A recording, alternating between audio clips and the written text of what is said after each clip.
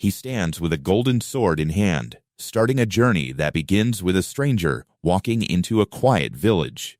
The silent man stays in a small house, and before long, the passage of time reveals his strange daily routine. The children play with sticks in imitation, as a passing farmer wonders what kind of heavy past he is trying to escape. Day after day, behind a broken wooden gate, he swings his sword while the villagers gossip about disgraced knights and mercenaries. Half a year passes, and the farmer finally stops his work to go see it, filled with a quiet curiosity about the strength behind such endless practice. He watches the stranger swing a massive blade, sensing a deep, burning pain in the man's chest, before turning away to mind his own business. He watches a retired mercenary arrive with his children, including a sweet, smiling daughter named Rima, who eventually becomes his beloved wife as the years pass. Yet even as his own life fills with simple happiness, the shirtless stranger continues to swing his sword, training with the same tireless intensity through every season. Even when heavy snow covers the ground, a lovely daughter named Laura is born to the happy couple, while the mysterious swordsman enters his 7th year of practice. Rain pours over the yard as the solitary figure keeps swinging, becoming as predictable as the rising and setting of the sun. Now an old man, the chief is gently woken by his grandson, looking at the boy with weary affection. As Laura smiles and invites her father to join them, she steps into the room to greet him, suggesting a trip to the market, which he softly declines. He decides to take a quiet walk through the village instead, exchanging warm greetings with the local fishermen along the way. The old paths have changed over 37 years, leading him back to the one secluded forest spot where a massive, vine-covered wooden gate stands hidden in the rocks. He touches the rusted metal handle, remembering the day he ran frantically toward the cottage, gasping for air in absolute panic, only to find the stranger gripping his sword with dying strength, kneeling against a stone pillar in his final moments. The man's eyes raged with an unbroken spirit, leaving an image the chief could never forget. Before he gently closed the dead man's eyes, suddenly a pair of blue eyes snaps open in shock as our blanket-wrapped prince sits up in bed sweating. This is the Grand Pareira estate in the sunny Hale Kingdom, where guards gather to gossip about the Baron's children. They marvel at his younger sister Kirill, a genius enchanter, who is rarer and more talented than royal wizard lords, while laughing about the lazy eldest son, our heavy-lidded heir, who has done nothing but sleep since their mother died. Indeed, Airen Pareira has spent his entire youth in bed, earning the nickname of the deadbeat noble from the whispering servants. But their gossiping is cut short when the stepmother, Emilia, and a glaring Kirill march up to demand why they are slacking off. The terrified guards bow in a frantic panic, sweating under the young lady's harsh questioning, until Emilia places a gentle hand on her daughter's shoulder, smiling calmly to remind them of their duties. The guards quickly scramble away to escape their gaze, leaving the two ladies to walk back through the archway, while the remaining soldiers let out a massive sigh of relief. They praise Madame Amelia's quiet authority, noting how different she is from the sleeping master inside. But inside his quiet room, Airen is groaning, sitting up in his dark bed to lament his lack of rest. He tries to sleep but can't shake the heavy feeling of his dream. His mind is still trapped in a chaotic kaleidoscope of visions, where his muscles scream with the phantom memory of a heavy sword, and his legs tremble with an urge he cannot control. He stands up on his bed, shaking, as a concerned servant opens the door to check on him, only to hear our flat-backed sleeper demand a sword to swing. The servant stands frozen in absolute shock. In his head, Airen remembers a hooded figure with glowing eyes, drifting through a void of dark matter, where fingers gripped tightly and sweat dripped down in the pitch black, illuminated only by a tiny flickering flame. He saw endless sunset skies where figures stood over a massive horned skull looking out over a desolate landscape. He felt a heavy gaze from above, with shadowed eyes staring into his soul as a hand reached down to pull him under. He saw swords floating in an ethereal space, and a winged man staring at a bloody blade held by hands stained with blood. He even saw strange, mundane things like product boxes and a startled cat with wide eyes, asking if he had seen the path forward.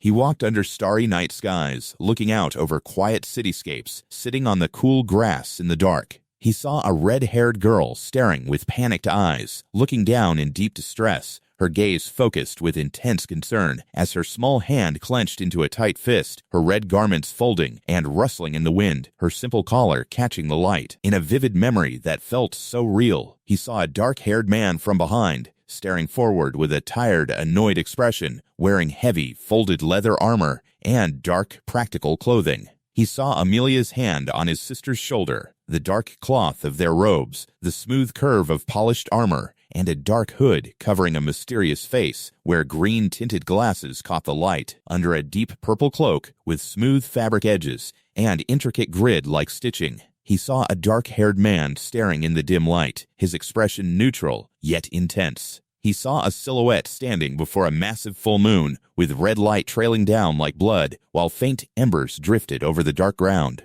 He saw a red-haired man looking down, smiling with a fierce, toothy grin, looking downward as if celebrating a victory. He saw cartoonish yellow faces, grinning with wide, exaggerated teeth and strange blue tears dripping down. He saw a dark creature, with glowing red eyes, a terrifying face with sharp teeth, and a rugged, shadowed chin. He reached toward a bright moon behind dark clouds, stretching his arm upward, his wrist straining against the dark sky. He saw intense eyes looking down, a chin wearing heavy silver earrings, and a layered cross necklace resting on a chest. He saw modern fluorescent lights and a fluffy yellow chick chirping happily, looking around in innocent confusion. He saw neon purple and blue figures posing, glowing brightly in the dark void. He saw a blonde figure looking down, smoking a cigarette with a calm expression, standing in a simple white shirt. He saw an armored knight holding a dark flag, waving in the wind with a white bird emblem, wearing detailed plate armor over chainmail, standing firmly on a quiet battlefield with heavy metal plates, and riveted leg guards overlapping in perfect protection, featuring a faint, mysterious emblem. He saw a smiling girl with glasses, a person holding a long metallic object with dark fabric folds, moving a chess pawn toward a white king. He saw futuristic machinery displaying a bright letter, surrounded by glowing digital screens, as figures stood on neon-patterned floors. He saw tree branches silhouetted against light, a vertical trunk extending into the glow, and a knight standing before a massive structure. He saw a white-haired woman looking down, wearing a red dress adorned with roses and a clean white gown. He saw a gray-haired man from behind, a smiling figure with bright yellow eyes and a calm face wearing a soft scarf. He saw a glowing sword being drawn, a heavy knight preparing for battle, holding a massive blade pointed downwards. He saw empty, light-colored voids and a pink-haired woman smiling gently. He saw a dark-haired head, sweating profusely in a tense moment, looking nervous and exhausted. He saw a figure wearing a yellow hat, spiky black hair, an orange shirt, a bright, closed-eye smile. Animated characters posing together, a hand resting on the hat, and a simple blue garment. He saw flowing fabric, empty speech bubbles in the air, rapid motion lines, and soft, light-colored hair. All these fading images vanish when he demands a sword. His mind still clings to an owl-like creature with a blade, aiming a glowing magical weapon, with sharp talons gripping tightly. He remembers quiet streets under a single lamp, a classic cartoon mouse walking in the dark, gesturing along a grid-patterned path. He remembers sharp blue eyes staring, a blue-gloved hand reaching out, gripping tightly in the dark, with rapid diagonal motion lines and flashing magical symbols. He remembers a hand reaching for a butterfly, a melancholic figure looking up, and flowing dark hair.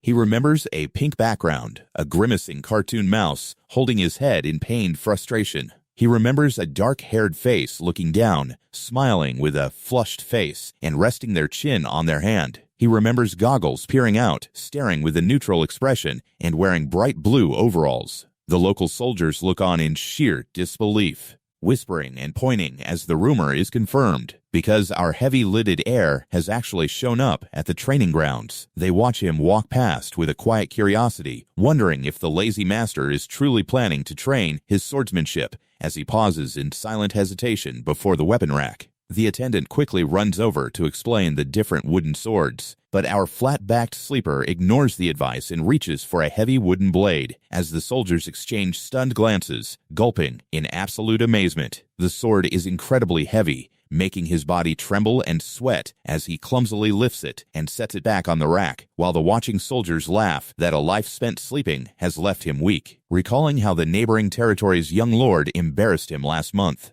He sits on the ground gasping for breath while the gossiping guards walk away, betting he won't last 3 days. The worried attendant begs him to stop and wait for a proper mentor, but our blanket-wrapped prince simply grips the hilt again, feeling his muscles scream with every heavy swing, until his balance gives out and he trips, falling flat on the dirt in complete exhaustion. He lies there trembling, refusing to give up as he drags himself back up. Each clumsy swing helps clear his mind of bad memories, so he grits his teeth and forces another strike, driven by a sudden urge he cannot stop. The attendant catches his trembling body, shouting that the sun is already setting. As our young master nearly collapses in his arms, the sunset casts a long shadow over the training grounds, leaving the exhausted boy to ask why his attendant waited so long, ignoring all the calls that went completely unheard. The attendant urges him to rest, skeptical that he will return tomorrow, while later that night, under the bright moonlight, Airen groans in bed, his entire body screaming in absolute agony. Yet the next morning, he is back at the table eating,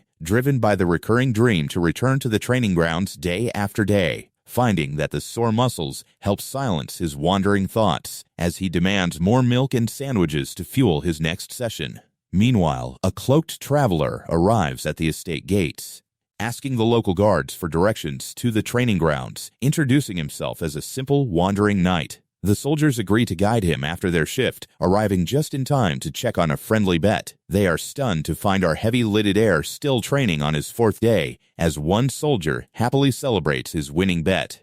They debate if he's doing this out of a petty grudge against Gairoon's son, bickering loudly until the robed traveler tells them to quiet down. He watches the young master's steady, unyielding focus, realizing this isn't the clumsy attempt of a lazy boy, but rather the deep, ancient drive of a true swordsman. Suddenly, a shadow falls over the training grounds as a massive, red-furred griffin flies through the sky, surprising everyone with its legendary presence. Airen Pareira descends gracefully from the beast as the soldiers shout her name in absolute shock, marveling at the young lady's sudden arrival. The old knight stands in silent contemplation, his orange eyes narrowing as he studies the boy's form, perceiving the phantom weight of a terrifying, invisible burden that would make lesser men tremble with watery eyes, or grin in mad, shivering desperation, showing a face of absolute exhaustion, with muscles locked in a tight, painful grip, straining under his heavy chin. He recognizes the dark folds of a warrior's cloak, the ancient texture of a lifetime spent in battle, the sharp, angular cuts of a master's form,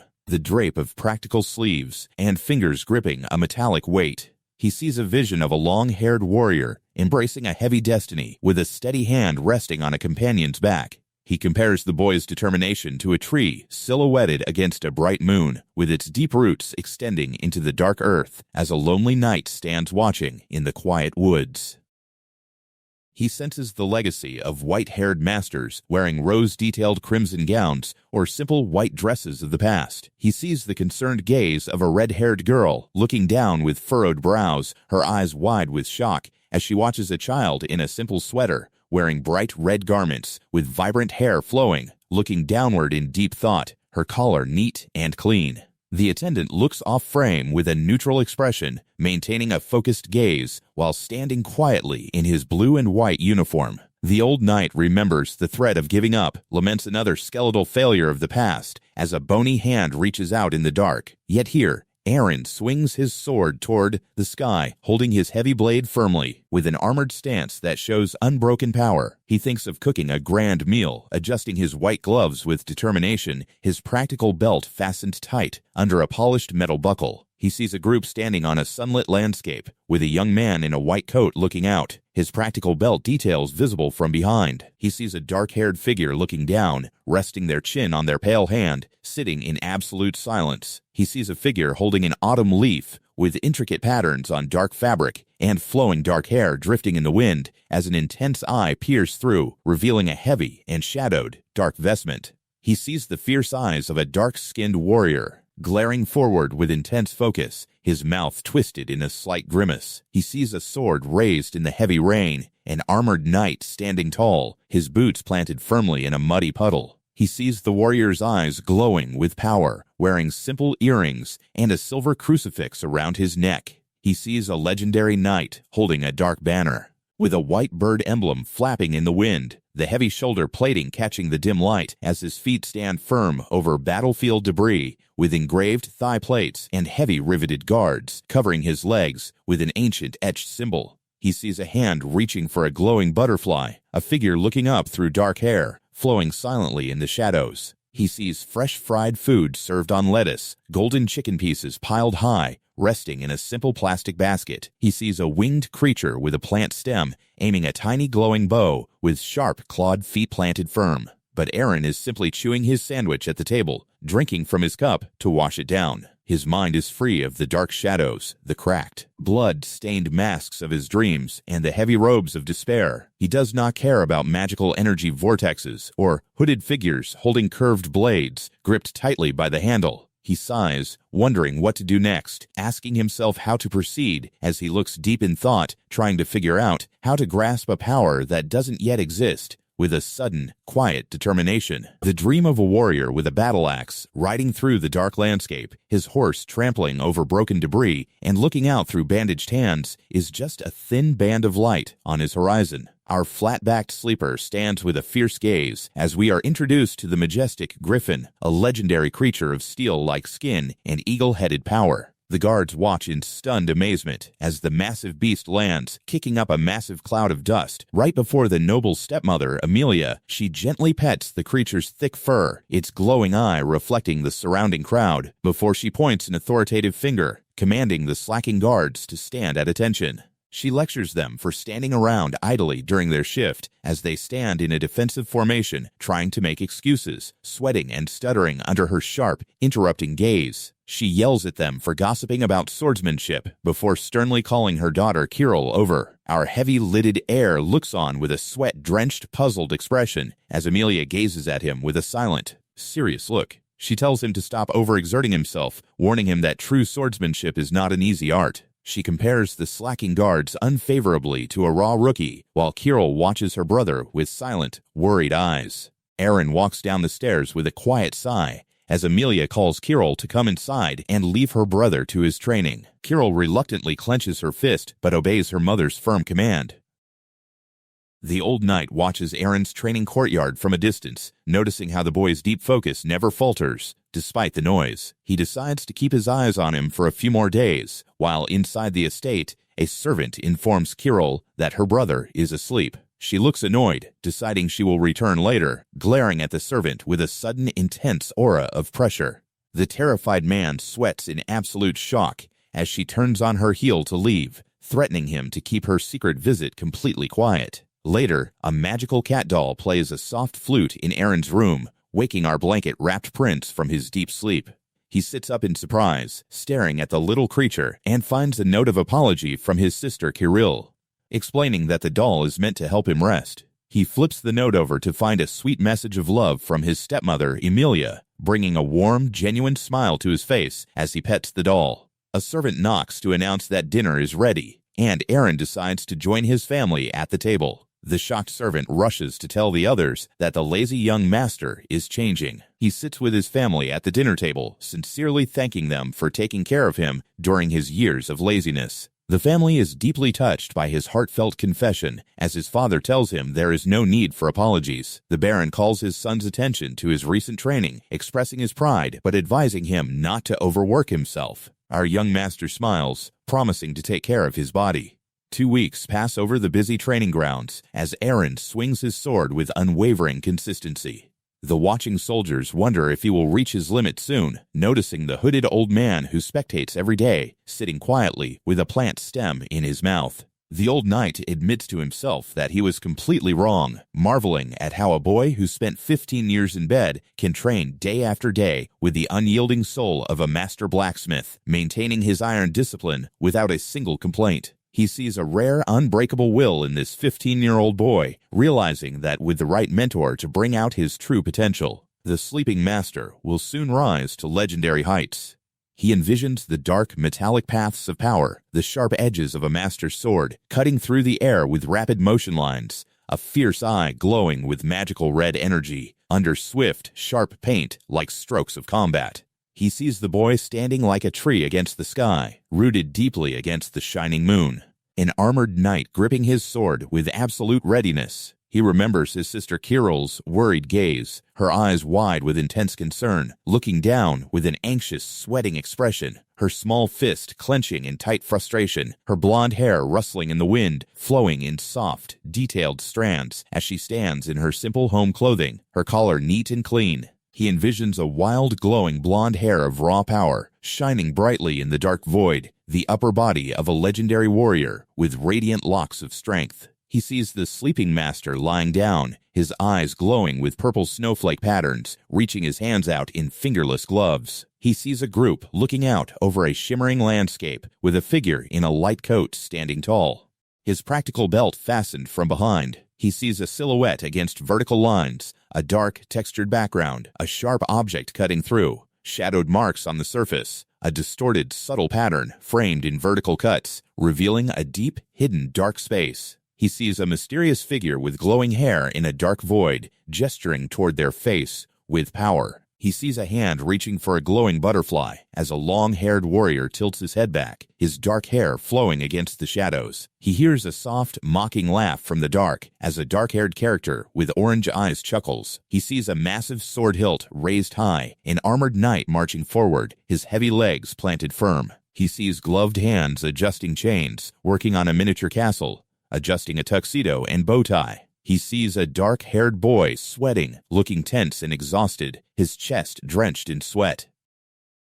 He sees a legendary knight with a waving flag, with a white bird emblem in the wind, intricate metallic textures on plate armor, standing tall over battlefield debris, with circular thigh engravings, overlapping metal plates, covering his legs, with a clean engraved symbol. He sees a fluffy cat looking forward, its long white whiskers twitching, and its chest fur soft. He sees a dark-haired man staring blankly, wearing a neat suit jacket and tie. He sees a long ponytail from behind as a serious warrior looks over his shoulder, wearing heavy, dark robes. He sees a sunny blue sky, a noblewoman standing tall, and a massive mountain peak under the sun.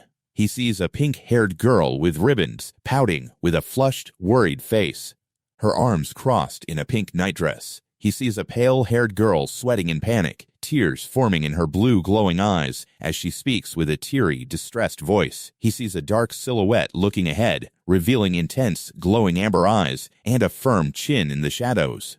He sees a single glowing orange-red reptilian eye. He sees a shadowy figure in white moving in a dark space, the detailed texture of a clean sleeve. He sees a gray-haired woman looking down calmly, staring ahead with piercing yellow eyes, her chin resting in her soft scarf, while our wide-eyed workhorse swings his heavy iron bar under the watchful eyes of the estate. A visiting old knight takes one look at him and asks the caretaker if the kid has ever had proper lessons, curious how a boy with zero formal training can swing with such pure, desperate force. The caretaker admits the Lord is planning to hire a master soon, but for now, the young master is just swinging on his own, which prompts the old man to ask who this supposed teacher is, only to gasp when he hears the name of a notorious screamer. He screams in absolute shock, refusing to let a brilliant young gem get ruined by a loudmouth bully who only knows how to yell at recruits. He storms off to write a recommendation letter, determined to save our former sleepyhead from a mediocre future. The old knight arrives at the Lord's office looking like he just ran a marathon, leaving the Baron to wonder if the rumors about his son's sudden awakening are actually true. The old man confirms it with absolute certainty, which leaves the Baron staring at his desk in quiet disbelief. Trying to process that his famously lazy son might actually have world-class potential, he presents a recommendation to the Krono Swordsmanship School, a legendary academy that only accepts elite monsters, where even a lowly trainee is treated with the same respect as a high-ranking nobleman. But the Baron warns that holding out in such a brutal place is a literal living hell. He sits our blister-handed boy down, telling him he doesn't have to go if he doesn't want to, but Airen just stands there in absolute silence, staring at his own palms as his father lays out the sheer mountain of struggles waiting for him on this path. His hands ball into tight, trembling fists, driven by a sudden, burning resolve to never go back to being the boy who did nothing but sleep. For his own sake, and for the family that never gave up on him, he looks his father dead in the eye and firmly declares, "I'll do it." After a tearful farewell with his family waving from the estate gates, our sweaty young noble boards a carriage, where the driver asks if this is his first time traveling alone, before handing over a protective necklace his sister Kirill wanted him to have. He stares out the window in absolute awe as they pull up to the massive, bustling city, where a colossal stone gate looms over a sea of aspiring swordsmen. The driver offers to guide him to the grand entrance, but Airen politely declines, deciding he needs to start standing on his own 2 feet right now. He walks forward as the driver bows deeply, wishing him luck on the grueling trials ahead. At the gates, wealthy nobles brag about their prestigious recommendations, and the guards eagerly fawn over anyone carrying an elite family name. When Airen nervously hands over his letter from a simple wandering knight, the guard's eyes go wide as saucers upon reading the legendary name of Sir Brand Somerville, showering our blister-handed boy with sudden, overwhelming respect, because his recommender is a famous war hero. They point him toward the main auditorium with big, excited grins. But as he walks into the hall, whispery gossip about the famous deadbeat noble begins to ripple through the crowd. Elite students watch him from the shadows, scoffing at his fragile frame and wondering what the old knight saw in him. Airen pushes through the massive, heavy double doors, stepping into a massive room packed with hundreds of young killers staring back at him, finding himself at the very back of a hostile, hyper-competitive crowd. Everyone is glaring, sizing up the competition with predatory eyes until a sharp, commanding presence cuts through the heavy tension of the room. A stern instructor steps onto the stage, welcoming all 400 hopeful candidates. Among them stands Ilya Lindsay, a quiet, silver-haired genius who is rumored to be even more gifted than her famous brother, leaving the surrounding trainees absolutely shocked that a true high-born prodigy is competing alongside them. The instructor dryly warns them that they are merely preliminary trainees for now, and that they must survive 2 brutal assessment tests just to earn the right to stay for a single year. He commands them to leave their luggage behind and head straight outside, leading the massive crowd out to a wide, dusty running course, which he casually describes as a perfectly normal track for a basic physical endurance session. Suddenly, the instructor explodes forward at a blistering pace, forcing the stampeding crowd to scramble and run for their lives behind him. He looks back with a smirk, surprised that these pampered kids are actually keeping up, and decides to raise the pace even higher to weed out the weak. Smart runners stay at the back to conserve their energy for the long haul, laughing as they watch the famously lazy noble struggle to keep his feet moving. Airen's chest feels like it is about to literally explode, his lungs burning like hot coals as his muscles scream for mercy, until his legs buckle completely and he crashes hard onto the dusty track. He lies there gasping, unable to drag his heavy body even a single inch forward as the heavy thud of marching boots echoes all around him, kicking up thick clouds of choking dust that sting his eyes. The other candidates glance back in absolute pity, expecting him to give up right here, but a sudden angry shout in his head tells him to stand up. Pushing his trembling palms into the dirt, he visualizes the massive, muscular giant from his dreams standing tall before an embedded sword, driven by a desperate burning desire to stand on equal footing with that legendary figure. His eyes snap wide with a terrifying sudden focus, and with a raw, guttural scream, our sweaty young noble forces himself back to his feet. Up on the observation deck, an instructor watches the scene with a cool, analytical stare, tracking the chaotic movements of the runners far below. He adjusts his sharp, pristine coat sleeve, standing perfectly composed in his immaculate uniform, resting a hand on his chin as he analyzes the true resolve of this year's batch. From his formal cuffs to his perfectly tailored professional attire, everything about him radiates the cold discipline of the academy, as he quietly notes the sheer variety of talent on display, from the pampered aristocrats to the raw, stubborn survivors. As night falls, a massive, brilliant moon casts its pale light over the training grounds, outlining a mysterious, quiet figure standing beneath the dark branches of a tree, staring intently at a heavy iron blade embedded deep in the earth. The pale, ghostly face of Ilya Lindsay looks downward with vacant red eyes, her long white hair draping over her formal collar, holding a dark rose like a quiet, heavy burden. Meanwhile, Airen's face twists in agony as he pushes his physical limits, gritting his teeth so hard they might shatter, his chest heaving with desperate, ragged breaths under the crushing weight of his training. He imagines himself silhouetted against a terrifying blood-red moon, while abstract black lines slice through his vision like cracks in a mirror, flashing with chaotic energy, showing the mental storm raging inside his mind as he struggles to hold on to his sanity, feeling his spirit tearing at the seams, while the world around him fades into a red haze. He sees mysterious hands weaving glowing chains in the dark, cutting open a mine to insert a miniature castle, offering a glass of wine to a wealthy, shadowy noble in a bizarre display of power. A black armored knight stands tall, holding a massive sword before a waving flag, the white crest on the dark fabric fluttering in the wind, showing the heavy, layered steel of his plate armor, down to the detailed chainmail protecting his legs, decorated with heavy iron studs and thick, dark metal plating, carrying the heavy marks of 100 battles, with a cold, metallic seal embedded in the center. This vision of absolute power flashes in Airen's mind, behind a pair of round spectacles, showing a cold, unyielding face staring back at him. Even a strange little duck watching a screen in the water seems to laugh at his struggle. Sweaty armor straps dig deep into skin as cold perspiration drips down a heavy jaw under the crushing pressure of a soldier's duty. Our wide-eyed workhorse envisions a tight white bandage wrapped around his head, his single red eye glowing with a manic fire as heavy iron chains bind him, wrapping tightly around his body, locking him down like a dangerous beast, pressing hard against his midsection, leaving angry red marks and deep tears on his skin, and a thin, painful scar across his shoulder. A green-haired figure looks down with a solemn, heavy expression, touching her face in quiet distress, her dark blue robes shimmering with intricate golden embroidery. Streaks of brilliant golden light suddenly sweep across the dark void, partially revealing a glowing, red-eyed shadow moving through the energy trails. As a concentrated flare of light explodes across his vision, a massive, dark sword is raised high, surrounded by flowing red fabric, held by an armored giant wearing a menacing helmet, ready to bring down the heavy blade with absolute, crushing force. A pale-haired character in an ornate metal visor rests a hand on his head, his dark, ruffled collar framing a look of pure exhaustion.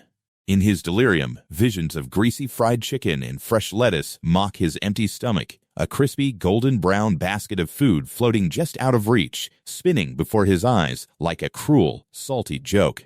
He sees a green-haired boy staring quietly to the side, wearing a heavy yellow cloak and a cold metallic mask, his spiky hair rustling in the wind, his youthful face carrying a stern, incredibly serious expression, his wide eye reflecting a quiet, painful determination behind the cold steel of his mask. Another figure with dark hair looks up at the vast sky, standing tall in a pristine white trench coat, the long coattails fluttering gently in the breeze. A crowd of candidates stares toward a brilliant, shimmering horizon, their backs turned as they stand shoulder to shoulder, their matching white coats cinched tightly at the waist. A tired-looking youth with heavy eyes stares down at his hands, smoking a thin cigarette as he lets out a quiet, pensive sigh, standing alone in the quiet dark. White streaks of raw energy continue to flash across the void, tearing through the fabric of Airen's crumbling consciousness. His mind screams in sheer, desperate frustration, repeating the same panicked question over and over, wondering how on earth he is supposed to survive this, searching for a strength that he is not even sure exists inside him.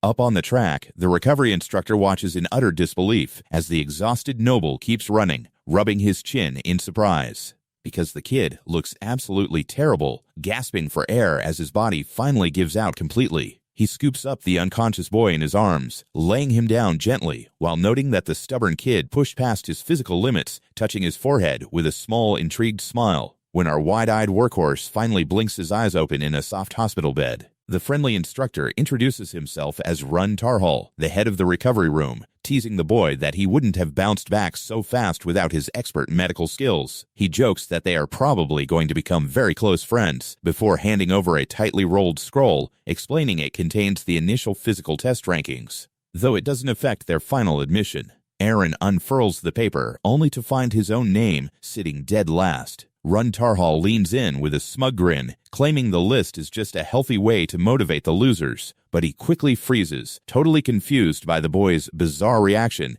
as our blister-handed boy calmly accepts his rock-bottom rank without a single tear. The instructor playfully shoves him out of bed, warning him not to skip his very first class. In the grand lecture hall, the stern instructor Karaka greets the fresh trainees, introducing himself as their theory teacher as he points to a brutal, packed daily schedule on the blackboard. He explains that all the training rooms are open for private practice after hours, which makes Airen smile, eagerly planning to practice his dream swings in secret. But the teacher raises a single finger to warn them, leaving our former sleepyhead absolutely stunned by some unspoken catch. That evening, a group of tired noble trainees trudges down the stone path, complaining bitterly about how mind-numbingly boring the lectures are, while their pompous friend Lloyd gets scolded for barely understanding the basic terms. Inside the crowded, bustling training gym, Airen walks past a sea of grunting bodies working out on their very first day, but he suddenly freezes in his tracks, staring in awe at a familiar silver-haired girl who is casually squatting a massive, heavy barbell like it's nothing. The sight of Ilya Lindsay's effortless power makes him realize she is operating in a completely different dimension, filling our wide-eyed workhorse with a heavy, sudden wave of inferiority. She seems like a distant, unreachable mountain, as the surrounding boys gossip about how a girl only a year older can be this terrifyingly strong. But when they spot Airen walking over to the bench press, the mocking whispers start right back up, scoffing at why the famous lazy noble is suddenly trying so hard after 15 years of doing absolutely nothing. He struggles under the iron bar with trembling arms, ignoring their cruel laughs as he pushes through the burning pain, keeping his eyes glued on Judith, the fierce commoner girl who took second place. He resolves that he will never let himself lose to her again, but Judith suddenly spins around and screams at him to stop staring, snapping that his intense eyes are totally ruining her focus. A couple of brown-nosed noble kids jump in to defend Airen's prestigious family name, demanding she get on her knees. But the fierce commoner girl just rolls her eyes and mocks their smelly mouths. She tells them to shut up before she loses her temper, leaving our little engine of spite standing in the middle of a tense, awkward standoff. He quietly turns back to his workout, unaware that the silent silver-haired prodigy is watching him struggle, staring down at him with a completely blank, unreadable face. Airen looks up in surprise as Ilya silently points toward a detailed diagram on the gym wall, showing him the proper way to position his body, before she turns on her heel and walks away without saying a single word. He stares at her, departing back in quiet wonder, trying to understand why a legendary genius would bother to help him, before glancing over at the rest of the crowded room, where Judith is still grunting through a furious, explosive set. The fiery redhead snaps that she doesn't want to hear another word from anyone, stomping off as the noble bootlickers try to yell after her, while our blister-handed boy grunts and pushes the heavy iron barbell back into the air. Suddenly, a sharp voice cuts through the clanking weights, and Airen blinks up from the bench, finding Judith standing right over him, demanding to know if he is deliberately ignoring her, snapped that she has zero interest in making friends with a pampered noble, leaving him stammering in utter confusion. His mind begins to blur as physical exhaustion triggers another vivid daydream. Abstract red and blue lines slicing through his vision like a sudden sword strike, flashing with raw, vertical energy as a dark silhouette moves through a swirling, chaotic void. A giant armored hand rises from the colorful mist, showing the sharp, heavy edges of its legendary steel plates, detailed with dark rivets and thick, segmented metal bands, resting against a deep crimson background. The massive black armored knight stands tall, a silent flag waving behind him, the white emblem fluttering in a phantom breeze, displaying the beautiful, intricate metalwork of his plate armor, down to the heavy greaves protecting his legs, studded with dark iron bolts and thick steel joints, carrying the weight of 1,000 silent battles in the deep, quiet dark. Golden light trails begin to swirl around the shadowy warrior, his glowing red eyes piercing through the brilliant energy as powerful, painterly brushstrokes sweep across Airen's mind. He envisions a calm, gray-haired figure, smiling gently with glowing yellow eyes, before closing them in absolute peace. A sudden, cute chibi-style vision of Ilya with glowing snowflake eyes pops into his head, looking completely surprised, making a silly, clumsy gesture with her hands. He imagines a modern person, hiding behind a leopard print phone, sitting casually in a brown jacket, tapping their red sneakers against the floor. A quiet black cat twitches its ears in the dark, gazing with a single glowing golden eye as it calmly grooms its paw. Red fabric flows behind a heavy warrior in a combat stance, gripping his sword hilt with absolute resolve, standing strong on his armored legs. A blurry face looks up in sheer, desperate effort, crying out in agony, as if trying to reach a distant, fading dream. A cool figure in sunglasses holds a lit cigarette, exhaling a thin trail of smoke with a relaxed, effortless posture. A somber, pained face stares down into the dark, gritting its teeth against a heavy, silent sorrow, breathing quietly. Finally, the stern face of Instructor Karaka flashes before him, staring down with an intense, warning look, holding up a single finger to remind him of the brutal reality of the school. In the gym, the fierce redhead Judith corners Airen, aggressively demanding to know what Ilya Lindsay whispered to him, accusing our wide-eyed workhorse of being the quiet prodigy's secret boyfriend or having some old connection. She tells him to wipe that stunned look off his face so she doesn't look like a common bully, leaving him sitting on the floor in absolute shock as a flashy blue-haired boy steps up next, asking him to spill the details of his secret conversations with both of the Academy's top girls. Nearby, a group of tired trainees grumble about repeating the same basic workouts for a month without ever touching a sword, while the silent silver-haired genius Ilya quietly walks over to correct Airen's posture, keeping him focused as he grunts through another heavy lift. The blue-haired boy tries to ignore the drama, focusing on his own routine, but he secretly fumes, knowing he can never beat a pure-born monster like Ilya by just staying calm. Meanwhile, the jealous crowd continues to gossip about our sweaty young noble, claiming he only got into the elite school through backhanded noble favors, predicting that his sudden burst of hard work is just a temporary phase, and that he will inevitably relapse into his famously lazy, bedridden ways the second things get too hard. The ambitious blue-haired boy loudly declares his goal is to claim second place in the rankings, but his jaw drops as Judith suddenly sprints past him like a literal bullet, leaving the other candidates to whisper in awe about how hard the commoner girl has to work just to survive here. The blue-haired boy tries to act tough, marching past the stunned onlookers, commanding his group to keep up with his blistering pace, while the watching instructors note that this year's batch is surprisingly packed with absolute beasts. Even among them, the unrivaled top trio continues to push their bodies to the absolute limit, but the skeptical instructors are forced to admit, as our blister-handed boy grunts through a heavy set of dumbbells with burning determination, that they can no longer call him a lazy deadbeat. Suddenly, the main instructor gathers everyone to announce that the midterm evaluation has finally arrived. Pointing to a complex course map, he explains they must complete a brutal marathon of running and swimming within a strict time limit, assuring them that individual rankings don't matter. But the crowd instantly loses its mind when he reveals the legendary school, Master Ian, will personally reward the top 5 finishers. With 10 days of free prep time granted, the instructor dismisses them with a grin. The noble bootlickers immediately worry if their master Lloyd can survive the test, while the confident blue-haired boy calculates his chances, completely dismissing Airen as a zero risk factor. But our wide-eyed workhorse is already out on the track, sprinting through the dust with sweat pouring down his face, his hands wrapped tightly in protective white tape as he grips the iron weights.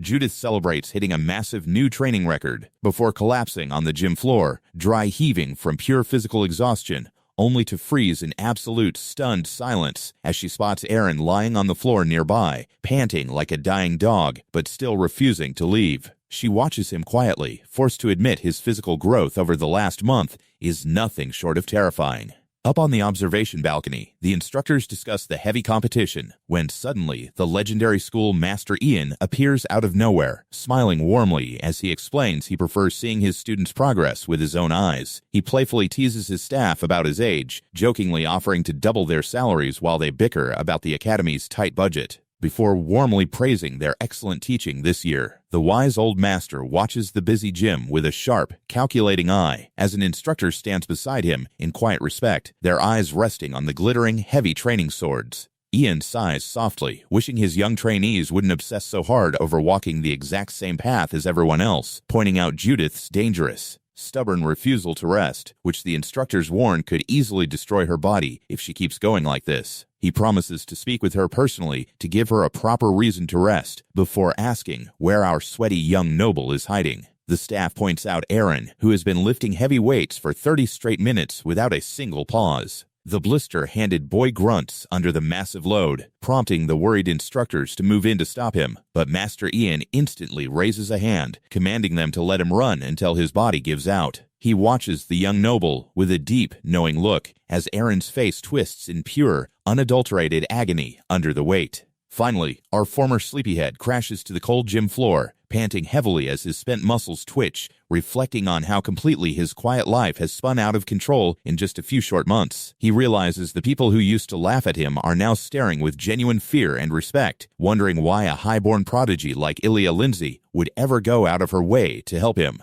He rests a heavy, exhausted arm over his eyes, letting his consciousness slip away into a deep, familiar dream. Waking up inside the strange, warm red space of his mind, he sees the beautiful, faceless figure in the red dress sitting before him, leaning his tired head against her chest, finding a warmth that feels just like a mother's embrace, wishing with every fiber of his being that he could just sleep here forever. Suddenly, a massive, deafening roar shatters the quiet peace as a blinding, razor-sharp light slices through the warm red void. He is violently ripped away from his comfortable refuge, tumbling backward through a chaotic storm of raw energy as the beautiful lady in red watches him fade into the dark. Before him stands the massive, long-haired dream warrior, holding a colossal sword with world-shaking power, leaving Airen staring up in absolute breathless awe, realizing he can no longer hide in his comfortable, lazy sleep. He reaches out desperately toward the disappearing warmth, knowing that his place is no longer in this bed of dreams, as his real eyes snap open.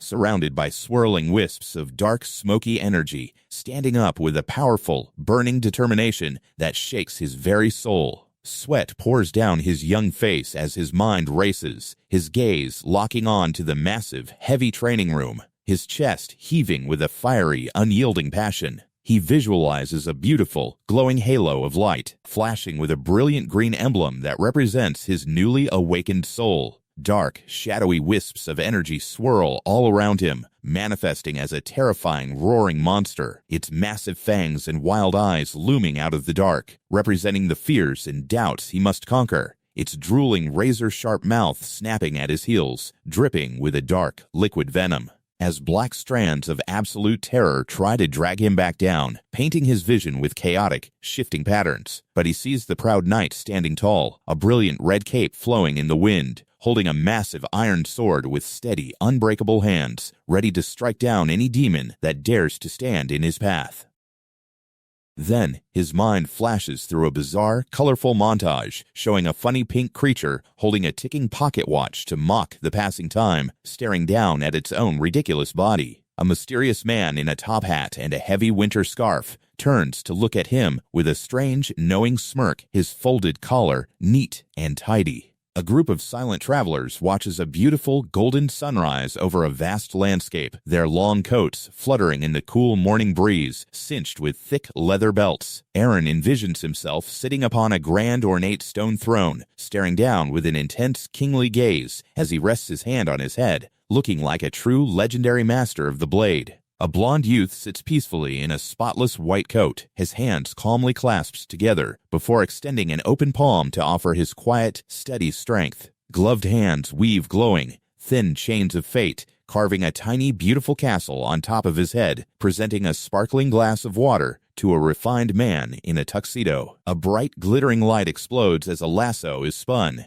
showing a happy boy riding a horse through a sunny, golden field, throwing a man backward in a brilliant display of youthful joy. A lonely hand reaches up toward a single butterfly fluttering in a cloudy sky, a dark silhouette with flowing hair reaching for a distant hope as her long tresses blow across the wind. Our blister-handed boy feels the heavy, cold iron chains of his old laziness wrapping around his body as his single red eye burns with passion, the thick links binding his shoulders, pressing hard against his back, coiling around his chest, locking his muscles down, as if trying to keep him from ever moving forward again. This chaotic, brilliant flurry of memories and legendary images flashes through his mind in a split second, igniting a powerful, unstoppable fire in his heart. He snaps back to reality, pumping a heavy set of dumbbells with sweat flying from his brow, his thick shoulders and arms working with a beautiful mechanical rhythm, his skin glistening under the gym lights. The onlookers watch in utter awe, realizing they can never call him a lazy deadbeat again. Airen glares ahead with a terrifying absolute focus, his hair blowing as he moves with a sudden, explosive speed, his face carrying the undeniable marks of a true warrior's growth. From the side, the quiet prodigy Ilya Lindsay watches him, her golden eyes conveying a deep, silent approval. Watching our wide-eyed workhorse shatter all expectations, even the fierce commoner Judith looks over with a bright, blushing face, looking down in sudden, flustered embarrassment as she realizes this boy is actually becoming a true rival to be feared. A dark silhouette of a red-eyed warrior looms in the shadows, representing the massive, terrifying power waiting to be unleashed. As the heavy atmosphere in the room reaches a boiling point, and then, for some hilarious reason, the legendary Sukuna from Jujutsu Kaisen pops into a dark panel to announce he's the Fallen, throwing the translation team's end card into pure, glorious chaos. A blank speech bubble hangs in the air as a smirking face looks down to tease the readers. The fierce Judith confronts the blonde boy once more, demanding to know if he has any secret connection to the elite girls, letting out a quiet grunt when he swears it's his very first time meeting them. A crying character blubbers in a hilarious end card, shedding massive comic tears, shouting out funny foreign words to thank the readers for following along. A spooky, crowned skeleton gestures from a dark circle, waving its bony fingers in a creepy farewell. A mysterious mask rests silently on a soft pillow, beside a tired character hunched over on a bed, while flashing neon silhouettes of beautiful anime girls pose against the dark, closing out this chapter with a wild, chaotic burst of colorful energy. Stepping onto the dirt track with heavy, specialized training boots, our lazy young master instantly draws a crowd of whispering students who wonder if he actually slept at all before sneering that a real opponent would drop him in seconds. Nearby, Judith looks completely wiped out from her own overtraining, while another trainee smirks with quiet confidence, calculating that second place is basically his if he just keeps his guard up. But Airen stands silently in the background, a storm brewing beneath his calm facade.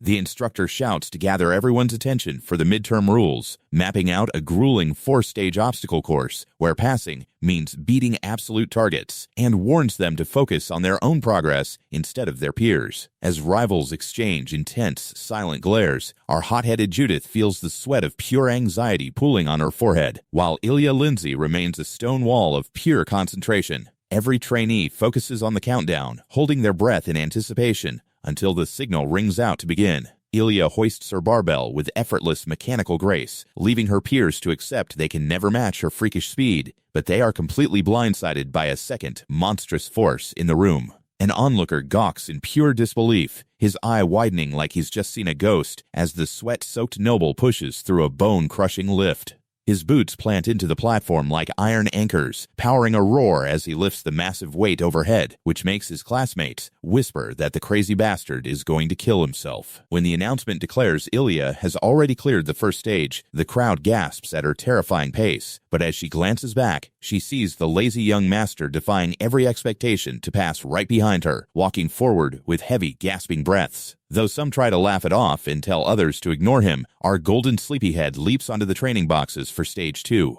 ignoring the burning threat of muscle burnout as he springs high into the air. His landing kicks up a thick cloud of dust, his eyes blazing with a terrifying intensity as he demands even more speed from his straining legs. The instructor watches with a nervous, sweating face, barking out that Airen has cleared stage 2 as well, which stops the other trainees dead in their tracks. Faces turn pale with shock at the primal grunt of a young master who hoists the heavy steel once more, earning a silent, approving nod from the watchful headmaster. Taking off like a bullet, Airen begins the long-distance run, refusing to lose sight of the silver-haired prodigy ahead. He runs with a desperate, wild stride, drawing a surprised look from Ilya as she glances back.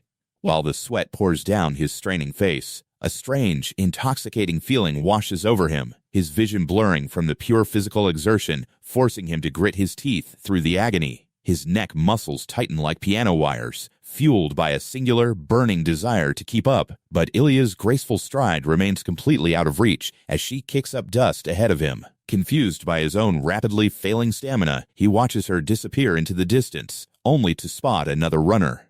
Judith is sprinting with a ferocious, wild desperation, making Airen gasp her name in shock as she mutters a vow that she will never lose. Her feet slam against the dirt like hammers, driven by the painful memory of her brutal journey here. Remembering the sleepless nights of endless push-ups and the poisonous whispers of nobles, calling her cheeky, claiming a commoner like her had lost her mind. Her hands clench the earth in silent rage, recalling every agonizing sit-up and the sheer weight of the sacrifices she made, gritting her teeth to silence the doubts. She plunges into the deep water for the swimming stage, forcing her exhausted body forward, gasping for air as she breaks the surface.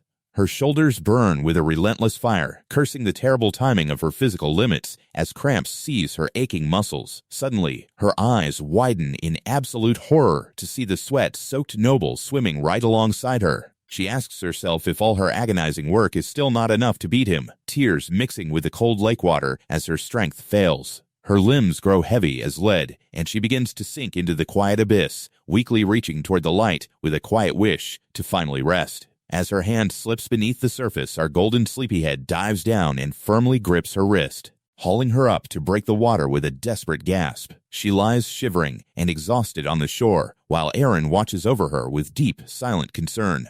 Plunging back into the water, Airen throws Judith over his shoulder, prompting her to croak out a weak, water-clogged protest, asking what he is doing, which our water-logged hero ignores by promising her that they are almost there.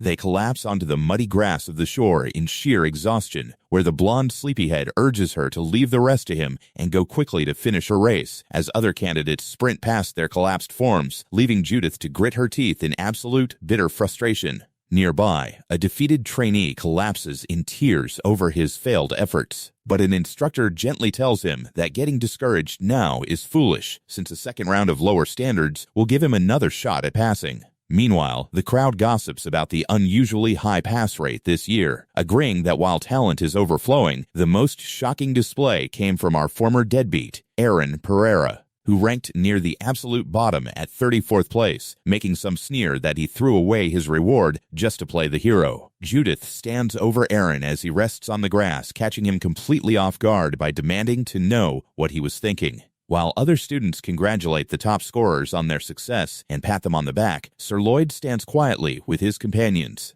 dismissing their praise to acknowledge his own limits. Despite securing a proud second place, he stares at Airen and admits he could never match that level of raw drive, knowing that if Judith hadn't burned herself out, he wouldn't even be standing on the podium. He walks away with his head held low, fully accepting his total defeat.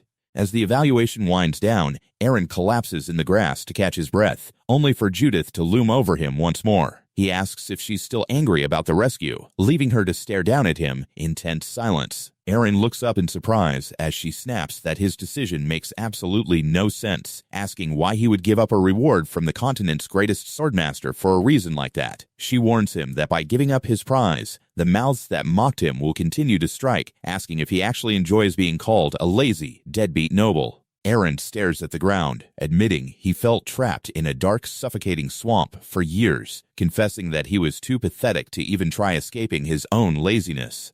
But then, a warm hand reached down to pull him out, showing him a light he never thought he would see again.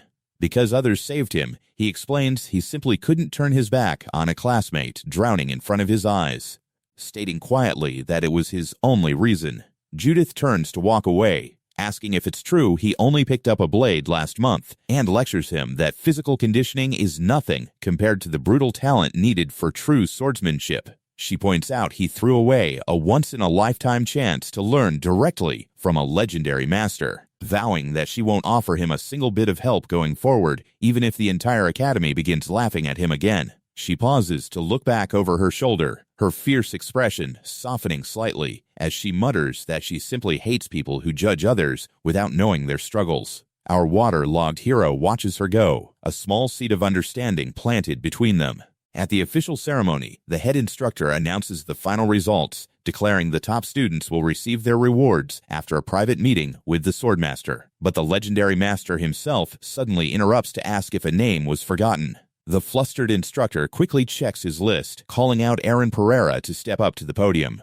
Airen blinks in utter bewilderment as Lloyd and Judith look on in absolute, jaw-dropping shock. The wise Grandmaster addresses the crowd, explaining that while chasing goals can push us to achieve great things, getting too obsessed makes us blind to what truly matters. He praises Airen for refusing to look away when a comrade was slipping into the abyss, declaring that such selflessness is the mark of a true warrior. The crowd erupts into thunderous applause, with even Judith clapping along in silent respect, while Sir Lloyd sits in his office, realizing his own pride had made him narrow-minded. Later, the Grandmaster sits behind his massive wooden desk, listening as Lloyd humbly vows to cast aside his arrogant ways and learn from others, his face filled with a quiet, burning resolve. As the young swordsman bows and departs, the Grandmaster reflects on the boy's incredible talent and leadership potential.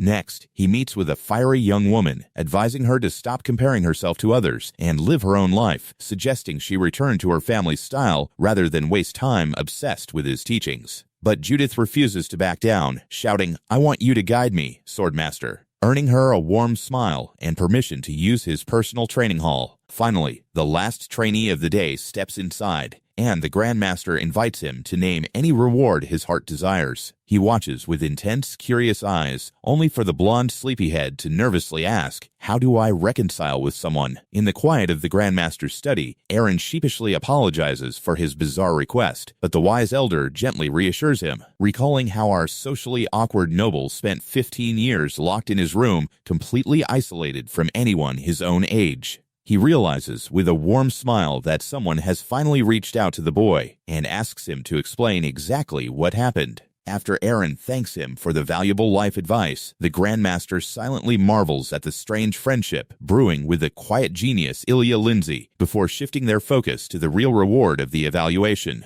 Refusing to let the boy walk away with just a few encouraging words, he proudly offers to teach our blonde striver a personal, priceless lesson on the sword. But the former shut-in looks down in embarrassment, admitting he has no idea what to ask, confessing that he only picked up a practice blade a single month before entering the school. Hearing this, the Grandmaster addresses the boy with sudden intensity, while Airen frantically apologizes for wasting such a legendary opportunity. The Grandmaster suddenly makes a theatrical, energetic swipe, bellowing that a true swordsman should never bow their head in constant apology, forcing a startled nod from the boy. He promises that the training offer stands whenever Airen feels ready, earning a deeply grateful bow of thanks. As Airen walks down the moonlit stone corridor, the Grandmaster watches from his window, noting how the boy carries no trace of anxiety, his steps firm and filled with a quiet, undeniable purpose. A spectral, towering giant of a warrior looms silently behind him, reminding the Grandmaster of a legendary figure from his own youth,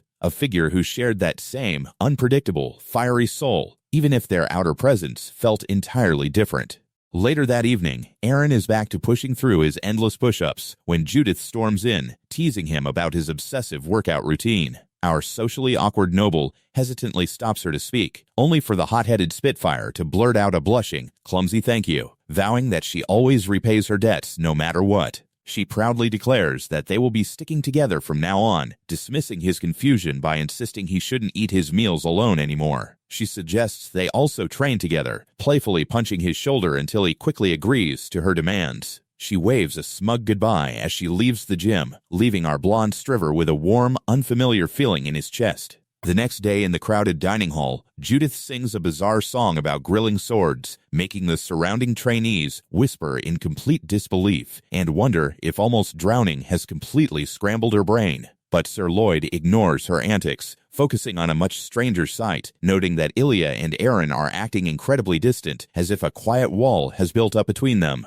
A firm boot steps onto the training floor as the instructor announces that actual sword training classes are officially beginning. The students are urged to show the fruits of their hard work, granted 2 full hours to handle their blades freely. As they rush to select their training weapons, Judith swings a wooden sword, noting how much her balance has improved. The assistants watch with knowing smiles, while Sir Lloyd takes a test swing of his own, marveling at how his physical growth has made the wooden blade feel light as a feather. He looks forward with absolute, razor-sharp focus, stepping firmly across the wooden floor, while the other trainees test their weapons. Ilya Lindsay watches in silence as a figure walks past, his feet planting into a solid, perfect stance. Airen stands before the weapon rack, staring at a massive, heavy greatsword and wraps his calloused hands around the thick hilt.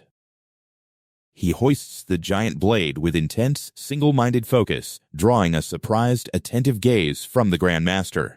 With a sudden burst of raw power, Airen unleashes a colossal swing, sending a violent shockwave of wind tearing across the hall, which kicks up a massive cloud of dust as he lands. Onlookers stand frozen in absolute jaw-dropping shock, some trying to dismiss it as a clumsy beginner's fluke. An assistant notes the technique is incredibly rough on the edges, but admits his stance is almost close to the flawless standard. Ilya Lindsay watches with wide, unblinking eyes, while the jealous crowd mutters that he's just an ignorant newbie trying to act tough. But Sir Lloyd's eyes flare with a sudden, competitive fire as he marches directly up to the boy. He slams his wooden sword forward and loudly shouts, "I challenge you to a duel," holding the blade high between them. The training hall erupts into excited, whispering chaos, leaving the former shut in blinking in sheer surprise. A cold sweat beads on Airen's forehead, but the headmaster nods with quiet, approving permission. With a steady deep breath, our blonde striver raises his blade and firmly accepts the challenge with a loud, "All right."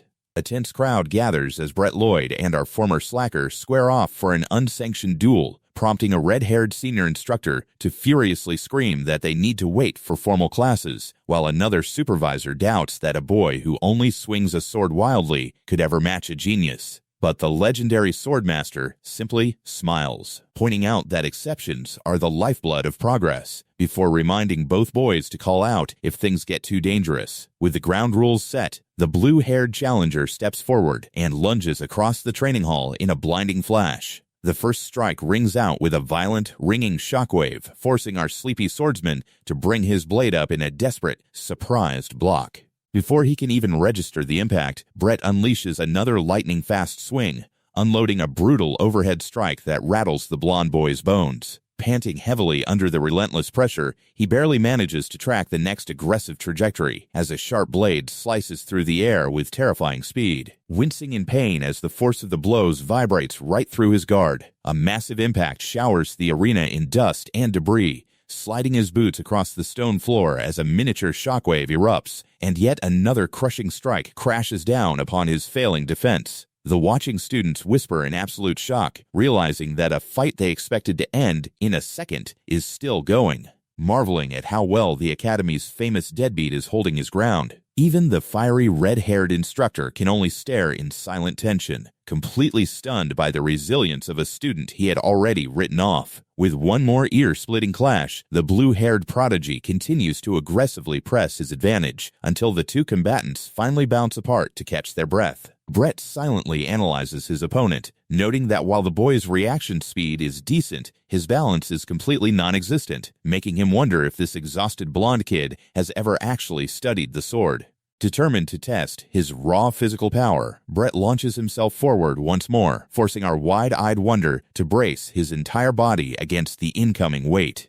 But as Brett lunges in for what should be the final blow, a sudden, heavy parry from the heavy sword catches him completely off guard, sparking a blinding flash as their steel grinds together. In a furious struggle of strength, both boys stare each other down with wild intensity until Brett makes a decisive pivot, effortlessly disarming the boy, sending the massive training sword clattering uselessly across the floor. Left completely defenseless and startled, the blonde boy freezes as a sharp point is leveled directly at his throat. With the duel concluded, the main instructor gathers the class to announce the final schedule, explaining that they will be divided into specific ranks based on their placement tests. He calls out the top 10 elites for Class A, including the prodigy Ilya Lindsay, the victorious Brett, and the fiery Judith, as the three top talents stand in a quiet row of silent superiority. The instructor warns them that their elite training will be far more brutal than anyone else's, before moving on to assign 35 trainees to Class B and 54 to Class C. Judith smugly tells the blonde boy to trust his Class A big sister to take care of him, but her smugness instantly turns to worry as they realize his name was never read, leaving the room in a heavy silence. Before the instructor coldly announces that Irene has been placed in Class F, the absolute bottom, Judith fumes with absolute rage on his behalf, cursing Brett as a pretentious noble asshole who only wanted to use a weakling to boost his own massive ego, shouting at the top of her lungs with her eyes squeezed shut, completely disgusted by a guy who surrounds himself with so many sycophants. She suddenly stops, demanding to know why the blonde boy is staring at her so calmly, only to get completely flustered when our former slacker gently asks her not to be so angry, admitting it bothers him to see her upset for his sake. She loudly denies being worried about him at all, hiding her blushing cheeks. Meanwhile, as the quiet of the night settles over the academy dorms, Brett wipes the sweat from his forehead with a towel before collapsing onto his bed in a state of sheer physical exhaustion. But as he stares blankly at the ceiling, a sudden realization washes over him, remembering how he had tried to take on the heavy sword head-on, only to find his body instinctively dodging the blow without him even realizing it. He realizes it wasn't just the physical swing, but the boy's eyes and expression that carried an unbreakably strong, terrifying presence. Sitting up in the dark, he clutches his hands together in deep contemplation, looking down at the floor, silently questioning what kind of expression he himself makes when he swings a sword. The next morning, the Class F instructor, Rune Tarhal, asks Airen if it is true that he only knows how to perform basic vertical and horizontal slices. Our sleepy swordsman apologizes, but the cheerful teacher smiles, telling him there is absolutely no need to feel sorry when he's never been taught, before asking what he thinks a late starter needs to catch up, prompting the boy to guess simple hard work. Rune silently grips his wooden training sword under the watchful eyes of his eager student and executes a flawless, elegant stance. He explains that while hard work is vital, it is simply not enough for someone who is already years behind everyone else. He challenges the boy to master the basic skills within a single week, promising an immediate promotion to Class C if he succeeds. When Airen asks what happens if he fails, the instructor laughs, saying nothing will change and he will just stay in Class F. Placing a warm hand on his shoulder, the teacher smirks with absolute confidence, telling him to just do well, since he already knows the boy will put in his absolute best. With a fierce shout, our lazy lord begins swinging his blade, while Rune constantly barks corrections to fix his stiff shoulders and high stance. As the brutal training continues under the hot sun, Rune watches in silent amazement as the boy's speed and form improve significantly with each passing day. Covered in sweat and gasping for air, the boy refuses to stop, clutching the massive training sword with trembling hands. On the eve of the test, he asks Judith to evaluate his form one last time, warning her that she will kick him if it looks ridiculous. She watches him with a silent, incredibly focused gaze until he finishes his routine and eagerly asks how he did. With a smug grin, she gives him a proud, glowing thumbs up. The next morning, the bright blue sky is clear and full of hope as Airen steps into the recovery room to find the resident doctor, who drinks from his cup and asks if the boy has returned to his favorite resting spot. With a bright, confident smile, our former slacker confirms the news, leaving the instructor to proudly declare that our heavy sword prodigy has officially made it into Class C. In the academy dining hall, Judith piles her plate high while loudly scolding Airen for eating like a delicate bird, prompting nearby trainees to mock her massive hippo-like appetite, only for her to aggressively round on them, asking if they have a secret crush on her, which leaves the stuttering boys shouting in absolute embarrassment.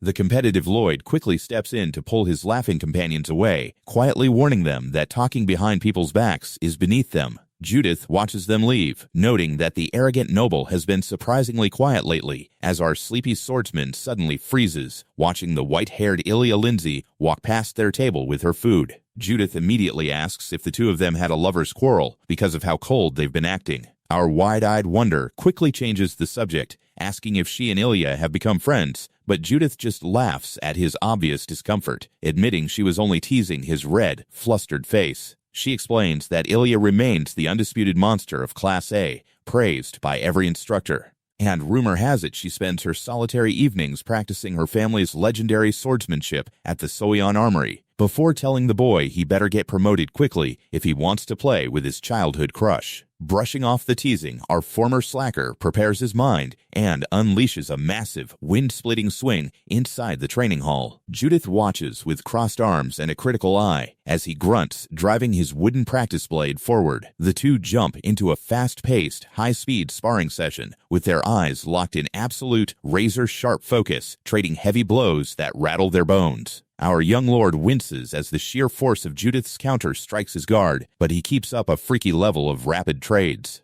Chipping the stone floor beneath their moving boots, he launches a sudden, desperate thrust, forcing them into close, suffocating quarters before drawing his sword back for a powerful vertical slash. Judith is momentarily surprised by his incredible speed as the heavy training blade slices through the air with terrifying momentum. forcing her to grin in genuine excitement at the kid's growing talent. With a brilliant, ear-splitting crash of wood, she braces against his weight and unleashes a brutal, explosive countershove, sending our sleepy swordsman flying backward through the air to land hard on the dusty stone floor as they pack up in the empty, quiet hall. Judith casually reminds him that if he wants to deliver his message, Ilya is probably alone at the armory right now.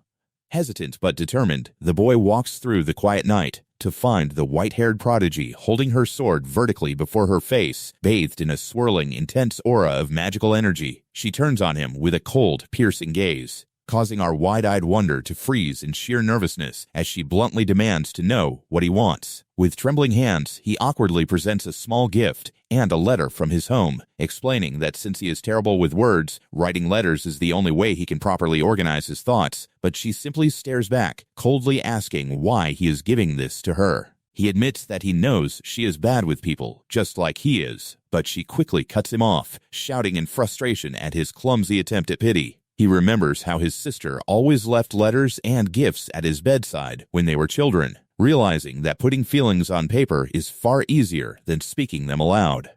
Ilya rounds on him, asking if he honestly expects her to help him again just because of a childish bribe. Humbly apologizing for interrupting her training, the boy bows and quietly leaves, leaving her standing completely alone in the silent, moonlit armory. Sitting at her desk later that night, she mutters that he is childish, though a soft smile plays on her lips. As she opens the box to examine a beautiful flower bracelet, suddenly her eye widens in absolute shock as a realization hits her like a physical blow, staring at the delicate Adonis flower ornament with a trembling hand. In a state of sheer distress, she gasps out the name of Adonis, as a brilliant, magical flare erupts from the stone floor, shrouding her in a blinding, emotional light. The next morning, she looks over her shoulder with a deeply serious expression, gazing out the tall window at the rising sun. Back in the training hall, Judith stretches her arms, informing our sleepy swordsman that they are turning up the intensity today. But instead of preparing to spar, the boy clenches his fist with quiet resolve and steps directly into the center of the training hall, calling out to her to wait. With a nervous but steady breath, he shocks the entire room by declaring that he wants her to become his official, permanent training partner, explaining that he deeply admires the intense, unbreakable concentration she displayed in their duel and wants to learn it, promising to teach her his own sword techniques so they can make up for each other's shortcomings and grow strong together. Back in the training hall, Judith steps forward with a wooden blade, demanding to know what Brett Lloyd is doing, accusing him of trying to exploit Irene's unique talent for his own selfish gain. The blue-haired noble shamelessly admits that she is completely right, leaving her utterly speechless, before calmly asking if mutual growth is really a bad thing. He explains that while he is strong enough to train on his own, relying solely on solitary practice is highly inefficient, pointing out that she also spends all her free time competing with the blonde boy to gain broader combat experience. He asserts that his only goal is to learn from as many diverse opponents as possible, leaving the watching crowd of students whispering in sheer admiration. Stunned that a Class A elite would speak so respectfully to lower-ranked trainees, Judith can only scoff in disbelief as our sleepy swordsman speaks up, humbly questioning how a genius could ever learn anything from someone so incompetent. Brett smiles, reminding him that he possesses a rare trait that no one else in the academy has. Explaining that he has been reflecting on their midterm evaluations. He was frustrated by how different their results were despite training for the exact same amount of time, until he finally realized the secret peculiar to Airen Pareira, realizing that while everyone has the same limited hours in a day, the density of the blonde boy's time is completely different because he never loses focus for a single second. He flatly asks our wide-eyed wonder how he manages to maintain such a terrifying level of concentration, but the boy simply looks down, admitting he has no idea how he does it. Brett laughs, calling him a genius because true monsters never understand their own talent, insisting that maintaining absolute focus is the hardest skill of all. He prepares to leave for his private lesson, casually asking Judith if she will be sparring with him tomorrow, which earns a loud, angry refusal. He suddenly stops at the exit, turning back to offer one final piece of advice. He tells the boy to stop constantly putting himself down, reminding him that his actions and growing strength are highly befitting of his noble bloodline, urging him to be proud and carry himself with the dignity of a true aristocrat. Judith gags in mock disgust at the dramatic speech, though she grudgingly admits the guy is incredibly good with words. The two boys then spend hours in grueling joint training, with Brett demonstrating the perfect alignment of feet and body to correct his form, executing a lightning-fast, flawless thrust. He cheerfully invites Judith to join them for a duel, but she stubbornly turns her back on them, leaving the boys to laugh about how long her stubborn silent treatment will last, before the group sits down together in the dining hall to enjoy their meals. As our former slacker sits eating, the white-haired Ilya Lindsay quietly walks past his table, whispering that she read his letter. Judith immediately leans over, teasing him about whether he just confessed his love, sending his face into a bright red blush. That night, as the boy lies staring at the ceiling, he reflects on Brett's advice about focus, wondering how he can actively improve his mental concentration, hoping that mastering it will bring him closer to the legendary, giant sword-wielding warrior of his dreams. He suddenly blinks, realizing he has drifted into a lucid dream in a wide, misty field. He looks down, feeling a strange, solid sensation in his hands that quickly spreads like wildfire through his entire body. The mysterious warrior raises his massive black sword high into the air, radiating a dense, suffocating aura of absolute power. Our lazy lord wakes with a sudden gasp, sitting upright in a cold sweat. Noticing that the moon is still high in the dark sky, he rushes to grab his heavy sword, determined to practice before this incredible feeling fades away. By the next afternoon, he is completely exhausted, prompting Judith to ask why he is suddenly so tired.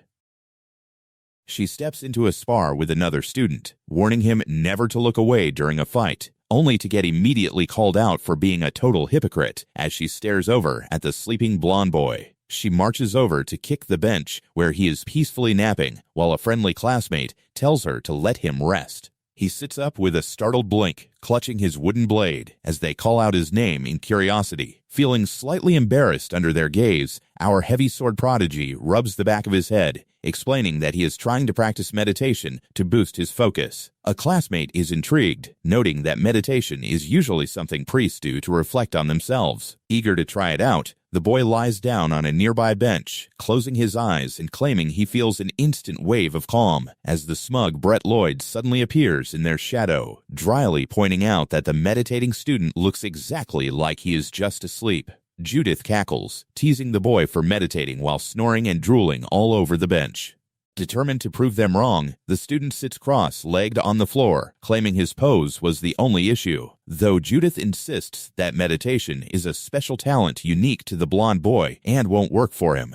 Meanwhile, high in the Academy's executive tower, a senior official asks if anything notable has happened, as an instructor happily confirms that Airen has officially been promoted to Class B, thanks to the friendly rivalry and support of his peers, praising the Swordmaster for being completely right about the boy's limitless potential. Brett Lloyd's confident face is noted as a key factor in pushing their limits, while down below, a growing circle of inspired students sit in silent, focused meditation. Brett Lloyd secures another victory, leaving a furious Judith sprawled on the dirt as she screams about a foul and demands an immediate rematch, while Brett just rolls his eyes and dismissively agrees to a duel after class. Watching from the sidelines, the instructors can't help but marvel at how rapidly these kids are growing, noting that Brett is carving out a slight lead over Judith in the race for second place, while Brett himself can feel the physical progress in his hands, finding confidence in his own steady improvement as the other trainees prepare for the next challenge. Meanwhile, deep in the quiet forest, a heavy wooden sword cuts through the air as our stone-headed trainee swings with relentless, exhausting focus, feeling that his constant meditation has made his movements far sharper than before, even though our sword-obsessed boy is still unsatisfied, dripping with sweat and frustrated by his own limits. Judith and the blue-haired trainee interrupt his solitary practice to point out that he's using that same vertical slash way too often, before delivering the news that the schoolmaster has called an urgent gathering, which surprises Airen when he learns they are meeting at the main martial arts arena. Standing before the assembled class, the head instructor notes that 9 months have flown by since they first arrived, praising their sweat and survival through every brutal evaluation, before dropping a bombshell about the start of their final assessment. Unlike their previous exams, this test won't have fixed rounds or timers, focusing instead on their abstract potential and future growth, which the instructor reassures them won't be too difficult if they simply showcase the area they excel in the most. Whether that is a single devastating strike or a dazzling sword technique that blinds the viewer's eyes, encouraging them to use absolutely any means possible to prove their unique worth. To give them a guiding light, the old instructor prepares a demonstration by raising his training blade, promising that even if it's just a simple old man's sword dance, they will find something to learn from it. He closes his eyes with a gentle smile, but the moment they snap open, his entire demeanor shifts into pure, lethal focus as he unleashes a strike so fast it shatters the air, leaving a nearby female student completely paralyzed with shock as his weapon releases a wave of power that cuts the arena in half. He carves his way across the stone floor, forcing the trainees to shield their faces from the wind as he spins through the air to complete his form. Stomping his foot onto the ground to halt his momentum, the master finishes his dance while the dust slowly settles around him. The students stare in stunned, absolute silence, unable to even find their breath as the master stands calmly with his back to them, before they finally begin to whisper, asking what kind of godlike power they just witnessed. Every trainee is suddenly forced to look inward, grappling with the agonizing, heavy question of what their own path of the sword is supposed to be. The next morning, the Grand Academy building stands quiet under a bright sun, where the blue-haired trainee collapses onto a bench to rest, though Judith remains completely silent beside him. He asks if she was also blown away by yesterday's legendary sword dance, but when she ignores him, he jokingly asks if he's talking to a brick wall, prompting the fiery girl to snap and yell at him to shut his noisy mouth. The blue-haired trainee sighs, pointing out that our former sleeper is still doing nothing but meditating, even with the final exam looming. Yet he is certain Airen will pass, which makes Judith frown as she demands to know how he could possibly be so sure about the test criteria. He explains that because the exam measures future potential rather than current power, the trainers are looking for whoever showed the greatest growth over 9 months, forcing Judith to reluctantly admit that Airen fits that description perfectly. Even as she angrily denies being worried about him, she fires back that regardless of growth, Ilya Lindsay is guaranteed to take first place, reminding him that Ilya inherits the legendary Sky Sword style from the most prestigious family on the continent, and angrily questions why they should even bother trying if the winner is already decided. In a fit of mounting frustration, she grips her training blade, shouting that the whole system is unfair, before mocking the legendary Lindsay family by pointing out that Ilya's brother, supposedly the continent's greatest genius, was utterly humiliated by a common orphan and now hides away, unable to even face the world.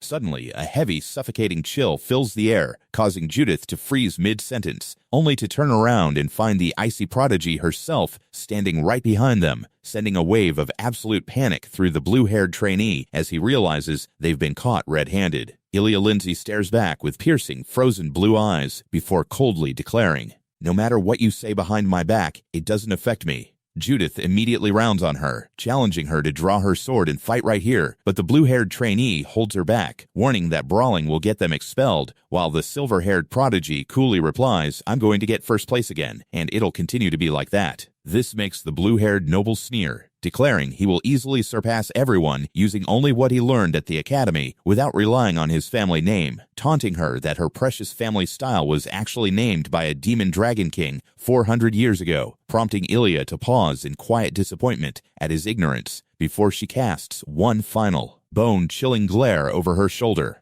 As the heavy question of their future path hangs over the academy, each trainee's mind drifts to what truly drives them. Whether they are fueled by the memory of a simple meal at home, craving the security of simple eggs and warm rice, or grappling with the chaotic storm of thoughts that flashes behind their eyes during intense meditation, trying to force their minds into absolute silence. For some, the sword is driven by a primal, beastly instinct, clutching onto a wild hunger that refuses to be tamed, waiting to strike down any opponent in their path. The noble-born dream of legendary heroes from their family history, wielding massive swords to protect their family name, hoping to inherit that same terrifying strength. Others are driven by the fear of being crushed by giants, remembering the overwhelming opponents they must face, and realizing they must grow stronger to survive a single blow.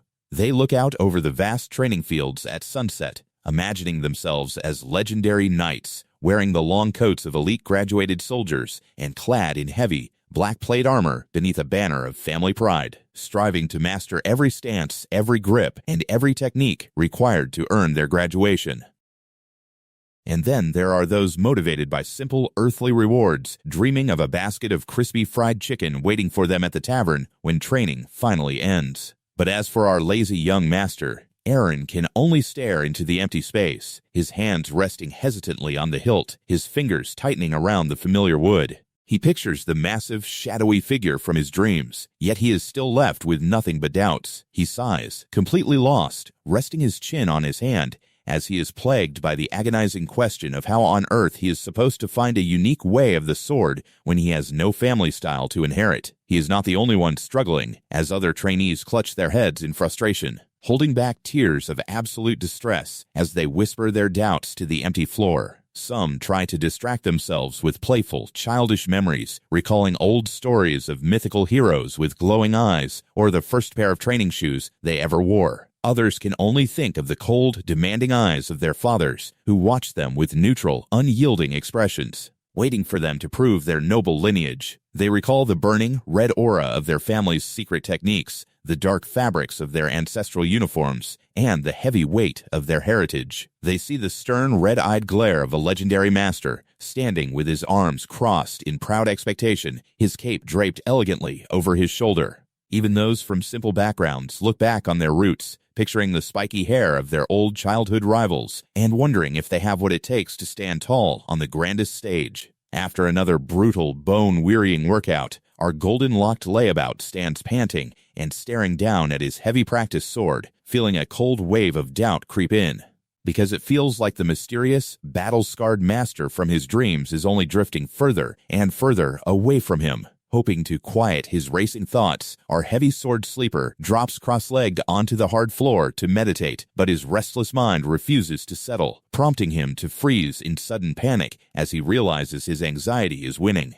And he desperately grips his wooden hilt like a lifeline in the dark. As he squeezes the leather wrap with every ounce of strength left in his fingers, his focus narrows completely until he blocks out everything around him. The next day, as our bandaged slasher barely parries a heavy blow during practice, like a shield catching a falling brick, his classmate Brett notices his ragged breathing and admits that their relentless training pace is actually Airen's fault. Because, as Brett puts it, the words you said to Ilya that day really impacted us greatly, leaving the blue-haired high achiever looking flustered by his own rare display of sincerity. Before any real bonding can happen, Judith stomps over with a disgusted sneer, ordering Brett with a sharp, "Get your sword, blue hair." Our fiery Spitfire launches a blistering attack, but her eyes go wide with absolute shock as Brett counters with a newly refined speed, forcing her to swing wildly in frustration, sending her wooden blade carving through the air like a helicopter rotor, only for Brett to effortlessly parry her strike once again. Breathing heavily and burning with resentment, the red-headed firebolt stares at Brett's defensive stance and is forced to admit that she simply cannot beat him right now, promising herself she will cool her hot head and claim her victory once they finally become official trainees, just as Brett wipes the sweat from his brow and tells her to pack it in for the day so they do not overdo it before the big test. A heavy, lingering silence settles between the two rivals as they slowly lower their wooden weapons, their breathing gradually slowing while they stand in the quiet hallway, each of them deeply aware of the massive, looming challenge ahead and the silent promises they are making to themselves. Brett watches her walk away in surprise because she did not get angry, even once. To which she simply smirks and warns him that he will get hurt if he knows too much, prompting Brett to smile with a quiet and intense focus as he grips his hilt once more. Brett unleashes a powerful, sweeping slash in the empty hall, vowing to make the impossible possible as he prepares for his own private training session, unaware that in another part of the training grounds, Airen is currently pushing his body to the brink, struggling to lift his massive practice sword with any real control. Sweat pours down his strained, exhausted face as he realizes that changing his stance has made absolutely no difference to his progress, leaving him staring at the floor in utter frustration, until Judith suddenly walks up behind him and asks if his head feels too stuffy to think. She commands him to follow her outside for some fresh air. And soon the two trainees are sitting together on the soft grass, where Judith stretches out and asks if he is actually prepared for the final evaluation that is now less than 15 days away. When Airen quietly replies that he will just keep doing his best, Judith wrinkles her nose and snaps, "That's a weak reply." Our bed-loving blonde nervously glances sideways and asks if she is confident, prompting her to wink playfully and boast about how amazing she is, before telling him he should be asking if Ilya is confident in winning instead. She calls him slow-witted when he hesitates to answer, pointing out his obvious reluctance to talk about their golden child classmate, before she suddenly goes quiet and softly apologizes to him, leaving Airen staring at her in complete confusion as she explains she feels guilty for not being around to help him train these past 2 months. Airen smiles warmly and assures her she has nothing to apologize for, but she interrupts by quietly revealing she is an orphan who had to pickpocket and steal bread just to survive as a child. Surrounded by desperate people who all lived the exact same way, she watched people suffer in dark alleys with no difference regardless of their age, and because she never experienced kindness, she never learned how to be grateful, which is why she got so angry instead of saying thank you when Airen saved her from drowning. Now she looks him in the eye and tells him to do well, offering a rare, mischievous smile as she promises, "I'll help you do well so you don't feel uneasy," which brings a genuine happy smile to our sleepy young master's face. Blushing with embarrassment, Judith quickly walks away and orders him to wait 5 minutes before leaving so nobody sees them together, shouting back one last time that he has absolutely nothing to be sorry for. Watching her walk away, Airen reflects on the past year and realizes that the one who was truly absent was himself, having spent so much time locked inside his own mind, yet he has undeniably changed for the better. Staring up at the sky instead of his usual bedroom ceiling, he realizes his year spent at the academy was worth every moment, and he smiles with genuine satisfaction, feeling incredibly grateful for Judith, Brett, Ilya, and all the instructors who helped him find his path. With a clear mind, he delivers one last solid strike against the practice dummy and sits down to sink into his final meditation as a warm, brilliant light begins to descend on him, wrapping our golden-locked layabout in a glowing aura of golden energy. And just like that, the instructors gather the trainees as the head instructor roars that the final evaluation has officially begun. Immediately, the air is filled with the whistling of blades as a red-eyed trainee strikes forward with blinding speed, his sword glowing with a faint, concentrated aura of white-hot energy.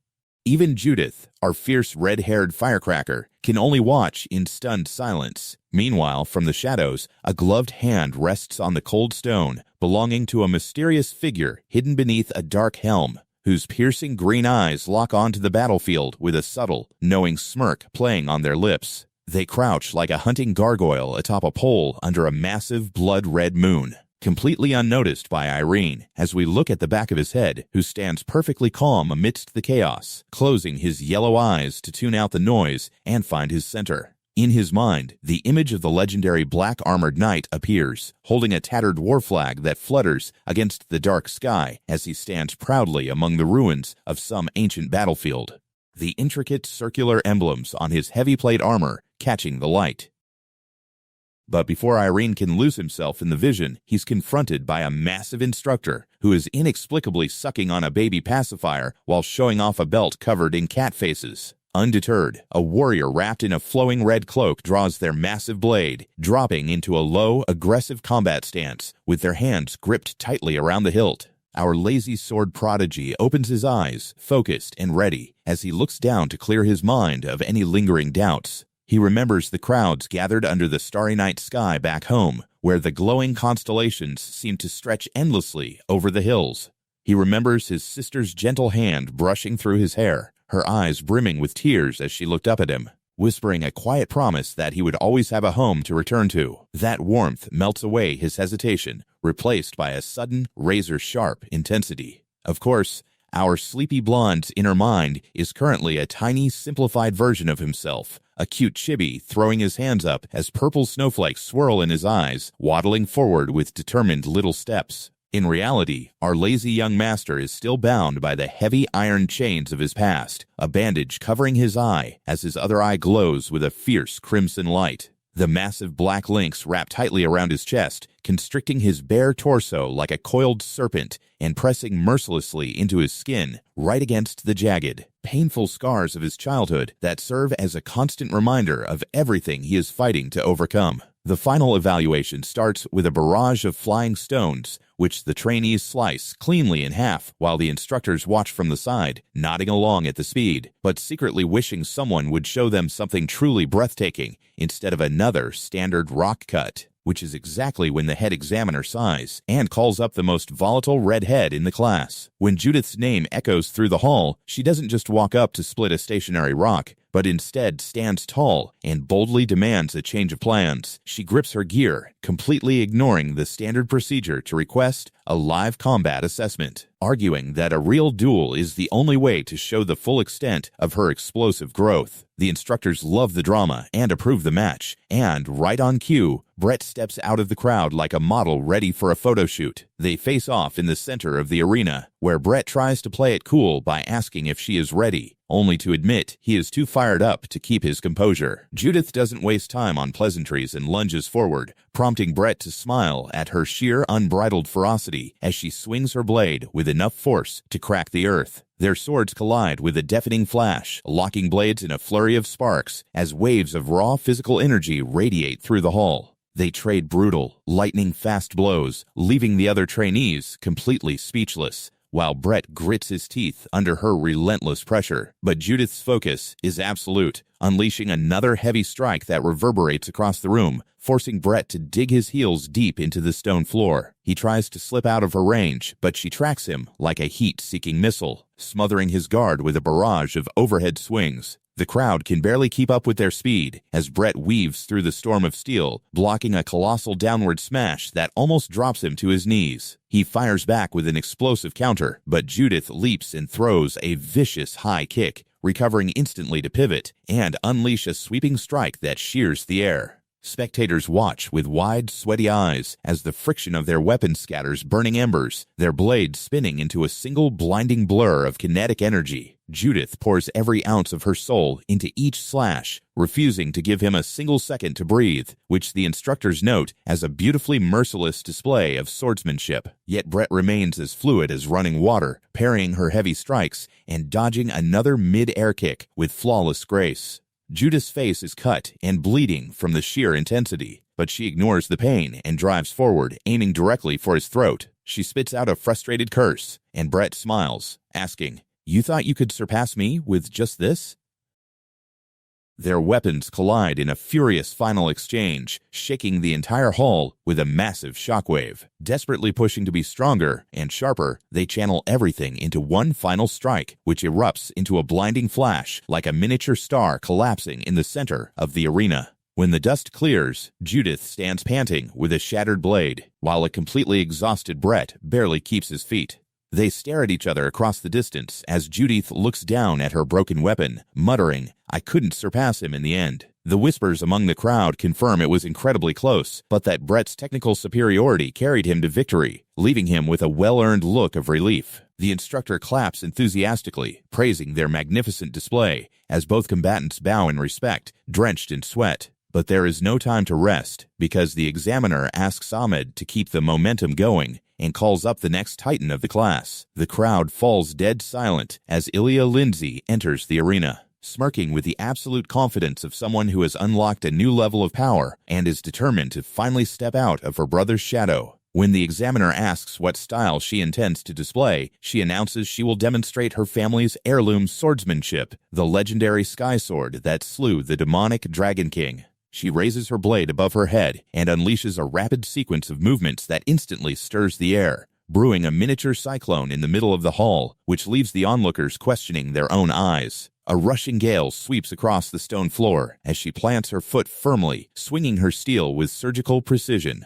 She spins like a dancer in the eye of the storm, channeling raw wind pressure into her final strike before releasing a massive shockwave of air that detonates outwards. The raging vortex swallows her silhouette, blowing back the spectators, who look on in absolute terror as the howling wind whips past them. They struggle to even breathe against the pressure, shielding their faces from the stinging draft, staring into the center of the storm, where the air itself seems to bend to her will. A disheveled student mutters in disbelief, trying to comprehend the sheer scale of her talent, as the swordmaster quietly confirms this is indeed the genuine sky sword. The realization hits the crowd like a bucket of ice water, leaving them staring at her solitary figure as the wind slowly dies down. They stand paralyzed in her shadow, feeling as if they are looking up at a towering, insurmountable wall, which makes them feel utterly tiny and insignificant. One trainee even drops his head, muttering, "I was dreaming of the impossible." Just as the room sinks into collective depression, Judith nudges Brett,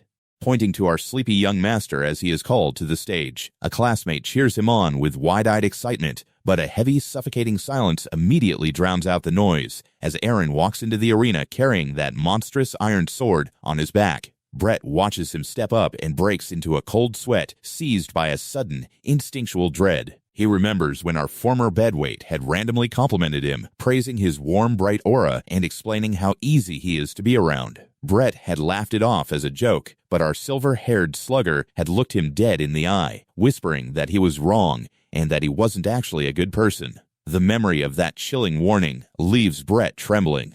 As Airen clenches his jaw in the present, his eyes suddenly igniting with a haunting, icy blue light, Brett screams in his mind, unable to believe this peaceful boy could harbor such a shadow, as a towering, ancient presence begins to manifest behind him, and Airen glares forward with the absolute intent to destroy. The sheer weight of his aura is so heavy, it practically cracks reality, flashing a series of bizarre, multi-dimensional hallucinations through the minds of everyone in the room, showing a warrior bound in glowing, magical chains and bleeding on the cold stone, before the vision shifts to a sweat-drenched swordsman staring into the void of his own despair. Then, the hallucination turns completely absurd, displaying a chibi character with glowing purple snowflake eyes, wearing fingerless gloves while posing, and then a group of observers looking out at a bright, vast horizon where a figure with short black hair stands, wrapped in a long trench coat. Suddenly, they feel the presence of a dark ringed hand belonging to a hooded figure with a headband, who stares intensely back at them, dripping with cold resolve and covered in heavy metal chains that hang across his chest over a branded designer jacket. Spectral fists rain down in a blur of punches, targeting a figure wearing a crown of thorns, pounding them into the dirt with relentless force. The vision flickers to a pitch-black armored knight standing before a dark, ominous flag, his metal plating catching the dim light as he stands silently in a desolate field. Every detail of his heavy metal plates and his dark chest piece and his ornate leather straps is etched with a mysterious crest of old. The energy in the room shifts to a clash of red and blue light, crossing together in a violent explosion, cutting through the absolute darkness,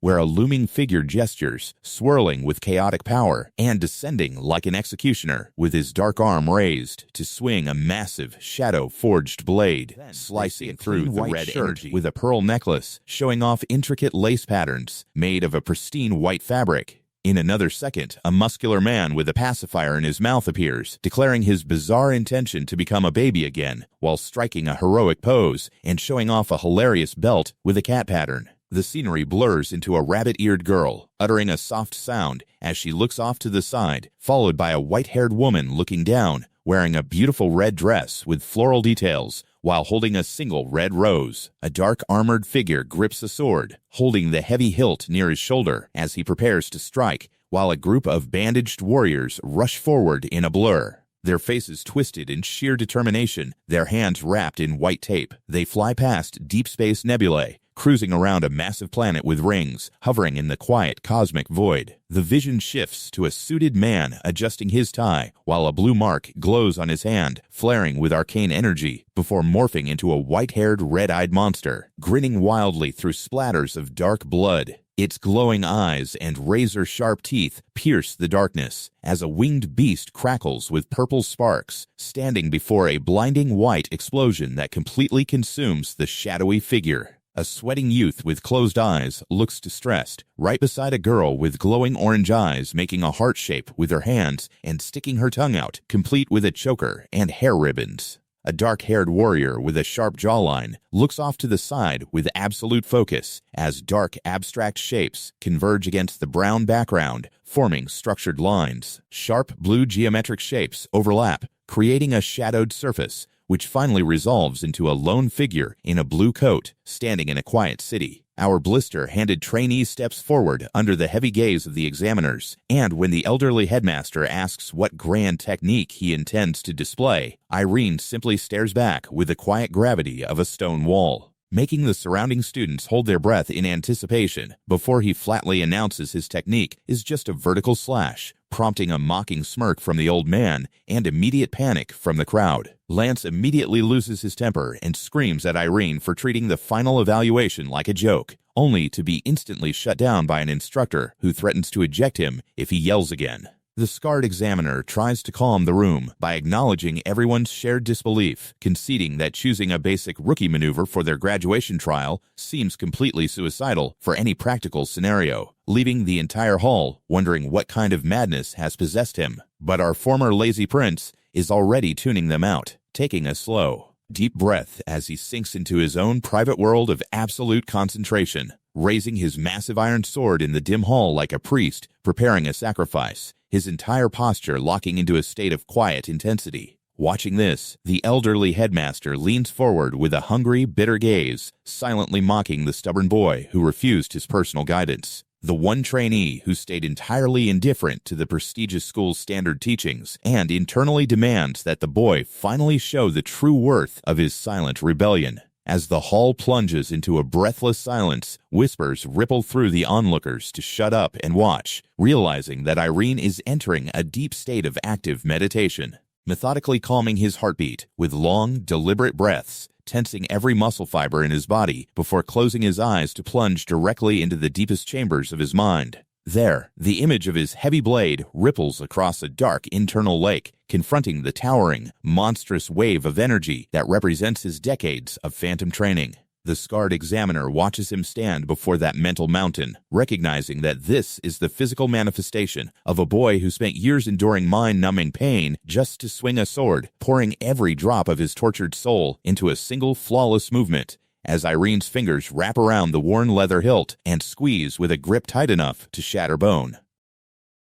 In an instant, he begins his downward arc, and a blinding flash of raw pressure erupts from his blade, forcing the examiners to flinch in sheer terror as a violent gale of golden aura rips across the room, spreading outward like heat from an open furnace door and sweeping across the entire assessment floor. The boy, who only knows one move, throws his entire weight into the downward swing, unleashing a deafening roar of pure effort that sends stone debris flying through the chamber, pulverizing the reinforced ground beneath him as a massive shockwave ripples outward, leaving the spectating trainees paralyzed with absolute dread, gasping in disbelief at the raw, devastating force of a simple basic attack, which has carved a massive, jagged canyon straight through the solid stone arena. Airen stands shivering in the dust, his chest heaving as sweat pours off his face, his name whispered in terror by a trembling classmate who stares at the floor in horror, where fresh blood is dripping from our sleepyhead's torn and shredded hands. A slow smile creeps onto the old headmaster's face, and he steps forward to announce the final standings to the shell-shocked crowd, reminding them that while interviews still remain, the current rankings are set, reading them off from the bottom all the way up to the top 10.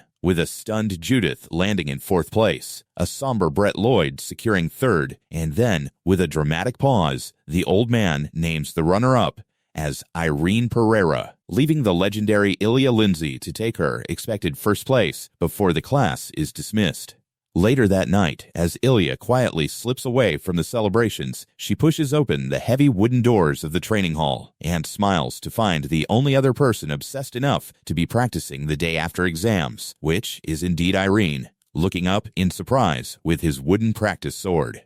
She walks closer and tells him directly that he has gotten incredibly strong, admitting that while Brett and Judith were tough, he was the first opponent who actually made her feel chased, teasing that his terrifying aura actually made the evaluation a little fun. Our blister-handed trainee blushes a bright crimson under her rare praise, only to gasp in utter shock when she casually mentions his upcoming future at the school, leaving him to stammer out a clumsy explanation that he actually has zero plans to become an official trainee, intending to return home to his family now that the trials are over. Ilya stares at him with a serious expression and asks if he has ever heard of the continent's greatest genius, her ancestor. Carl Lindsay, showing him a solemn portrait of the legendary swordsman who was said to be so consumed by his own overwhelming talent that it wrapped around him like heavy, glowing chains, trapping his mind in a prison of endless, solitary training until he completely lost his humanity and became nothing more than a monster bound to his sword. And he isn't the only nightmare crawling out of the dark, as an ominous silhouette with glowing red eyes steps forward, joined by a heavily armored knight whose unblinking gaze burns with a cold green intensity. Then there is this brooding young man with messy dark hair who looks like he's carrying the weight of the world,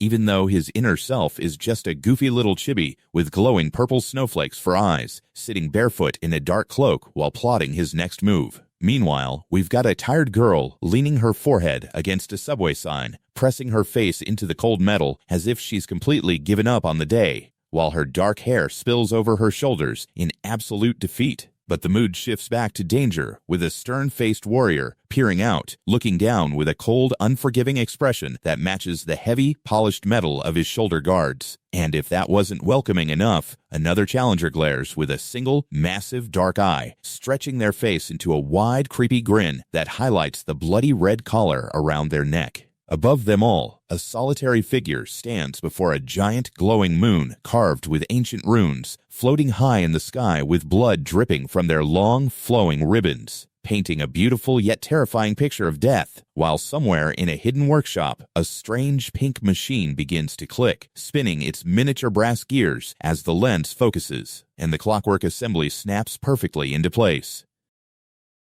Behind the device, a heavily scarred mechanic adjusts his protective goggles, strapping a heavy blue respirator over his face as he straightens his bright orange robes to reveal a mysterious white emblem. Even the legendary Ilya Lindsay is preparing for what's to come, standing in a dark, ethereal fog with his white hair blowing in the purple mist, accompanied by a glowing spectral wolf that pads silently at his side. All of them are heading toward a brilliant, golden light at the end of their path, standing together as a group of 7 elite champions, ready to face whatever trials await them. But back in the real world, our lazy young master gets a break from his endless nightmare to celebrate with cake and confetti, before his hands blur into a sudden, explosive flurry of strikes, catching his opponent completely off guard as a barrage of punches closes in, leaving nothing but a blinding storm of motion in its wake. Long before she became a top trainee, Ilya looked up to her brother, the greatest swordsman on the continent, who won every single arena spar, until a 14-year-old commoner named Ignat shattered that peaceful illusion of absolute genius. Demanding a duel on the spot, the black-haired girl named Ignat met his strikes with a terrifying grin. She effortlessly parried his desperate lunges, ignoring his furious screams, until a single, lightning-fast strike shattered his practice sword, sending the continent's golden boy stumbling backward in complete shock.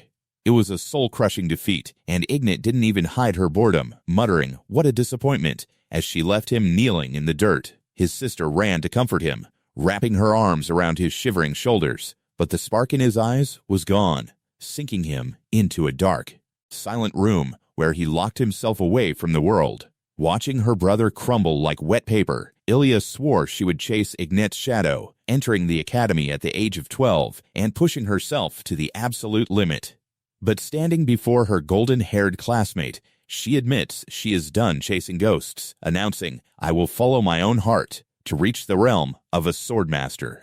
She thanks him for showing her what true freedom looks like, leaving our heavy sword dreamer staring at his own hands, admitting that he still doesn't have a clear goal. She playfully warns him not to get too comfortable, telling him to work harder or else she'll leave him in the dust. Our former sleeper can only smile, watching her walk away with an absolute certainty that he still lacks. But his quiet contemplation is suddenly shattered by a thundering crash in the West Wing, where a massive cloud of dust erupts from the heavy sword of Brett Lloyd. The blue-haired young master stares down at the fissure he carved, his heart filled with a silent, bitter rage. When the fiery Judith approaches to tease him about trespassing, he drops a bombshell that freezes her in her tracks, quietly announcing that he is quitting the academy. He is completely broken by our golden-haired slacker's progress, convinced that only a chosen few can reach the peak, making his years of grueling effort feel like a joke. But as he turns to walk away, Judith grabs his shoulder and punches him straight in the jaw like a swinging wrecking ball. He crashes hard against the stone, yelling in confusion, but she rounds on him, screaming that his brain must have turned to stone. She unleashes a furious flurry of strikes, screaming, "Chosen? Are you serious?" as she demands to know why he's acting like a victim, shouting that his pathetic surrender makes her own struggles look meaningless. She drives him back with relentless force, telling him to stand proud of the victories he earned rather than running away like a coward the moment things get tough. She leaves him sitting in the dirt, unable to counter her fury, staring blankly at his own weakness. Soon after, Brett stands before the schoolmaster, refusing to change his mind. He admits he no longer has any confidence in himself, and as he walks out of the office, the old swordmaster can only sigh, watching the boy leave with eyes as dead as burnt candles. He silently prays that some future shock will eventually twist those cold feelings back to life. But for now, the seat is empty, and the next trainee must face the music.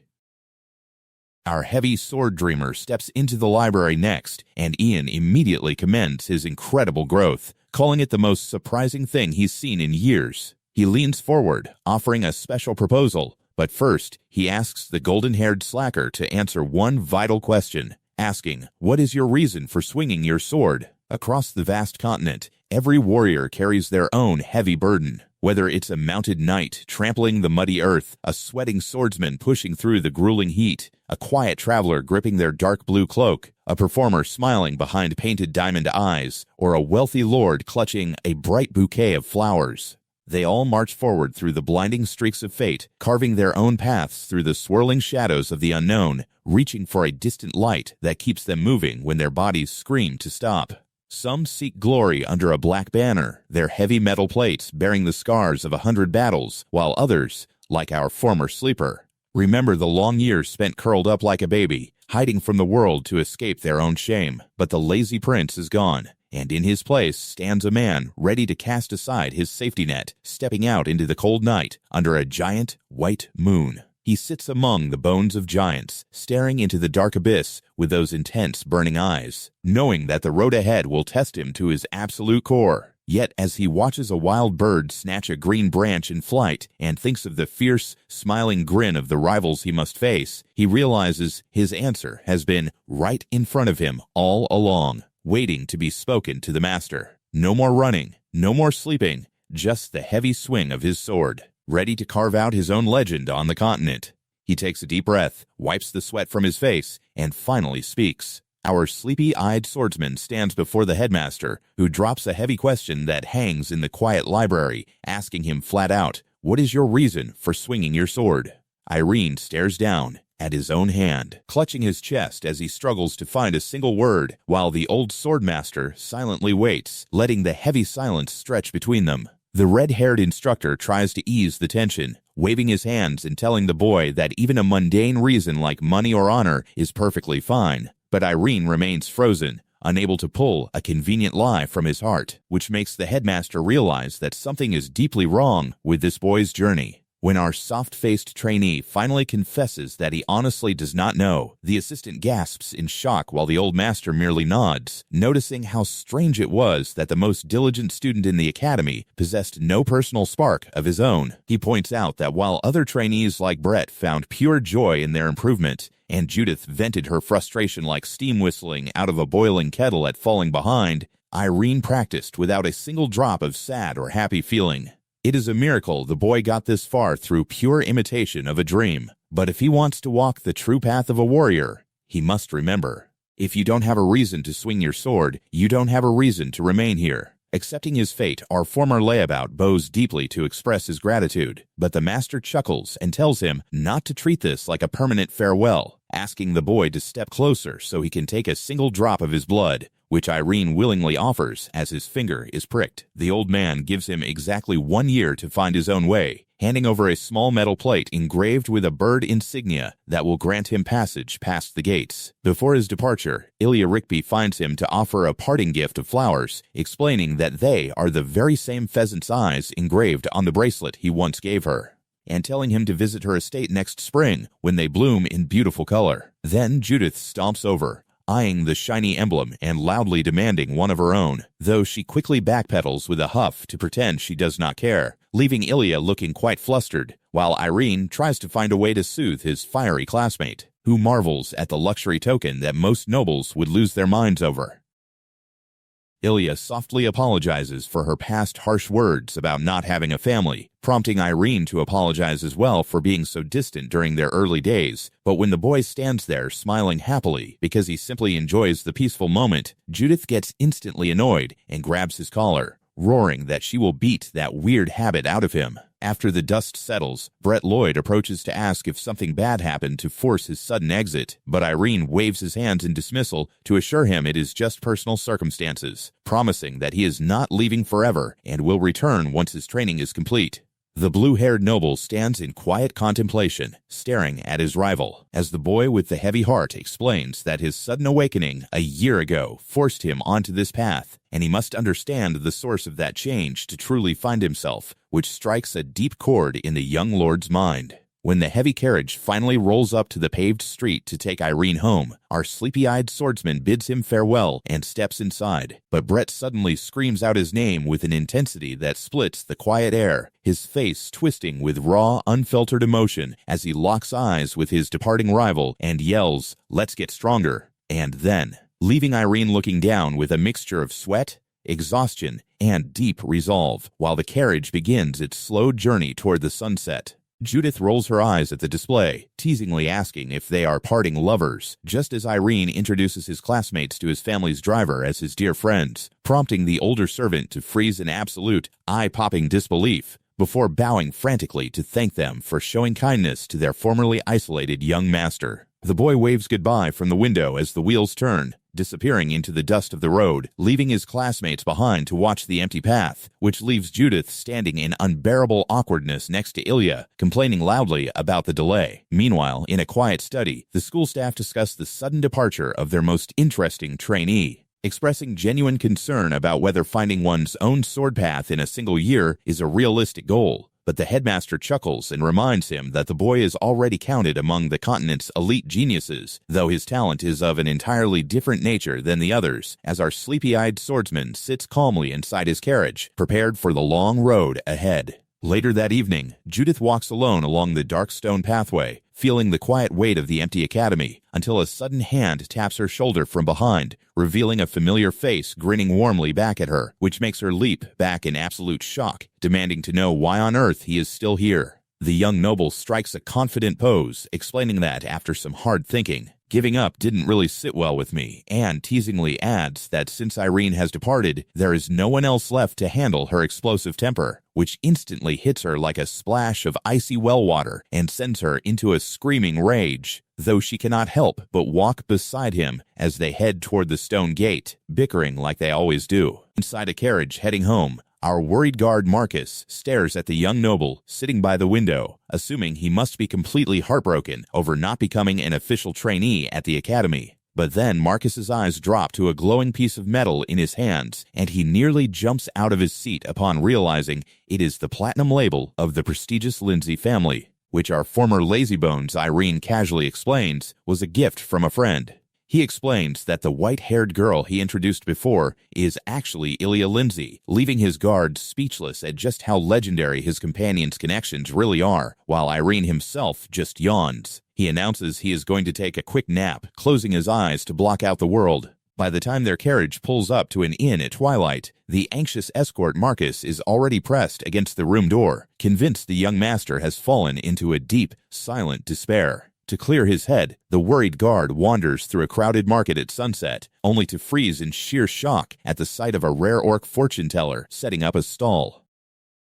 Seeing the mystic hexagram pendant around the green-skinned seer's neck, Marcus drags Airen along, explaining that just crossing paths with an orc seer is said to bring immense fortune, prompting the solid sleepwalker Airen to step up and volunteer to have his future read. The guard secretly hopes the seer will offer some comforting words to cheer him up.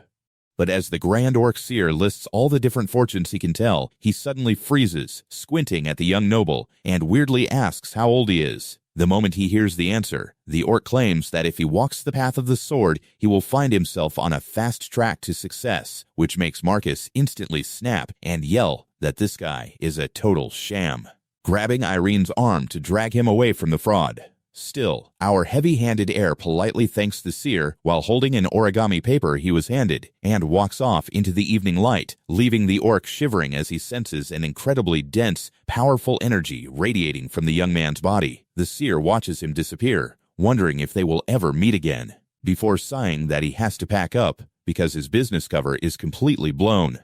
As the carriage rolls back onto the dirt path the next morning, Marcus apologizes for the fake fortune teller, but Airen smiles and says there's no harm done, though his mind keeps drifting back to the folded origami paper, wondering what the strange seer's message could actually mean. When Marcus continues to complain about the seer asking his age right after he failed his academy exam, Airen calmly turns to him and reveals he didn't actually fail. He explains that the swordmaster himself has accepted him, provided he completes a special homework assignment first. Hearing this, the driver outside nearly falls off his seat in disbelief, while Marcus can only stare at him with his jaw wide open. But their celebration is cut short when another carriage approaches on the narrow forest road. Marcus looks out the window and pales, recognizing the distinct crest of the Gairoon family, their household's most bitter and hostile rival. His heart sinks as he spots the second son, Airen Gairoon, stepping out of the carriage with a smug grin. Marcus frantically suggests that Airen stay hidden inside to avoid a confrontation, but our quiet steel builder steps out anyway, refusing to show any discourtesy. The wind howls through the trees as Marcus bows politely to Airen and his guard, Jack Stewart. Airen immediately sizes up Irene's physically toned frame, but sneers that regardless of his time at the academy, he is still just the lazy deadbeat of the Pareira family. He offers a fake patronizing greeting, which Airen returns with a simple nod. Airen continues to mock him for starting his training so late, causing Marcus to grit his teeth in boiling rage at the brat's disrespect. Airen, however, remains completely unbothered, calmly stating that they should get going since it has been a long journey and he wants to rest. This utter lack of reaction leaves the proud, princeling Airen deeply unsettled, his smug smile faltering as he blocks their path and demands they stop. He extends his hand, which leaves Airen staring in confusion. With a sly grin, Airen claims that true swordsmen can instantly gauge each other's strength through a handshake, citing a famous quote about grip strength and looking to Jack Stewart for validation. With their strongest knight backing up his ridiculous claim, Airen thrusts his hand forward. Airen looks down at the hand and slowly reaches out his own. As their fingers lock, Airen prepares to crush the deadbeat's hand with everything he has. He squeezes with maximum force, eagerly waiting to see the young master scream in agony, but Irene's face remains as blank as a brick wall. The smug second-born realizes with mounting horror that there is absolutely no movement in Irene's hand. Sweat pours down Airen's face as he realizes that even without squeezing back, Irene's hand feels like an immovable block of solid iron. With a clueless expression, our heavy-handed heir asks, "Oh right, I was supposed to grip tightly, right?" Before Airen can even register the words, Airen applies a fraction of his real strength, sending a shockwave of raw pressure through the bones of Airen's hand. Airen lets out a high-pitched shriek, ripping his crushed fingers away. Airen offers an innocent, gentle smile, apologizing for his poor strength control on his first handshake. Trembling in pure humiliation, Airen's face turns beet red as he realizes he was forced to back down by a supposed failure. He retreats to his carriage in absolute shame while Airen politely says his farewells, only for a talking black cat sitting nearby to suddenly mock them for finishing the fight so quickly. Marcus and Jack stand frozen in disbelief at the speaking feline, who angrily commands them to go back and give Airen a proper smack. Staring intently at the young noble, the strange cat realizes she is dealing with a true conjurer of magic. After the bizarre encounter on the road, our former lazybones Airen keeps his sharp eyes focused on the path ahead, trying to make sense of the strange talking cat, a phenomenon that can only be described as the mystical art of magic itself. Marcus paces around, completely unable to tell if a human mystic transformed into a cat, or if the cat is the mystic, but his thoughts are cut short as the feline reaches into a tiny pouch, pulling out a miniature sword that leaves him completely dumbfounded. Airen continues to ponder the feline's true nature as they finally arrive at the castle gates, where his family is waiting to greet him. His father wraps him in a warm embrace, telling him how proud he is of his hard work, a sentiment that fills our quiet steel builder with deep emotion. His father then chuckles, asking if it's true that he met a talking cat on his way home, which Airen confirms before asking if the creature is indeed a transformed human. His father explains that she is actually a real cat with human-level intelligence, while a maid adds that this mystic named Ruru showed up 10 days ago, demanding to become his sister Kirill's teacher. She asks Airen what he thinks of the strange cat, causing our solid sleepwalker to internally panic at her intense gaze, realizing he has no idea how to answer. Desperate to escape the questioning, Airen quickly changes the subject and hands Kirill a gift, which leaves his younger sister staring at the box in shock. His parents smile warmly, deeply touched that their son would think to bring back souvenirs, while Marcus steps in to remind Airen that he bought gifts for his parents too, saving him from further embarrassment.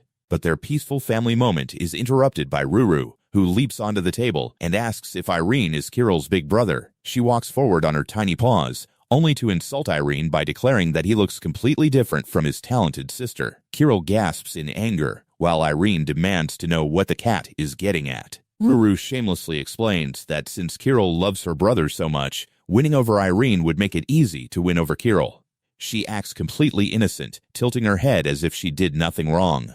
Kirill instantly screams that she will never become the student of such a cheeky cat. Later that night, our exhausted heir collapses onto his bed, feeling incredibly happy yet apologetic that his simple presence could bring his family so much joy. A gentle knock on the door interrupts his thoughts, and a maid enters, expressing concern about how tired he must be after his long journey. But Airen just smiles, admitting that his only real fatigue comes from not holding a sword for 2 weeks. Meanwhile, back in the rival territory, a guard reports to the head of the Gairun family about their encounter with Airen. The news of Irene's physical transformation instantly piques the Viscount's interest, and he slams his fist on the armrest, demanding to know how such a change is possible. He refuses to believe that the weak, skeletal boy has actually grown strong, his face twisting in absolute rage. When the guard adds that Airen seemed like an entirely different person after his training, the Viscount yells that it's complete nonsense. His jealousy boils over as he vents his deep-seated hatred for Airen Pareira, listing Harun's lush hair, gorgeous wife, brilliant daughter, and prosperous territory with bitter resentment. He fumes that the easiest member of that family to bully is now starting to show real strength, shouting that the boy should have stayed locked in his room forever, while his eldest son Ryan calmly suggests they simply crush the sprout before it grows.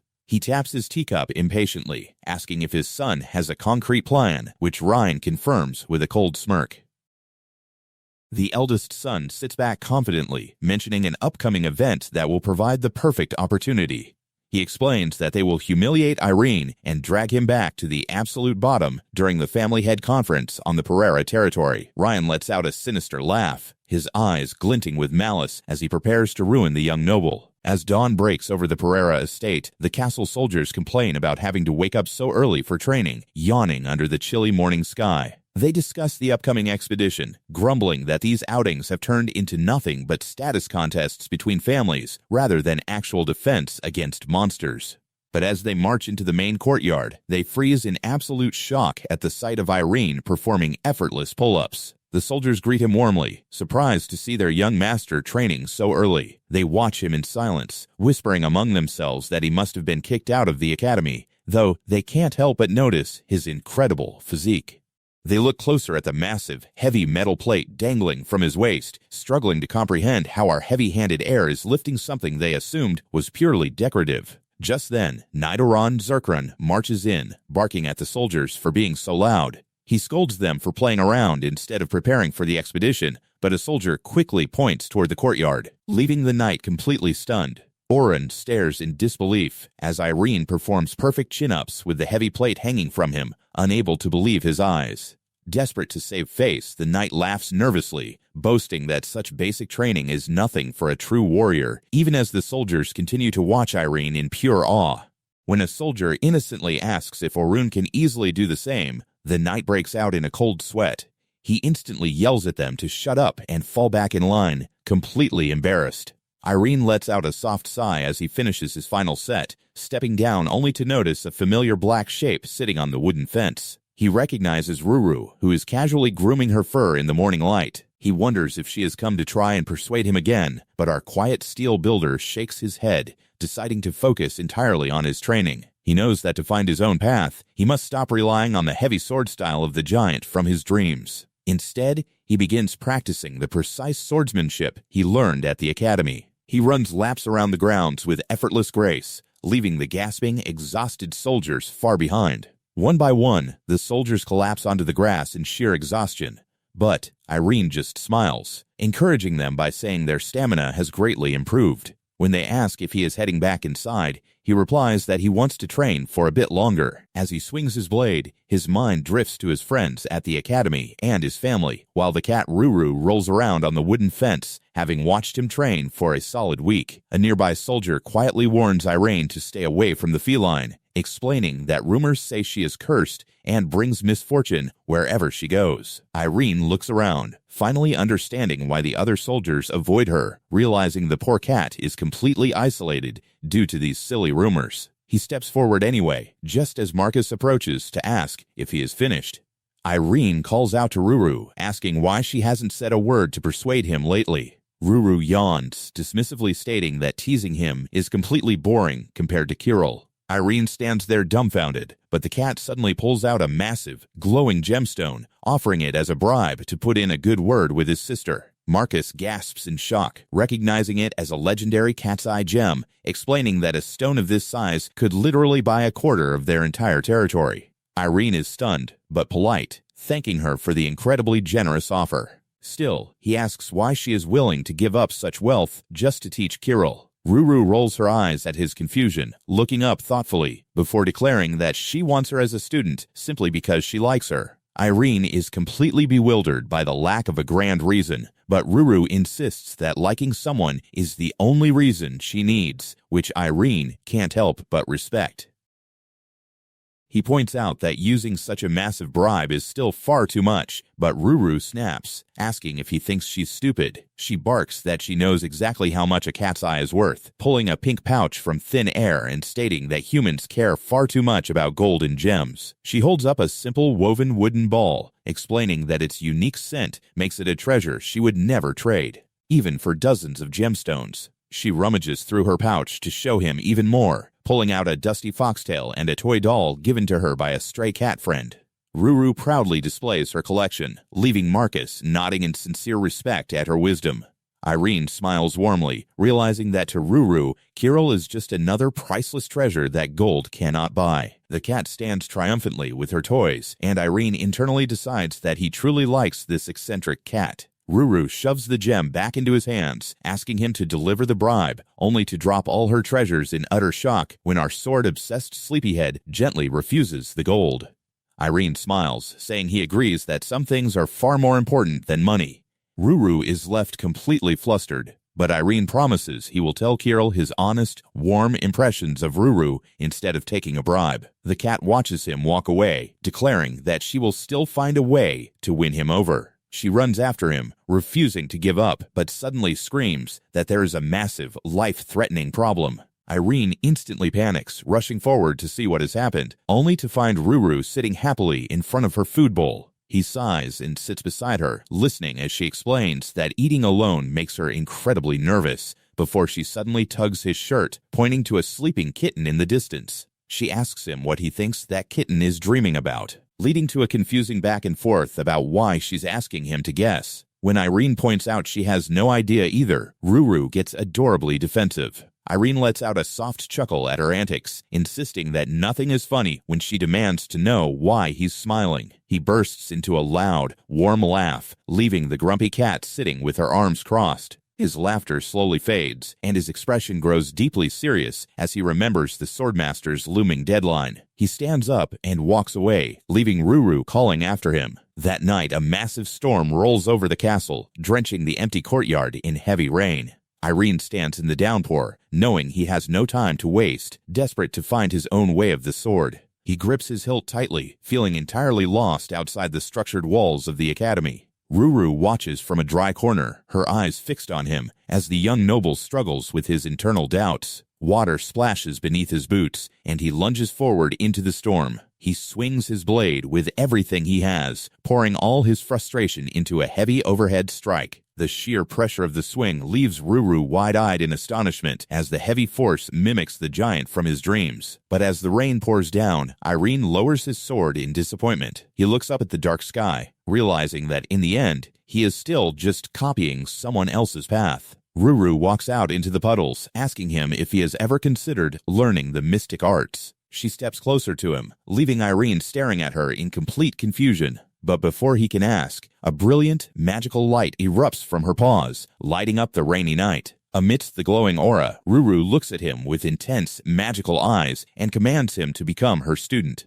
Airen stands in the quiet courtyard with his training sword, facing the bizarre talking cat while a sudden, crushing atmospheric pressure makes him sweat, his legs trembling under a gravity that feels entirely unnatural, until the eccentric feline strolls forward on the cold stone, casually telling our sleepy young master to become her disciple. She waves her paws, promising to show him the secrets of the mystic arts, and just like that, the crushing weight vanishes. Airen flatly refuses, making the tiny black cat whine in pure shock, since he only knows swordsmanship and has absolutely no talent for magic. But she insists that a swordsman with an unbreakable will is actually the perfect vessel for mystic arts, prompting the damp young noble to ask what the actual difference is between their paths. She tells him to listen carefully because she is only explaining this once. While traditional swordsmen spend their entire lives training their physical bodies to manifest the internal power of aura, magicians do the exact opposite, focusing entirely on their external surroundings to analyze the natural flow of mana and master the logical laws of the world. But a mystic is a completely different breed of stubbornness, an existence that looks at reality and demands the impossible, completely ignoring common sense to force their deepest, most sincere desires into physical form. That is what makes a true mystic. She admits that, while people call them stubborn, it is the absolute truth, because their magic requires an extraordinary, unrivaled heart that normal minds cannot even conceive, meaning their ultimate power is directly proportional to the strength of their resolve. And when he unleashed that massive vertical slash earlier, she felt an unbreakable, terrifying will to cut something down, which means he is already on the verge of awakening his own unique mystic ability to aid his sword. Yet, our blonde slacker politely apologizes and declines once more, mumbling that he cannot use the sword he just showed her, because that power does not actually belong to him. As he sweats under her sharp gaze, he decides to tell her the absolute truth about his dreams. She nods, mentioning legends of foreign souls and memories layering over a person, while in the distance. The ordinary knights go about their simple drills. She asks why this similar situation would ever stop him from learning, but he firmly states that he refuses to awaken a power born from someone else's will. He wants to forge his own path, declaring that he will build his own sword. But then, she asks the one question that cuts right through his defenses, wondering if the basic swing he does every day is actually his own. The question hits him like a physical blow, leaving him completely frozen, and as his eyes drop to the floor, he realizes he is right back to square one, with nothing to call his own. She watches his silent despair, before jumping up to declare that it is time for a master's proper advice. She tells him flat out that his daily training has been a massive misunderstanding, leaving him staring at her in absolute shock as she repeats the harsh truth, calling his mindless, mechanical swinging nothing but a total waste of time. Later that night, the rain patters quietly against the mansion windows, while Airen lies in his dark room, mentally exhausted and hollow, until a soft knock on the door breaks the heavy silence. He sits up, immediately asking the servant if the strange cat mystic has been seen around. Marcus enters, stating he has two very important matters to discuss, starting with the upcoming Southern Union Expedition Conference hosted by their family. Airen nods quietly, but Marcus quickly shifts to the second, far more troubling topic. He warns his young master that the Black Cat is surrounded by terrifying rumors, explaining how a famous mystic guild completely collapsed the moment she left them, how a young lord lost his life in an accident after becoming her disciple, and how a wealthy merchant group went bankrupt after meeting her. Airen asks if these stories are actually confirmed, and Marcus admits the tragedies are real, even if there is absolutely no physical evidence linking her to any of them.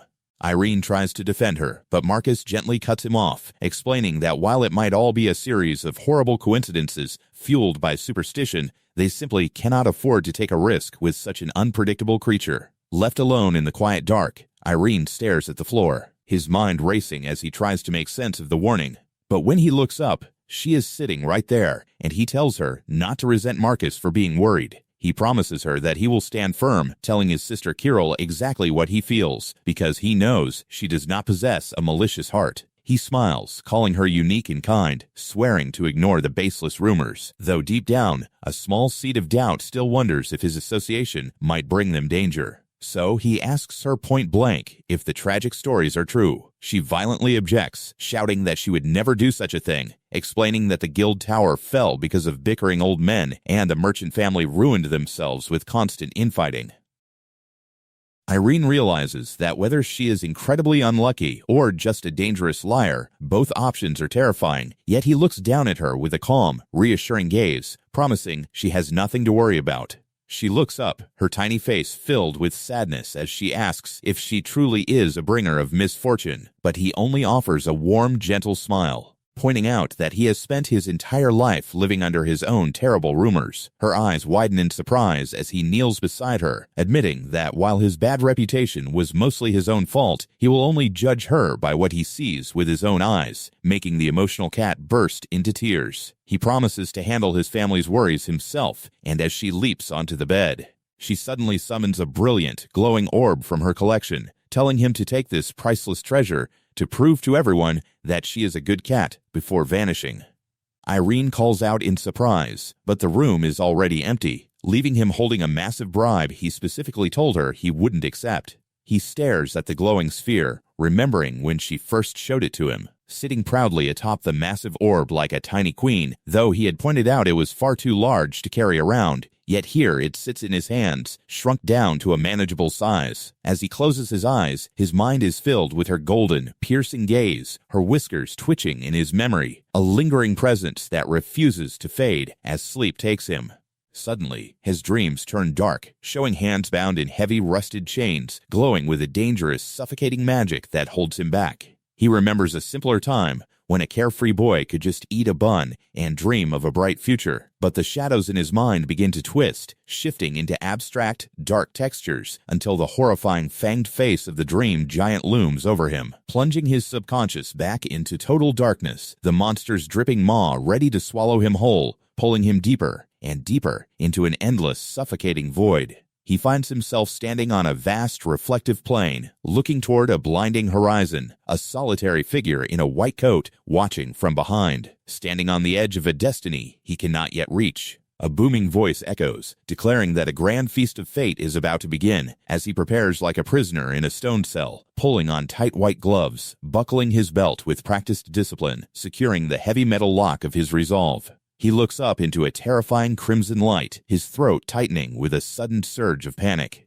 Feeling the suffocating pressure of a world that demands too much from him, he sees a split reflection of himself, half-human, half-scarred monster, splashing into a pool of pale, chaotic energy. Yet through the darkness, the cat's sarcastic spirit lingers like a bold warning, a reminder that misfortune is just an excuse for a life already in shambles, a badge of defiance he must wear proudly. His dream self snaps his eyes open, with a glowing, blood-red intensity sweating under the dark pressure, straining to hold his ground against the looming weight. He envisions the legendary knight, standing tall under a waving banner, a dark flag whipping in the cold wind, clad in intricate, impenetrable layers of steel chainmail, gripping his massive sword with an unshakable resolve. Every metal plate locked in perfect, heavy harmony, reinforced by the rivets of endless, agonizing training. A visual testament to true, unyielding strength, a warrior who stands as an anchor against the storm.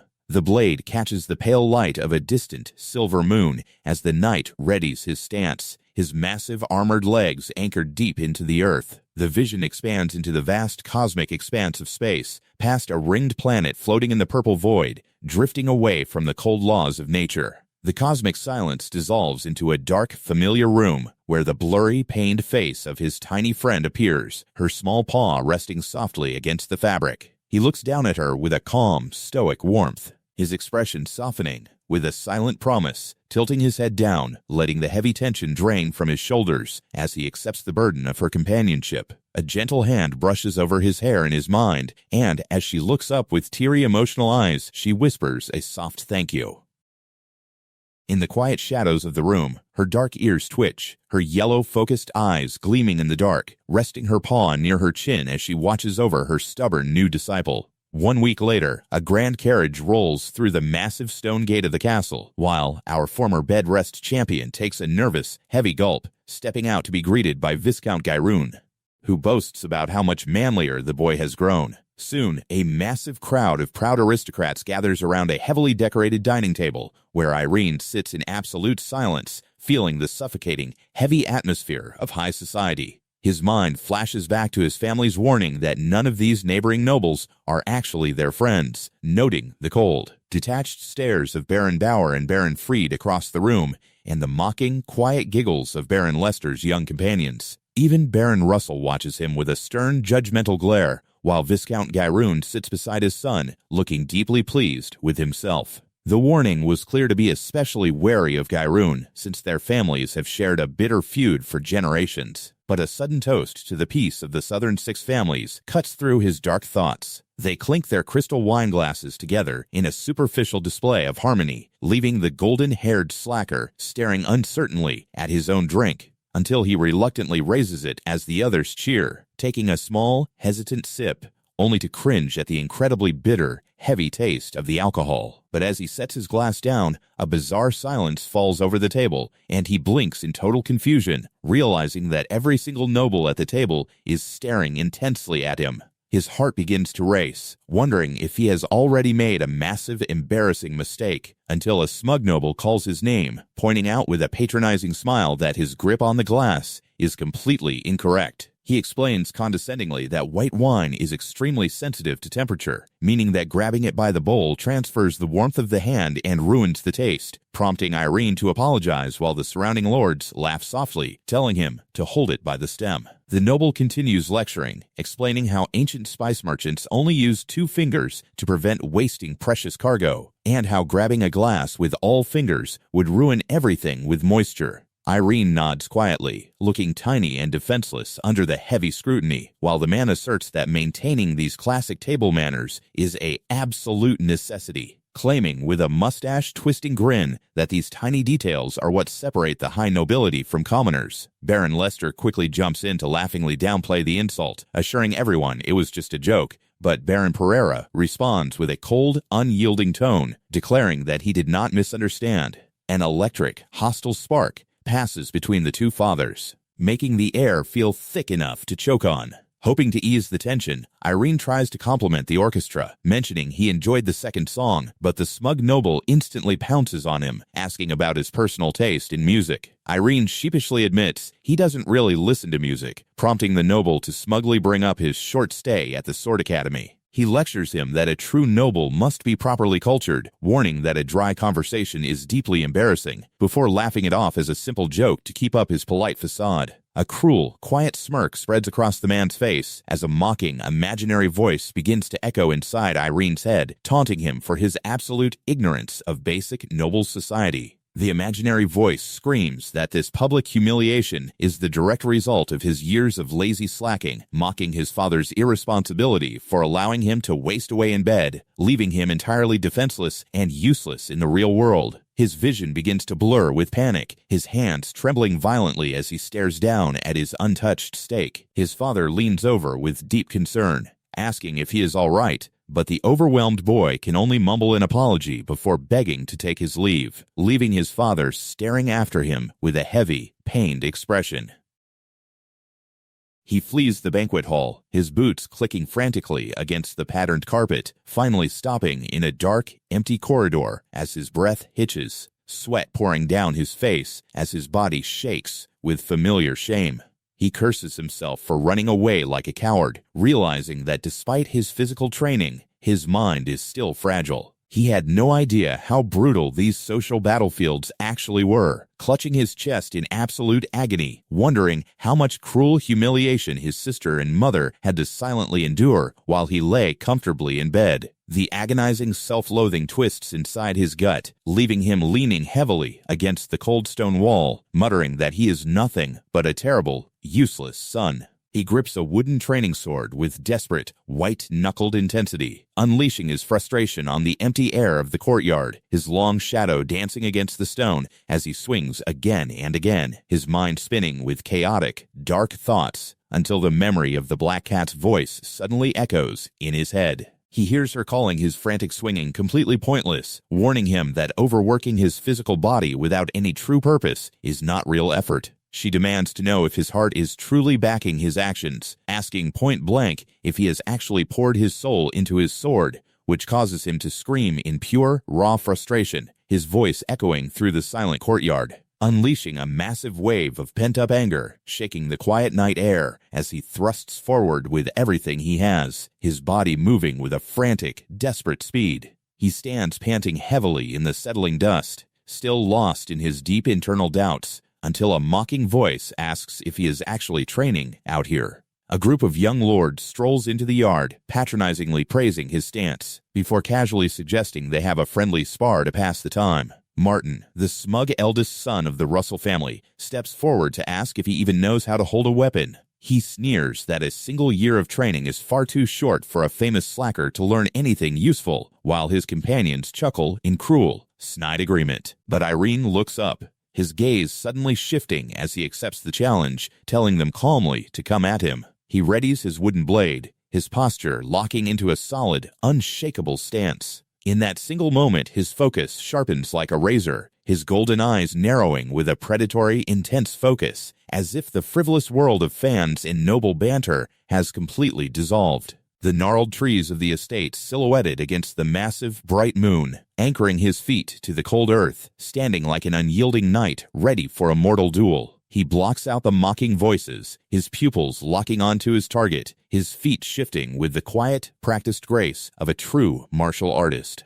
The painful memories of his mother's gentle touch and his sister's silent tears coalesce into a quiet, burning resolve. He sees himself standing alone against a blood-red sky, a warrior clad in heavy, impenetrable black steel, his family banner whipping furiously behind him, every piece of his armor locking together, unfazed by the flying dust and debris, tempered by the heavy weight of his purpose, the hard plates of his chest tightening, ready to absorb any blow, standing firm on the cold ground. The sheer physical power of his core flares, his muscles tightening with explosive energy, the perfect synergy of body and heart. He envisions his blade wrapped in a crimson light, a devastating, heavy force ready to be unleashed, his hand gripping the hilt with iron authority. All the superficial words of the nobles fade, their mocking smiles shattering like stone cracking under an immense weight. He lowers his gaze, his face completely calm and cold. Martin laughs, raising his own wooden sword to mock him, still thinking this is a simple game, entirely unaware of the heavy pressure building before him. As Airen rests his hand on his weapon, locking the trap shut, he stands perfectly composed, his posture quiet and balanced, devoid of any hesitation.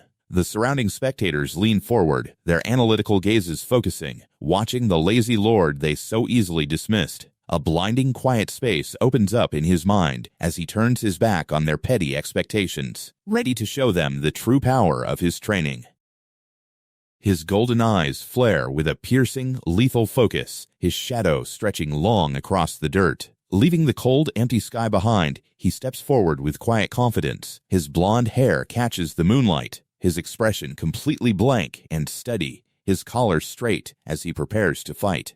The wind whips through the open courtyard, carrying the scent of rain and impending chaos. He breathes out a quiet sigh, ready to answer their mockery and let his sword do the talking.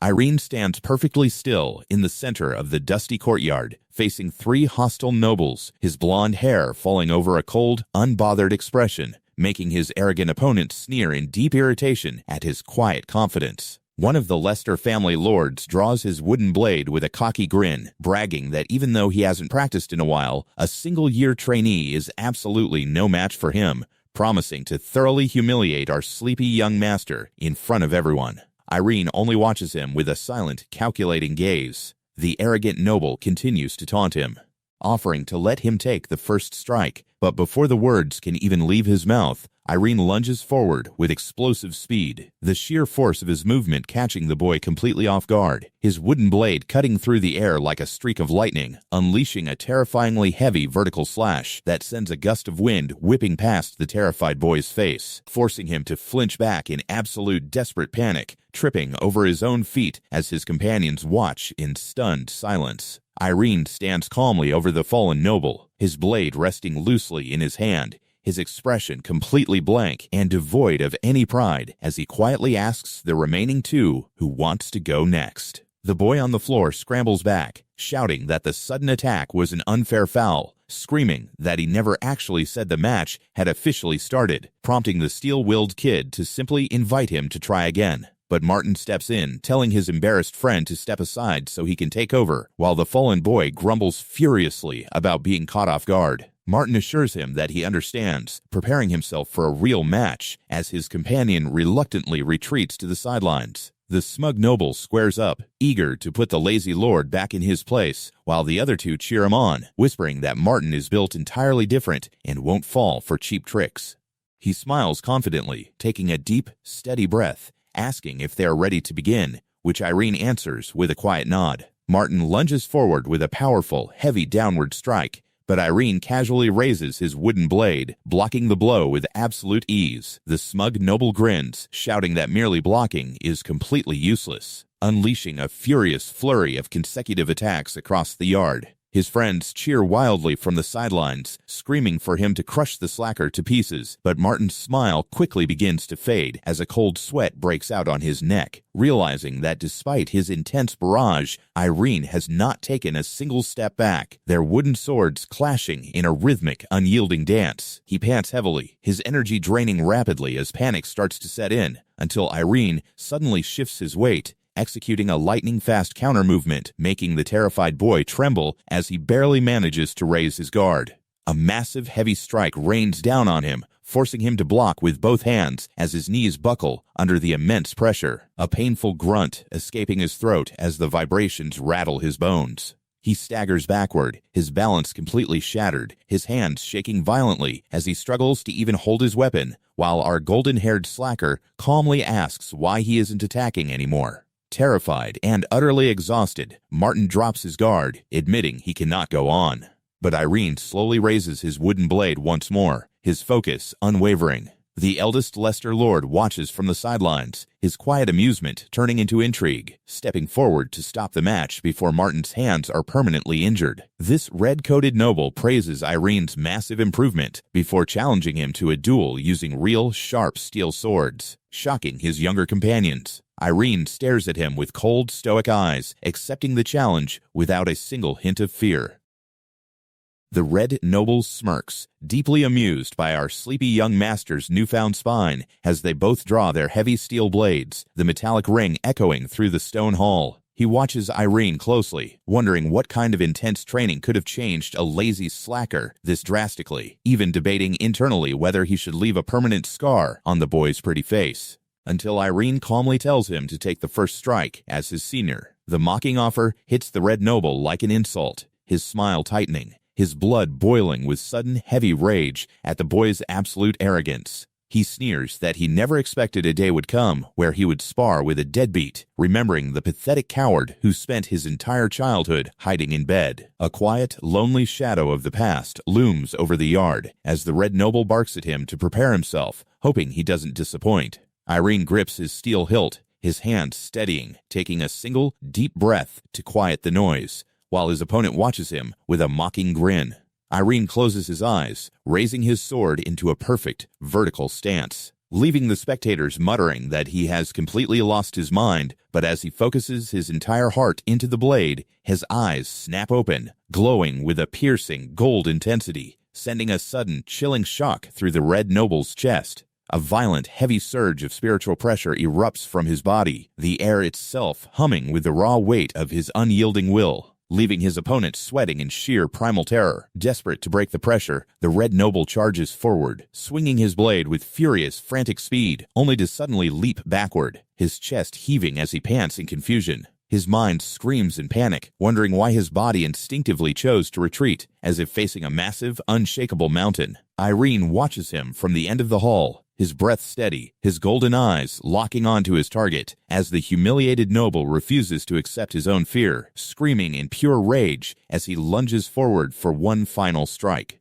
But Irene's heavy vertical slash comes down with the force of an avalanche, their steel swords colliding in a massive explosion of brilliant, blinding sparks. Airen stands firm in the aftermath, sweat dripping from his exhausted face, his jaw tight as he holds his ground against the lingering heat. The Red Noble's fancy, decorative clothing is torn, his gloved hand shaking violently against his ruined pride. Under the pale, cold moon, the gnarled trees of the estate stand silent, witnessing the sudden rebirth of a true warrior. All the mocking doubts of his youth and the silly, childish rumors of his laziness have completely shattered in a single night. He sees the vast, endless path before him, shrouded in crimson, stormy clouds, the weight of his destiny calling. As he steps forward onto the cold road, his resolve locked in steel, every piece of his training, forging an unbreakable foundation that no noble can ever shake again. Rain begins to fall over the quiet courtyard, washing away the blood and sweat from his blade, his boots anchored deep in the mud. The image of the legendary Dark Knight looms behind him, the family banner waving proudly in the storm, his heavy chest plate catching the rain, his hand resting securely on his sword, a physical testament to his grueling effort. Forged in the quiet dark of his room, tempered by the tears of his family, standing as an absolute master of his own fate, the red-scarfed warrior of his dreams charges forward, unleashing a devastating, final blow, shattering the remnants of his old, cowardly self. His muscles tighten with explosive, raw power, every single day of agonizing training, manifesting in absolute, physical perfection. The shadows of his past self scream and dissolve, their mocking laughter turning into silence as his sword cuts down the final barrier. The surrounding crowd can only watch in breathless, stunned disbelief. The Red Noble falls to his knees in the cold dirt, his arrogant grin completely shattered, his weapon spinning away into the darkness. Airen stands tall over the defeated lords, his wooden sword resting quietly on his shoulder, having buried their doubts once and for all. The light of the high moon reflects off his quiet face, his silhouette standing tall against the horizon, unbothered by their superficial noble drama. He has shattered their expectations with a single strike, standing victorious in the quiet yard, his path clear. He brushes his blonde hair from his eyes, his expression completely calm and steady as the adrenaline fades. The storm slowly clears, leaving a bright sky behind as the peaceful garden returns to silence, his trial by fire finally complete.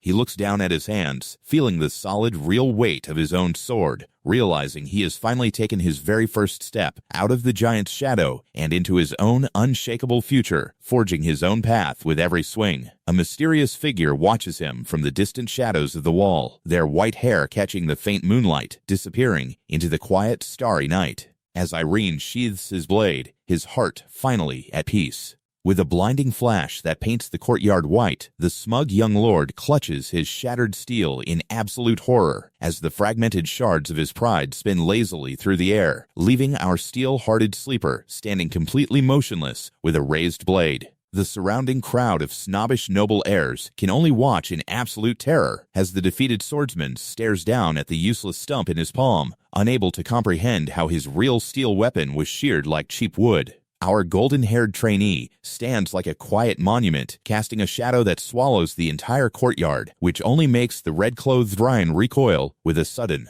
freezing sense of dread. But before the tension can snap, the head of the Lester family steps out of the castle to ask if they were just having a friendly spar, only to freeze in his tracks as he notices the wreckage of his son's weapon, forcing the humiliated young master to desperately think on his feet. Keeping his voice steady, Ryan quickly lies and claims he simply lost a friendly match to Airen, a name that sends a ripple of shocked whispers through the gathering guards. Sensing the crushing embarrassment, the defeated heir hands his ruined weapon to his assistant, muttering a quiet instruction to play it cool while hyping up the boy's incredible power, claiming that a single shockwave split his blade in half from 5 meters away. Though his eyes burn with a quiet, humiliated rage, his father lets out a boisterous laugh to save face, praising Airen's excellent growth, reasoning that since the boy spent a year at the prestigious Krono Academy, it's only natural He's this strong. The surrounding lords eagerly agree, calling it a massive blessing for their upcoming demon subjugation, before taking their leave as the moon rises high over the quiet castle towers. But as they walk toward their waiting carriages in the cool night air, the Leicester patriarch turns to his son with a cold, knowing smirk. He quietly praises Ryan for losing on purpose to mend their fragile alliance with the Pareira family, sternly warning him that their grand plans must not be disrupted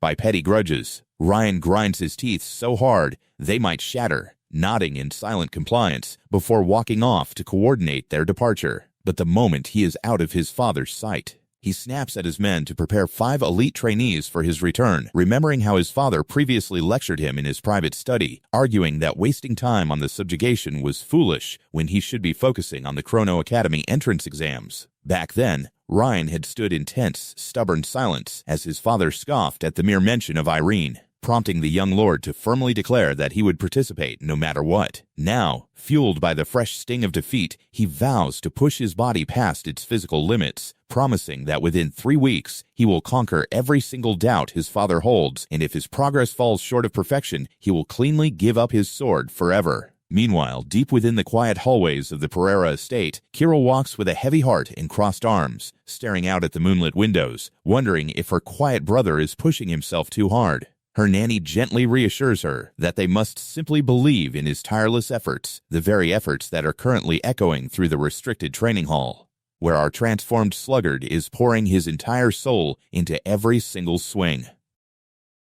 He swings with a desperate, heavy rhythm, repeating to himself that things will no longer stay the same, passing by rows of untouched practice weapons as he slams his blade downward, kicking up thick clouds of dust as he vows to never let his family be mocked again. His heart burns with the heavy weight of his past 10 years of laziness, leaving him drenched in sweat. Gasping for air from the absolute exertion, with his eyes burning with a wild, desperate focus, he resolves to work until his hands bleed so he never has to see his loved ones lower their heads, and looks up to ask if this frantic, painful desperation is what true effort feels like. Perched on the high balcony like a tiny, furry supervisor, the magical cat Ruru warmly assures him that his dedication is the purest form of effort.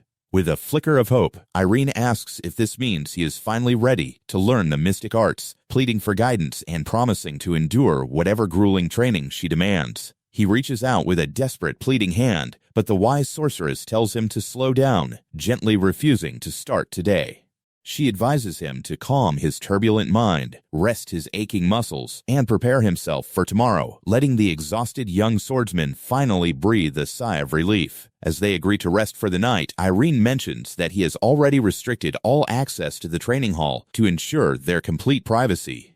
But the next morning, he is completely thrown off to find Ruru wearing tiny glasses, which she proudly defends, claiming proper attire is crucial for setting a serious academic mindset. Standing atop a messy pile of scattered papers, she explains that the heart is the true engine of the mystic arts, which prompts the boy to ask how he can make his own wish stronger. Ruru hops onto a stack of documents and asks if he understands the concept of superstition. She explains that even baseless rumors and unproven myths carry a form of belief, which is the absolute foundation of magical power. Just as the ancient tribes once conjured miracles through their sheer, unshakable faith, revering massive stones or the burning sun as almighty gods, they utilized the power of collective belief to bend the world to their will. She notes that while sacrificing oneself is an incredibly potent way to seal a contract, it is a dark, dangerous path that he must absolutely avoid, lest he lose his soul to the sinister whispers of lurking demons. Instead, she tugs tightly on his collar and declares that the safest,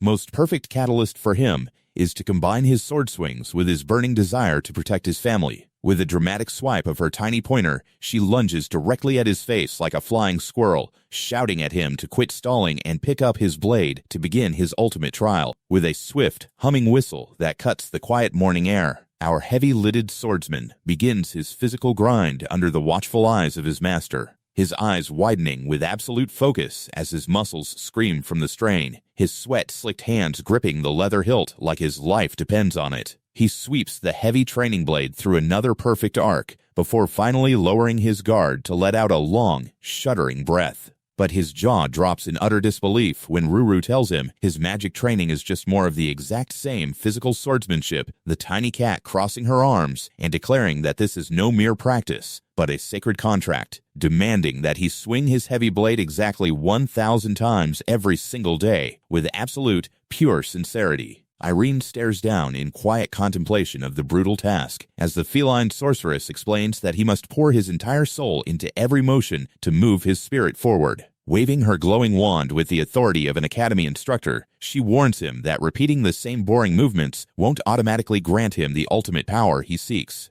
But she quickly pivots, pointing her wand directly at him to explain that the constant repetition acts as a forge, strengthening his inner beliefs and centering his spiritual heart. Every single day he honors this grueling contract, his magical foundation will grow sturdier, prompting the sweaty young man to ask if he simply needs to strike with every ounce of his physical power, or if he must actively channel his deep affection for his family into every heavy swing, or perhaps desperately wish for legendary swordsmanship that will silence every arrogant noble. Watching his clumsy but determined form from the courtyard grass, Ruru lets out a pleased purr and assures him that simply asking those questions means his heart is already awakening. She cheers him on as he unleashes a massive, energetic strike, promising him that his breakthrough is near. Though the idea of magic awakening through basic, sweaty labor sounds like a complete myth, for our golden-haired trainee who knows nothing but stubborn, quiet effort, there is truly no path that suits his nature more perfectly. On the second day of his silent, exhausting lesson, the heavy blade continues to fall, and by the fourth night, his body is covered in bruises under the cold moonlight. By the 10th grueling day, his fingers lose their grip entirely, sending the sword clattering onto the stone, leaving him bent over in absolute exhaustion, breathing like a dying bellows. Looking up with a face slicked in sweat and tears, he quietly whispers if he is actually doing any of this right. Ruru hops down beside his trembling form and asks if he knows what icy poison cools a blazing heart and grinds a spirit down into worthless sand. She answers her own riddle, explaining that self-doubt is a natural disease that infects every warrior when the initial passion fades, leaving their bodies heavy and their thoughts turning dark as they stare at their fallen weapons. But she gently reminds him that he no longer has to carry this heavy burden alone. Leaping onto his shoulder, she tells him that when his own faith falters, he must rely on the unshakable belief of those who stand beside him. Airen looks away in quiet shame, muttering that a pathetic coward who spent 10 years running from the world has no one left who believes in him. The little cat gasps in offense at his sad self-pity and firmly yells that she believes in him with her whole heart. She admits she was completely wrong when she previously compared his worth to a common pebble in a dusty valley, declaring that he is actually a beautifully smooth, sturdy, and precious gemstone of a pebble that no one could ever hate, while pointing to a silly magical chart to rank his fierce sister Kirill as a sparkling sapphire. Ruru warmly reassures him that even from a simple cat's perspective, his family and friends cherish him deeply. Dismissing him for the day, she tells him to head to his chambers and let her words sink in. Sitting by his bedside, the young heir stares at the framed portrait of his smiling family, realizing they patiently waited over a decade for him to wake up from his deep slumber. He remembers the instructors and his loyal friends at the Krono Academy and his strange, furry mentor, realizing that everyone had placed their quiet faith in his inadequate soul. As he closes his eyes with a peaceful, resolved smile, a strange, dark current of energy begins to rise from his chest, swirling around his resting body like a protective, warm cocoon of pure magic, until he is completely encased in a massive, pulsing orb of dark energy. Kirill bursts into the room a few moments later and gasps in horror at the swirling sphere as Ruru excitedly announces that Airen has successfully awakened his mystic arts. But the panicked sister rushes forward, crying that she has never heard of an awakening that swallows a person whole, rounding on the cat and demanding to know what has happened to her brother. The trembling feline explains that Airen has retreated deep inside his own spiritual heart to forge his ultimate wish, entering a private, quiet sanctuary where no outside force can ever disturb his training. But when Kirill frantically asks when he will finally come back to them, Ruru can only look down in silence, admitting that no one knows when he will be satisfied with his results. Tears well up in the young girl's eyes as she collapses in grief, realizing her brother might be lost inside his own mind for a day, a month, or even years. The little cat stares at the pulsing dark sphere, terrified that her well-meaning guidance has cursed another pure soul. But inside the silent world of his own heart, Airen opens his eyes to find himself standing before a familiar stone wall. He looks out across the grassy field and smiles as he recognizes the recurring dream, watching the massive, shirtless warrior swing his giant blade with the same timeless, perfect rhythm. Yet as he watches the muscular giant complete another endless sweep, the ancient swordsman suddenly freezes, breaking his thousands of years-old routine, and slowly turns around to step directly in front of the startled boy. The legendary warrior sweeps his wild hair aside, locking his piercing, brilliant blue eyes straight on to our steel-hearted sleeper. And as the real-world days slowly bleed into weeks, Kirill stands alone in the quiet courtyard, her eyes hollow and wet with tears as she stares at the empty training hall. Standing under the cold, falling winter snow in her formal robes, she looks up at the gray sky with a breaking heart, quietly pleading for her beloved brother to finally open his eyes and come home. Staring directly into the eyes of the giant, our golden-haired trainee stands completely frozen, his mind racing in absolute confusion as he tries to understand this sudden shift, unable to take his eyes off the massive, shirtless swordsman looming before him. As blinding rays of celestial light begin to pierce the ancient sky, our steel-hearted sleeper retreats toward a low stone wall, realizing with a sudden jolt of terror that the ancient warrior is looking straight at him. The giant begins to radiate an overwhelming, violent pressure of pure spiritual energy, fully engulfing his muscular frame in a blinding, crackling white aura, leaving the boy's wide eye reflecting nothing but absolute shock. With a deafening roar, a massive pillar of light surges upward like an erupting volcano, unleashing a physical shockwave of energy that launches Airen backward through the air. He desperately raises his arms to shield his face from the blistering wind, only to be completely swallowed by the blinding white storm, as the muscular giant continues to emit a terrifying, endless deluge of magical power. Slamming hard against the stone wall like a broken doll, Airen lets out a sharp cry of pain before the world dissolves into a blinding flash. He collapses face down in the quiet dirt, groaning in absolute agony, before slowly sitting up and clutching his throbbing head, wondering why his bed suddenly feels like solid rock. But as he rubs his eyes and inspects his strange, coarse training clothes, he realizes he is sitting in a wide sandbox, forcing him to admit that he is still trapped inside this hyper-realistic dream. He looks toward a cozy, quiet wooden house sitting at the edge of the clearing, only to find that the terrifying, shirtless giant has completely vanished. The vast sandbox is totally empty, leaving nothing but wind-blown dust, which only deepens his mounting anxiety as he realizes his connection to the real world is entirely severed. But his heart skips a beat when he spots a massive, jet-black sword embedded deep in the center of the yard, standing like an ancient monument waiting for its true master, causing his eyes to go wide as Ruru's words about the magic of belief echo in his mind. Realizing that this impossible isolated sandbox is the physical manifestation of his own awakened mystic arts, he reaches out and tightly grips the heavy leather-wrapped hilt, heaving the massive black blade from the earth and testing its perfect balance with a confident grin. Taking a slow, deep breath, he closes his eyes to focus his mind, declaring that this sacred, isolated space belongs entirely to him. And with an excited shout, he prepares to push his limits, unleashing a powerful, whistling arc that carves a rushing gale across the quiet yard. Determined to uncover the secrets of the mysterious giant's perfect form, he positions his feet and drives his entire body weight forward, vowing that he will swing until he finds the path his soul is looking for. He grits his teeth, letting out a primal shout of exertion as he drives the colossal weapon downward, splitting the air with terrifying force before finally stepping back to pant heavily as sweat rains from his forehead. Looking up at the dark, starry sky over the stone walls, he sighs, realizing he was just getting started, but night has already fallen. But as he walks toward the wooden house, wishing the sky would stay bright so he could train forever, the ground beneath his feet suddenly begins to glow with a strange, warm light, and within a fraction of a second, the sun shoots back up to the center of the sky, leaving the young heir laughing in absolute awe of his new reality-bending powers. He instantly wishes for the warmth of spring, causing beautiful green grass and colorful flowers to bloom across the barren dirt, and requests a cool, gentle breeze to carry a soft blizzard of pink petals through the training yard. He steps inside his cozy wooden cottage, his body radiating a soft, golden magical aura as his thoughts manifest his desires, and laughs in delight as a massive table piled high with delicious, steaming food appears before him. After eating his fill, he happily collapses onto the soft mattress, muttering that this endless, perfect paradise is the absolute dream environment to master his blade. And so, the endless loop of training begins in his private paradise. But as the weeks bleed together, his body remains trapped in this world even when he sleeps, forcing him to wonder what cosmic connection he shares with the ancient warrior who unlocked this magical space.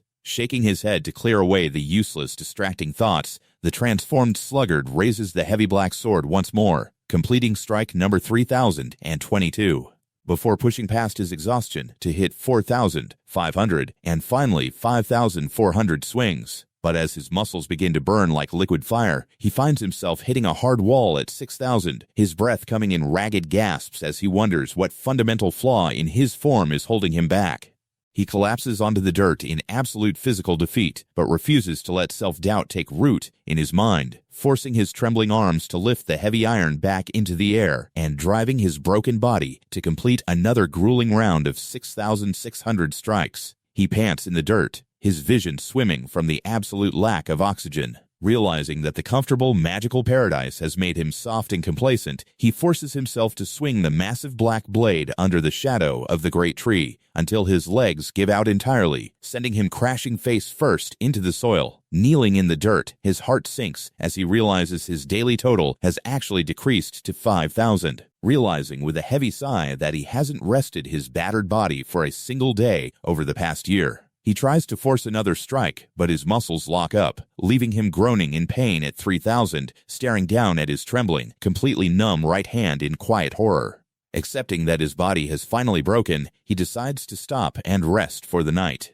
But as the sun rises over the quiet wooden cottage, the heavy black sword remains lying completely forgotten in the dirt. On day 624 of his isolation inside his own heart, our sleeping master lies completely motionless on his bed, as the tragic counter tracking the days since he last held a weapon climbs all the way to a shocking, silent 96. Our sleepy swordsman lies dazed in his bed, staring blankly at the ceiling as the heavy weight of his failure settles in. To be honest, he knew it would end like this, having already wasted more than half of his life as a useless deadbeat. In his mind, he sees himself holding his practice sword, swinging it endlessly in the empty training hall, striving to find his own strength. But looking at himself now, curled up in the dark, he can't help but feel that his entire year of stubborn grinding was nothing but meaningless movement. He doesn't even know how long he has been trapped in this dark room, but just as he decides that none of it matters anymore, he's startled by a sudden, impossible presence. Before he can even react, he's jolted upright in bed, staring in utter shock at the person standing before him. He lies there with his eyes wide open, trying to convince himself that it is just another dream, but a sudden rustle of blankets makes him jump up in sheer panic. The covers are thrown off, and suddenly he is standing in a doorway, panting from exhaustion as he looks at Ilya,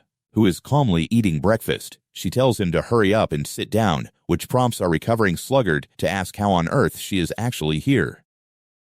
She ignores his useless questions and orders him to eat, shoveling food into his mouth before dragging him out to train. As soon as he raises his sword, she snaps that his posture is a complete mess, warning him that his heart is empty and reminding him of Ruru's teachings. He's stunned that she even knows his feline mentor's name, but she shuts down his confusion with an aggressive scowl, demanding 2,000 more swings immediately. He swings his massive blade through the dark, grueling night until she finally offers a warm smile and says they are done, before vanishing into a brilliant flash of light.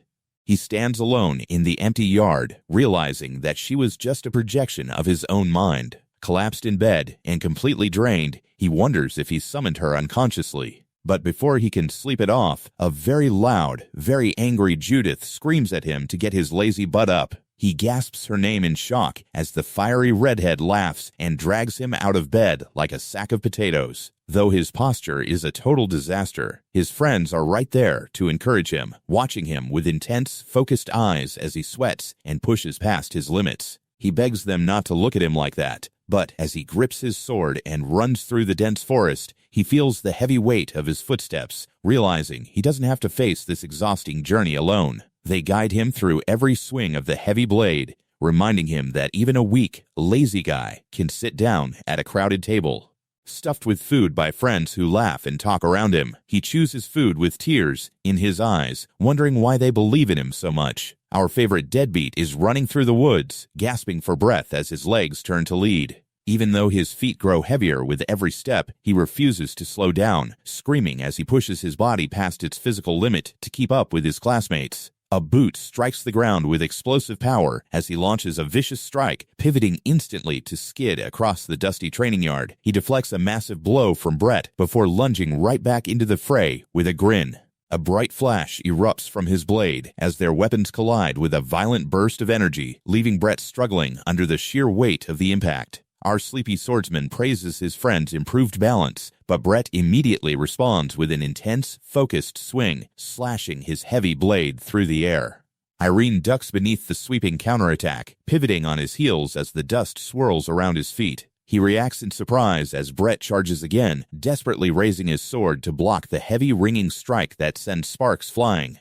Landing softly in a cloud of dust, he watches Brett execute a fluid, wide slash. Judith and Ilya cheer from the sidelines, urging him to land one more hit. Catching his breath, Airen looks up at his friends with a tired smile, finally shedding his toxic obsession with solitary training. He realizes he was mistaken to lock himself away, and that keeping the people you love close to your heart means you never have to stand alone. With his task of 10,000 swings complete, the imaginary companions offer their final encouraging words before they prepare to fade away. He stands tall in the quiet training yard, planting his sword firmly into the ground. The red-haired Judith asks if they are finally finished, and he proudly confirms his brutal daily count. They celebrate their hard work, teasing him about when he'll summon them next. Judith points a finger and warns him to keep working hard, while Ilya gives him a sweet, encouraging smile. He thanks them as they dissolve into particles of light, leaving our golden-haired sluggard alone in the silent training ground. He smiles softly, raising his heavy blade to catch the golden sunset. Then, the real grind begins. Day after day, he sprints through the dense woods, pushing through his 1,200th day of isolation. He swings his sword under the scorching sun, kicking up clouds of dust in the empty yard. By his 1,300th day, he is training deep into the night, never pausing even as his 1,400th day passes. He trains through howling winds and freezing rain that drips from bare branches. His eyes burn with intense focus as his 1,600th day arrives, a lonely silhouette practicing strikes against the dramatic sky. Near a small stone building, his sword sweeps across the earth, and by his 1,700th day, he holds his sword high in triumph. Breathing heavily, he stretches his muscular arms, looking out as the rain gently stops. Standing before a single yellow flower blooming in the dirt, he looks at the horizon in quiet contemplation. He takes a firm, barefoot step forward, his defined body primed for action, with sweat dripping from his focused chin. He channels his energy into a brilliant glow, taking a deep, weary breath as he realizes this breakthrough mirrors the power he felt back at the ancient giant's island. Deciding it's time to test his growth, he summons his 3 imaginary rivals, who look at him with wide, surprised eyes. Judith laughs out loud at his bold request, challenging him to prove he isn't just wasting their time. As they draw their weapons and stand ready to fight, Airen calmly rests his giant blade on his shoulder, smirking as Judith steps forward as his first opponent. With supreme confidence, he shakes his head and demands that they all face him at once. The students stand frozen in shock, slowly gripping their hilts as they realize he isn't joking. He flexes his back and slams his massive sword into the ground, unleashing a violent explosion of energy that shatters the earth and kicks up a massive storm of dust. He stares through the blinding debris, telling them to come at him, his eyes locked onto his targets with absolute certainty. Our sleepy swordsman stands before his 3 elite classmates, looking completely unbothered as they discuss how much he has changed. Judith sneers and tells him to get his weapon ready, but Airen just responds with a calm smirk that quickly shifts into a fierce predatory glare. He stands barefoot on the dusty earth, listening intently for the slightest shift in their breathing. Sensing their movement, he focuses his senses, stomping his foot with explosive power as his hand grips his sword hilt like iron. With sweat dripping down his cheek, he flashes a confident grin and launches forward like a coiled spring, swinging aggressively. His classmates instantly react to the sudden pressure as his opening strike pushes Brett back with a heavy groan. The other two dive in to assist, their weapons clashing in a flash of light, but our golden-haired sluggard easily slips past their coordinates. He spins through their defenses with incredible agility, blocking a joint counterattack with a massive, ringing impact. He tracks their movements with a razor-sharp gaze, watching closely as a silhouette leaps toward him. With a calm smile, he meets them in midair, causing a blinding explosion of sparks that lights up the sky. He moves with fluid grace through the chaos, instantly preparing for the next exchange as their blades scrape violently against each other. He deflects another heavy strike, prompting the red-haired Judith to scream in excitement as she rushes him with her blade. She retreats in shock from his sudden speed, straining to block his incoming counter-slash. But Airen's focus never wavers as he delivers a crushing downward strike that sends shockwaves rippling through the air. They clash simultaneously, their eyes wide with absolute intensity as another blinding explosion of force erupts. The sheer impact shatters the ground beneath their feet. When Judith attempts to maneuver behind him, he registers the sneak attack instantly. He grips his hilt, executing a lightning-fast parry that deflects her blade at the last possible second. She leaps back in disbelief, gritting her teeth against the heavy vibration as the earth erupts with flying rocks. She stares at his perfect defensive stance, realizing his movements are incredibly refined.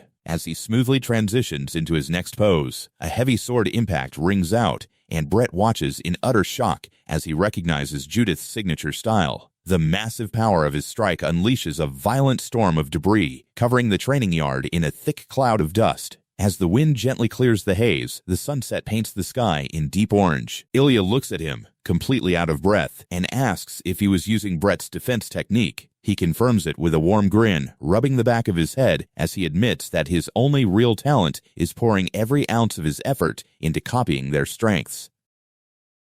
Recalling his days as a struggling recruit, he explains that he wants to absorb their swordsmanship to forge his own ultimate style, knowing he still has a long way to go. He isn't giving up on finding his own sword, but he wants to make his will even stronger. He bows his head, asking them to keep teaching him. This makes Judith lose her mind, screaming that he's a shameless thief. He stands there in mild confusion, suggesting she should just awaken her own mystic arts. In a rage, she throws her sword right at his head, which he barely dodges. She lunges to retrieve her weapon, demanding he shut up, and they draw their blades to clash in one final, intense exchange.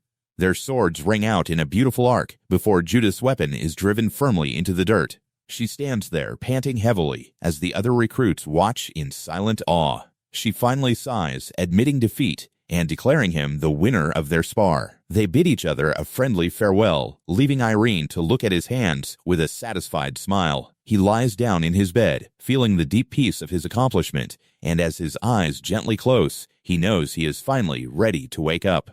Airen walks barefoot across a dusty, endless wasteland until he comes face to face with a massive stone archway that seals off his path with a seamless, handle-less gate. As our barefoot dreamer stands there contemplating his next move, the massive, familiar sword of his dream phantom materializes in the air, and he reaches out to wrap his fingers around the hilt, wondering if this glowing iron is the key to his escape. He lifts the weapon with an easy smile, noting how it fits his grown body perfectly, and chuckles at the irony of his journey. He once ran as fast as his legs could carry him to escape this very blade, yet denying its call would have only left him drowning in despair. Taking a deep breath, our newly awakened sluggard acknowledges how drastically his life shifted after meeting that sleeping warrior, who first dragged him out of a perpetual slump. For the first time in his life, he had swung a sword, ran until his lungs burned and his legs collapsed beneath him, and pushed his physical limits through endless sweat and strain.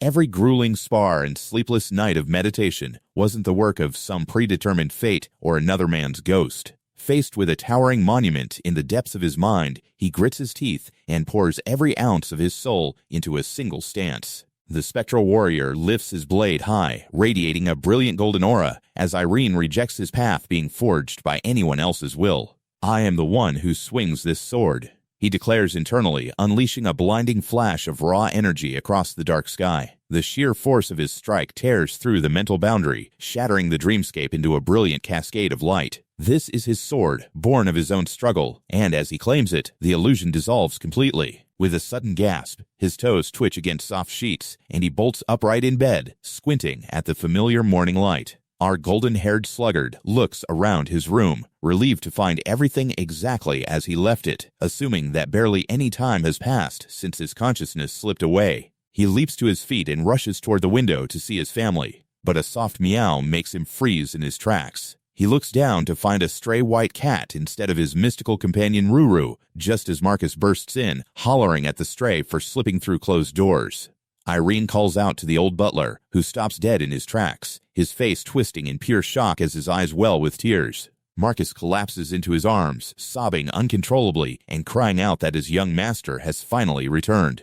Confused by the emotional breakdown, Airen holds his trembling servant, dread suddenly pooling in his stomach as Marcus gasps out that 5 whole years have slipped by while he slept. The revelation hits him like a bucket of ice water. The dream world flowed at the exact same pace as reality. Panic sets in as he realizes his promises to the Academy Master and Ilya Lindsay are completely shattered. He frantically asks if his family is safe, and Marcus can only nod through his tears as his parents burst into the room and throw their arms around him in a weeping embrace. Airen drops to his knees on the floor, pouring out his heart in an apology for leaving them for so long.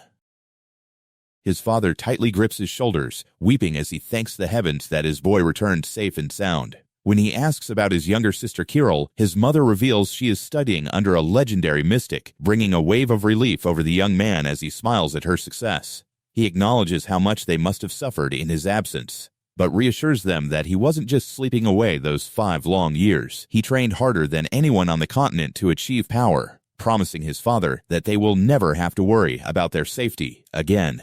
As the eldest son of the Pareira family, he intends to prove his worth, announcing his decision to join the upcoming monster subjugation next month. "You want to join the subjugation?" A sharp voice echoes from the doorway, and as Airen turns to see who it is, a beautiful young woman in a crisp military uniform marches down the hall. He smiles warmly at his sister, but his mother is completely bewildered as to why Kirill is home instead of studying at the principality. Kirill crosses her arms and flatly declares she will be taking her brother's place in the battle, rounding on her parents for even considering sending a boy who was trapped in a mystical barrier for half a decade into danger. Airen gently insists he is perfectly fine and has grown incredibly strong, but his sister fires back that family honor is on the line.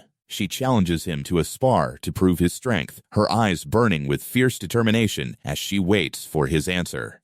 Accepting the challenge, our sleepy swordsman agrees to show her what he has learned, and they head out to the courtyard with his parents watching anxiously. Spectating knights whisper in disbelief, having assumed the family was covering up his death all this time. Kirill takes her stance in the arena and barks at him to draw his weapon, mocking him for stepping onto the field completely empty-handed. But Airen simply raises his hand, manifesting a glowing spiritual blade out of thin air, firmly gripping the massive hilt as he settles into a flawless stance and quietly announces that he is ready to begin. Airen settles into his stance, gripping the hilt with calm determination as the spectators stare in absolute awe at the massive black sword in his hands. The surrounding guards gasp in disbelief, whispering about high-level magic, while his parents watch with wide, trembling eyes, unprepared for their once dormant boy to summon a weapon from nothingness. With a slight smile, our newly returned young master notes that his magic is strictly limited to manifesting this blade, just as Kirill raises her hand to summon 3 glowing purple spectral swords in response. With a sharp flick of her wrist, she sends the energy blades whistling through the air, initiating the duel with a display of raw magical speed. The spectral weapons rain down like a barrage of falling stars, forcing Airen to raise his heavy black sword defensively as the onslaught descends. He deflects the first strike, his arms vibrating violently from the heavy kinetic force, before dodging the remaining blades as they carve deep, smoking trenches through the courtyard tiles. "Airen,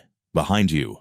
His parents scream in a panic as Kirill suddenly blinks behind him, launching a vicious surprise attack at his blind spot. But our golden-haired hero spins on his heel, catching her blade with a deafening clang of metal, and instantly counters by discharging a wave of raw pressure from his palm. The resulting shockwave tears through the arena, sending a storm of dust and debris flying, while both siblings push their limits in a blinding collision of willpower. The watching guards exchange nervous glances, wondering if they should step in to stop the madness, but Airen stands perfectly composed, his heavy blade poised for the next exchange. Suddenly, the floating purple swords in the air flicker and dissolve into mist, and Kirill's tough military exterior crumbles entirely as tears spill down her cheeks. She runs forward, sobbing hysterically and calling him an idiot for leaving her alone, before burying her face into his chest and letting out 5 years of bottled-up grief. "Appa," she wails, clutching his shirt like a lifeline, before sniffling and warning him that this year's subjugation is infinitely more dangerous than before. Her face turns deadly serious as she reveals that a demonoid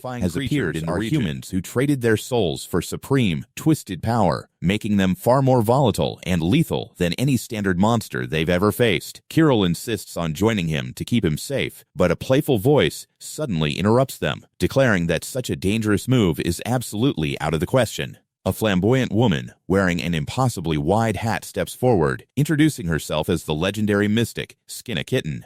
Airen silently notes that she looks incredibly young for someone rumored to be over 50 and is instantly horrified when she chuckles, reading his mind like an open book. Skinna playfully teases the flustered siblings, revealing that Kirill spent the last 5 years constantly talking about her beloved brother. She gently shoos the blushing girl away to her room, before turning back to Airen with a much more sincere expression on her face. She reaches into her robes and pulls out a stunning, glowing blue crystal pendant, explaining that it acts as a powerful ward against demonic energy and deadly poisons. For 5 grueling years, his sister poured her own magical essence into this stone every single day, crafting a protective shield out of pure love for her sleeping brother. Skinna bids him farewell with a knowing smirk, glad to see that Kirill's brother is indeed a cool guy, leaving our heavy sword slacker standing alone under the sky, deeply moved by the fierce devotion of the family he has returned to protect. As soldiers bustle through the bustling subjugation camp, as our quiet swordsman sits in quiet reflection, thinking back to a past conversation where his sister explained that their mysterious cat companion Ruru had simply vanished, gently pleading with him not to harbor any resentment toward her when they eventually reunite. Our golden-haired trainee stands before the camp gates, whispers of doubt already trailing in his wake, as a pair of snobbish southern knights mock his 5-year disappearance as a mere excuse to spend half a decade malingering in bed. A young noble sneers that they had better not get dragged down by a useless sluggard, revealing himself as Kevin Gairn, who tightly grips his sword hilt while swearing to avenge the stinging humiliation Airen handed him years ago. The gossiping knights boast of the powerful capital forces sent to vanquish the demonoid, especially the legendary Twilight Night Order, led by Vice Captain Hill Burnett. But their boasting is cut short when a massive, golden-armored shadow looms over them, as the towering Vice Captain flatly advises the southern nobles to pack up and go home. Kevin snaps at the command, demanding to know how a capital knight can unilaterally dismiss them, but Hill Burnett merely steps forward, unleashing an aura so heavy that the knights collapse under the sudden, crushing gravity, as the nobles tremble in the dirt. The vice captain coldly explains that his men are armed with absolute loyalty, expressing deep disgust for southern aristocrats who prioritize personal glory over the actual safety and peace of the kingdom. "Do you have something to say?" he demands, staring down at the suffocating crowd as Kevin struggles internally against the mountain of pressure pinning him down. Bleeding from his lip, the proud noble gasps out his family name before thoroughly breaking and begging for forgiveness for his inexcusable carelessness. With a booming laugh, the terrifying commander suddenly lifts the pressure, claiming his little demonstration was merely a joke. He reminds them to never let their guard down, leaving the shaken nobles gasping for air as he departs. Later that evening, the vice captain sits alone in his tent reviewing documents until the wandering knight Tom Miller slips inside to pay a surprise visit. Hill asks about Tom's talented disciple from Krono Academy's famous Golden Generation, and the old warrior shrugs, claiming the boy is barely passable compared to a true monster. He reveals that an unbelievable genius on par with the legendary Ignat has emerged, having gone blow for blow with Ilya Lindsay before leaving the academy behind. Hill slams his fist onto the table in sheer astonishment, shattering the floorboards under the weight of the shocking revelation. He stares in disbelief, demanding to know where this hidden titan is hiding, and Tom chuckles, stating that the young monster is actually a southern noble participating in this very subjugation. The vice captain leaps to his feet, urgently asking for the genius's name, as our heavy sword prodigy clutches his glowing blue pendant, unaware that Tom is proudly declaring his name to be Airen Pareira. As the subjugation expedition marches deep into the woods, the heavy silence of the forest is broken only by the clanking of armor. until the commander calls for a quick rest to let everyone catch their breath. While some soldiers sit down to eat, others can't help but gossip about how the noble kids are trying way too hard to show off, though they have to admit that these highborn recruits are actually packing some serious heat, especially the straight-backed young master Ryan Gairn, who keeps swinging his blade with terrifying precision while his ambitious family members watch from the sidelines, practically drooling over the thought of climbing the social ladder. They know they can't drag down their rivals by force, but if they monopolize the glory of this hunt, their family's fading name will finally be back on top. But Ryan isn't just some mindless puppet playing along with their schemes, and when the golden armored commander questions his strange training routine, the rookie calmly explains that going through the motions without true passion is nothing but a waste of time. The other soldiers roll their eyes at what sounds like pure high and mighty posturing. But Hill Burnett is actually intrigued by the kid's intense pride, asking him to explain what he hopes to achieve beyond just hunting down demonoids. Ryan doesn't sugarcoat his greed, admitting he wants honor for his house, but insists that true effort is only complete when you pour your entire heart into every single swing. To him, practicing without that burning desire is a hollow lie, a philosophy that leaves the seasoned commander highly impressed by the young noble's maturity. But there's no time to keep chatting, as a scout runs up to report that they need to get back in formation and move out immediately. As the columns of soldiers resume their march through the dense thicket, Ryan's conniving relatives mutter in his ear, urging him to stay patient until a real opportunity to shine presents itself, or better yet, to just stir up some chaos and create their own lucky break, a devious plan that Ryan is more than happy to agree to. Still marching side by side with the commander, the young noble boasts that his sword is already armed and buzzing with mystic arts, shocking the veteran knight who can't believe a rookie has awakened such high-level techniques. When asked what else he's focusing on, Ryan lists 3 highly specific goals: preparing himself for the psychological shock of his very first kill, staying calm to follow orders instead of becoming a liability, and sharpening his senses to detect the foul stench of demonic energy. It's a surprisingly grounded and realistic checklist, earning him a warm chuckle from the commander, who tells him to leave the heavy scouting to the seasoned veterans and the holy priests they brought along. But before the commander can even finish his sentence, Ryan freezes as a towering, grotesque giant bursts from the trees behind them. The ground shakes violently under the monster's immense weight, sending shockwaves of pure panic through the ranks as soldiers scream that they're being ambushed from the rear. The commander immediately springs into action, roaring for the spearmen to hold the flank, while ordering the young nobles to fall back and protect the support units. But the sheer size of the giant causes absolute chaos, forcing the non-combatants into a desperate retreat as more beasts swarm in. While the seasoned knights rush to form a defensive wall, the fancy armored rookie completely ignores his orders to play guard duty, convinced that this is the golden moment he's been waiting for to prove his worth. With a burst of explosive speed, he leaps high into the air, his blade flashing like lightning as he launches himself directly at the massive beast, which roars in fury with glowing red eyes. Ryan lunges forward with everything he has, but his eyes suddenly widen in pure shock as the giant swings a massive fist, unleashing a shockwave of raw power that clashes violently against his sword, shattering his arrogant delusions in a single, devastating impact. Suddenly, he's locked in a desperate battle for survival against a force he can't possibly match. Just when it seems Ryan is about to be crushed like an insect, our sleepy young master steps forward, his gaze locked on to the towering threat. The surrounding soldiers can only watch in absolute silence as a wave of pure terror washes over the battlefield, while the monster's colossal, clawed hand rips through the air, threatening to crush anyone foolish enough to stand in its path. But the golden-haired sluggard is already in motion, blurring past the giant's guard, prompting a panicked soldier to scream out his name in terror. Even his father's heart stops as he watches his boy charge, but our stone-headed dreamer is already landing a heavy blow, forcing a guttural screech from the beast as it whips its head around, its eyes burning with a murderous red light. Sensing the danger, veterans scream for everyone to get back, but the deafening roar of the clash drowns out their warnings as Airen drives his sword deep into the creature's thick hide, shaking the massive, muscular frame with the sheer force of his impact. The giant slams its fist down in a desperate attempt to swat him, shattering the earth, but our sleepy young master is already leaping back,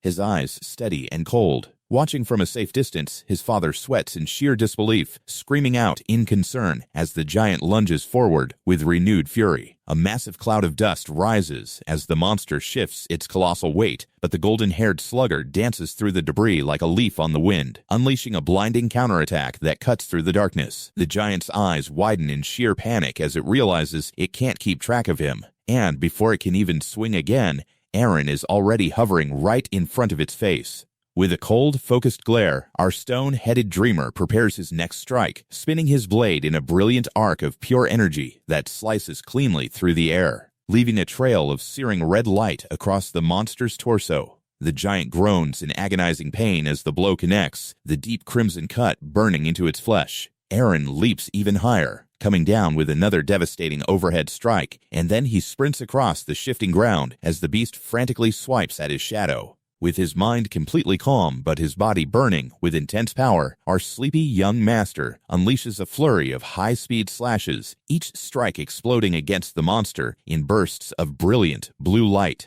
The final blow hits with the force of a falling meteor, sending shockwaves of dust and stone flying, leaving the giant shrouded in a dark, chaotic vortex of its own failing energy. But even as its red eyes begin to flicker in the dark, the beast refuses to go down quietly, opening its jaws wide to release a desperate toxic breath. A nearby knight screams for Airen to get out of the way, but the golden-haired sluggard simply plants his feet, channeling the wind around him to stand firm against the storm, his blade glowing like a beacon in the night. The spectating soldiers can only stare in utter disbelief, realizing that the wild rumors they dismissed as tall tales were actually true. This quiet boy is indeed the legendary genius of the Hail Kingdom, a true monster disguised in human skin. As the lingering energy fades from Airen's body, the veteran knights quickly rally to finish off the remaining beasts, their commanding shouts echoing through the clearing as they secure the battlefield once and for all. With the threat finally neutralized and the sky clearing overhead, the soldiers begin to gather their gear and tend to the wounded. The commanders announce that they will resume the march shortly, but Airen stands alone in the quiet forest, staring at his hands in confusion. He can't understand why he suddenly lost control of his emotions, remembering how a primal, unstoppable rage took over the moment he saw the giant. It felt like he was merely a passenger in his own body, as if some ancient, mysterious force had temporarily hijacked his soul. Before he can search for answers, a heavy shadow falls over him, and he looks up to see the imposing figure of the vice captain standing there. Hill Burnett stares down at the boy with an unreadable expression, asking him flat out if he realizes the gravity of what he just did. Our stone-headed dreamer immediately bows his head in apology, admitting he acted rashly and broke the chain of command. But the vice captain suddenly bursts into a hearty laugh. Patting the kid's shoulder, Hill tells him to raise his head, reminding him that in a war zone, slaying the threat and keeping everyone alive is the only order that truly matters. With a warm grin, he congratulates the rookie on an absolutely spectacular debut.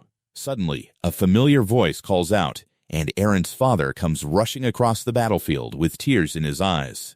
The worried noble frantically inspects his son for any injuries, but our sleepy young master just offers a dusty, reassuring smile, insisting that he's completely fine. His father pulls him into a fierce, emotional hug, whispering how incredibly proud he is of the man his boy has become. Airen is momentarily stunned by the raw warmth of the embrace, a soft smile spreading across his face as he wraps his arms back around his father and quietly thanks him. But while the Pareira family shares this beautiful moment of peace, a dark silhouette watches them from the shadows, whispering to a hidden accomplice to check if their sinister plan is ready. The accomplice confirms with a wicked grin that everything is set, prompting the mastermind to hiss a chilling order to strike immediately, unleashing a silent poison that threatens to ruin our hero's hard-won victory. As the subjugation force resumes its march deeper into the territory, Airen holds up a strange, pulsing artifact given to him by his sister, who promised its magic would keep him safe on his journey. The commander watches in curiosity, but his expression instantly hardens as the crystal flashes with a brilliant light, warning that enemies are closing in from the left.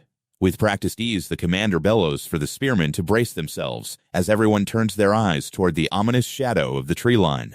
When a demonic beast suddenly leaps from the foliage, the soldiers cut it down instantly, leaving the commander in awe of the artifact's precision. Realizing this is no mere stroke of luck, the veteran leader looks at the fallen beast in deep thought before turning back to our sleepy young master to announce that he will prioritize the boy's instincts over the priest's official detection tools. Airen simply nods, accepting the heavy responsibility as they continue their march through the dark woods. By the time the sun dips below the horizon, the exhausted troops finally halt to set up their encampment, eagerly gathering around the blazing campfires to get a warm meal after a long day of fighting. The seasoned soldiers can't stop gossiping about the 21-year-old rookie, wondering how someone so young could already possess the skills of a high-tier expert, while the golden-haired sluggard sits quietly by himself, stirring his stew. But his quiet dinner is suddenly interrupted when the artifact in his lap begins to glow with a dark, ominous light. Airen remembers his sister's warning that if the stone ever turned black, it meant poison, and his eyes widen as he realizes someone in the camp is trying to kill him.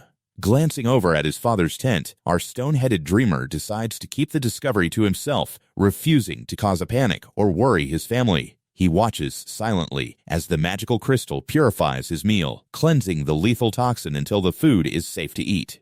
But as he lifts his wooden bowl, he notices a tiny scrap of paper hidden underneath, scribbled with a rushed, uneven warning to watch out for the food. Confused by the messy handwriting, our sleepy young master wonders who in this hostile camp would secretly risk everything to save his life. He glances back into the shadows of the forest, where a mysterious figure stands hidden behind a tree, quietly watching the boy's reaction while praying that helping him was the right call. Before Airen can investigate further, the vice captain approaches him, asking if he's done eating and throwing out an unexpected invitation to a friendly spar. Hill Burnett wants to gauge the absolute limit of the rookie's power before they reach the main demonoid stronghold. Soldiers immediately crowd around the clearing, thrilled at the chance to see a high-level duel, and the commander draws his sword, challenging the kid to do the same. With a calm breath, the golden-haired sluggard reaches out, summoning his blade seemingly out of thin air in a burst of brilliant light, leaving the spectating soldiers absolutely speechless.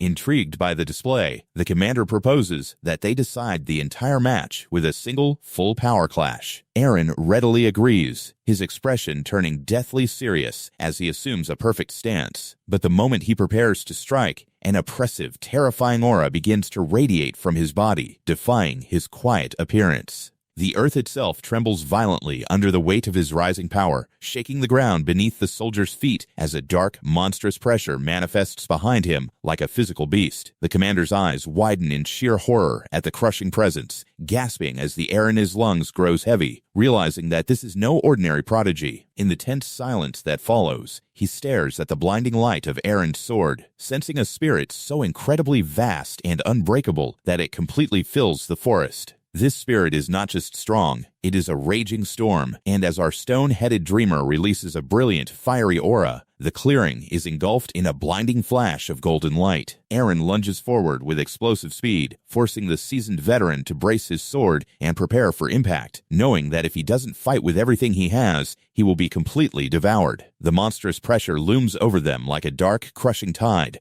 holding the spectators frozen in place. A late-arriving soldier runs up to join the crowd, but drops his food tray in sheer shock as the unbelievable force of the clash unfolds. Stormy clouds gather overhead as if answering the call of their blades, while the combatants move like shadows across the clearing, leaping through the air in a dance of pure destruction that leaves trails of light cutting through the night. When the shockwave finally dissipates, a silhouette lands softly on the ground, leaving the commander staring in stunned silence. As a nearby soldier quickly scrambles to clean up the spilled food, the commander takes a deep breath and calls an end to the spar, announcing to the entire camp that Airen Pareira is hereby granted full independence to act as he sees fit. The crowd gasps in shock, but our sleepy young master is the most surprised of all, as the veteran leader officially admits that the boy's skills are already far beyond those of an ordinary expert. Later that night, the camp falls dead quiet under the dark sky, but Airen lies wide awake inside his tent, staring blankly at the ceiling. He can't stop thinking about the overwhelming rage he felt during his fight with the giant, and how a similar, untamed emotion took over his body during the spar with the commander. That terrifying feeling of losing control and being driven by pure instinct is all too familiar, dragging his mind back to the very day his training began. In his mind, he stands once again in the pouring rain, confronting the towering, shadowed warrior who held the massive sword in his dreams.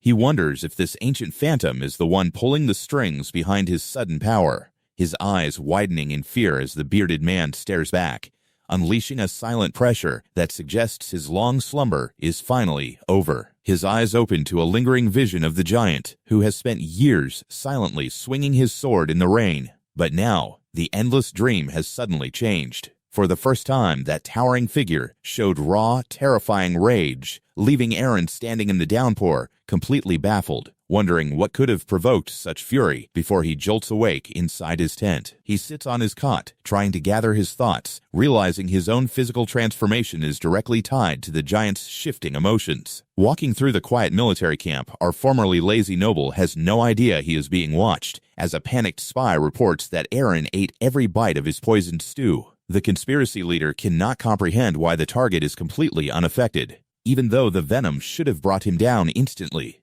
In a desperate bid, the leader demands they double the dosage, ignoring his subordinate's warning that such an extreme amount will kill him, snapping that any hesitation is a betrayal, and aggressively reminding the trembling soldier exactly who bought his loyalty. The terrified spy quickly backs down, enduring the leader's venomous threats, which demand he focus on his duties if he wants to survive. Just as the morning march is called, our golden-haired trainee notices his sister's protective pendant glowing in his food, making him realize they are trying to poison every single meal. He keeps his expression perfectly calm, reassuring a concerned vanguard that he is completely fine as the subjugation squad moves deep into the woods until a sudden chill runs down his spine.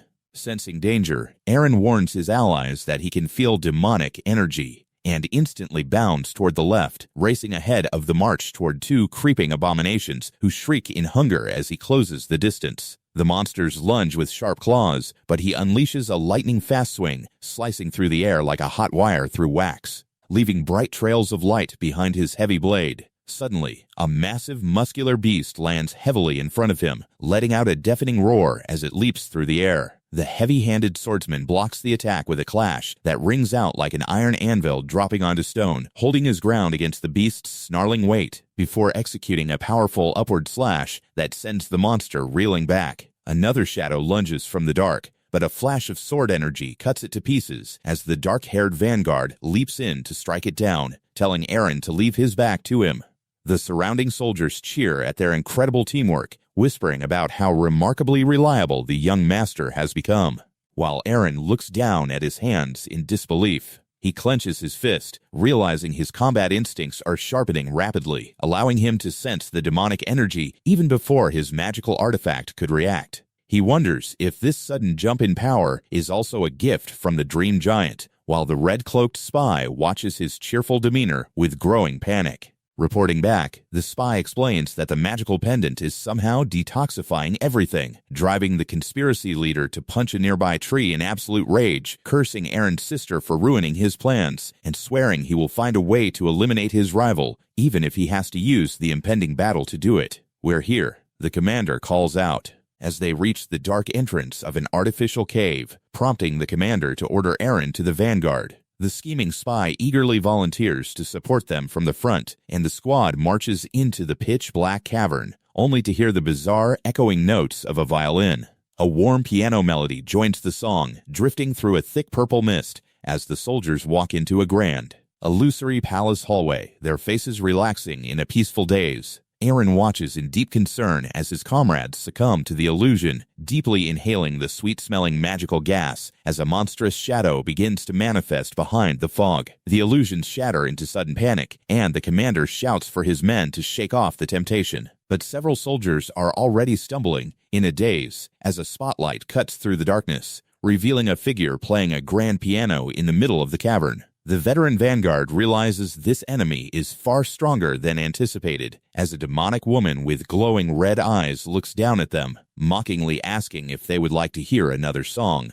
While the battlefield descends into chaos, a lightning-charged warrior unleashes a surge of crackling purple energy, channeling his raw power with a fierce, intense expression, before smirking like a kid who just found a box of matches. Right next to him, a dual-wielding rogue stands ready with glowing eyes, gripping two ornate daggers that pulse with magical energy, right beside the heavy steel chains hanging from his belt. Meanwhile, a heavily armored juggernaut with a glowing red cape stands prepared, drawing a massive blade that crackles with raw energy and holding the giant weapon steady to face the onslaught. But not everyone is feeling so brave, as a despairing warrior looks upward with tears in his eyes, closing them as the waterworks fully start to flow, completely overwhelmed while giant system warnings overlay his misery. Then we have our unbothered orange-shirted slacker, who looks on with a completely neutral expression, staring directly at us with absolute zero enthusiasm before dropping to sit flat on the floor.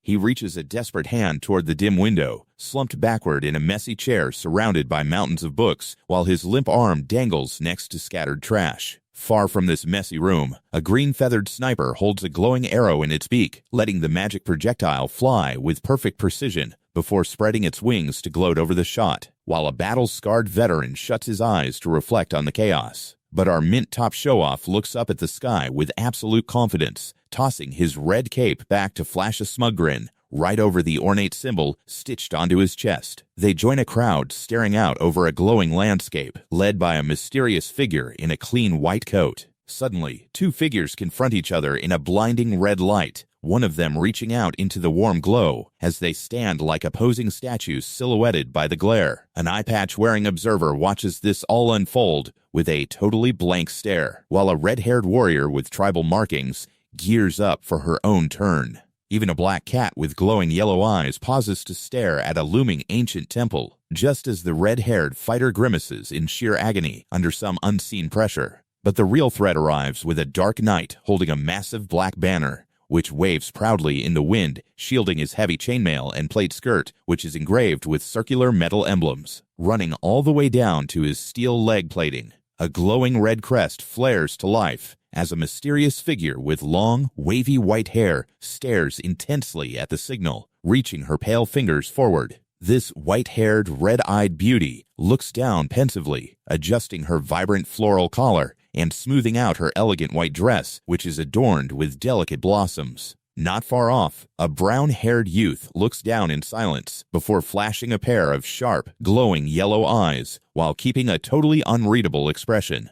Deep in the shadows, a light-haired figure is suddenly struck with shock, their eyes widening in pure disbelief as they look down at a tiny object cradled in their palm, while our beefy brawler sits on the dirty ground, resting his massive hand on an equally giant sword. He listens as a companion complains about keeping their work contract, prompting a fit, braided warrior woman to speak up and remind everyone about the true nature of their ragtag team. A fighter with yellow highlights looks down in contemplation, then gazes intensely ahead, while slowly unfolding a decorative fan adorned with elegant gold lettering. Elsewhere, two mysterious figures stand against a stormy sky, their glowing blue eyes cutting through the gloom as they watch the horizon under heavy, dark clouds. Under a massive, brilliant full moon, a lone swordsman casts a striking silhouette, looking over his shoulder at the giant lunar backdrop, before sitting down on the edge of the water to enjoy the quiet night. He lets out a heavy sigh, wondering what on earth to do next, as our golden-haired thinker rests his chin on his hand, utterly baffled by how he's supposed to find something that doesn't even exist. And then things get incredibly weird, with a dark-haired man looking utterly distressed as someone rants at him,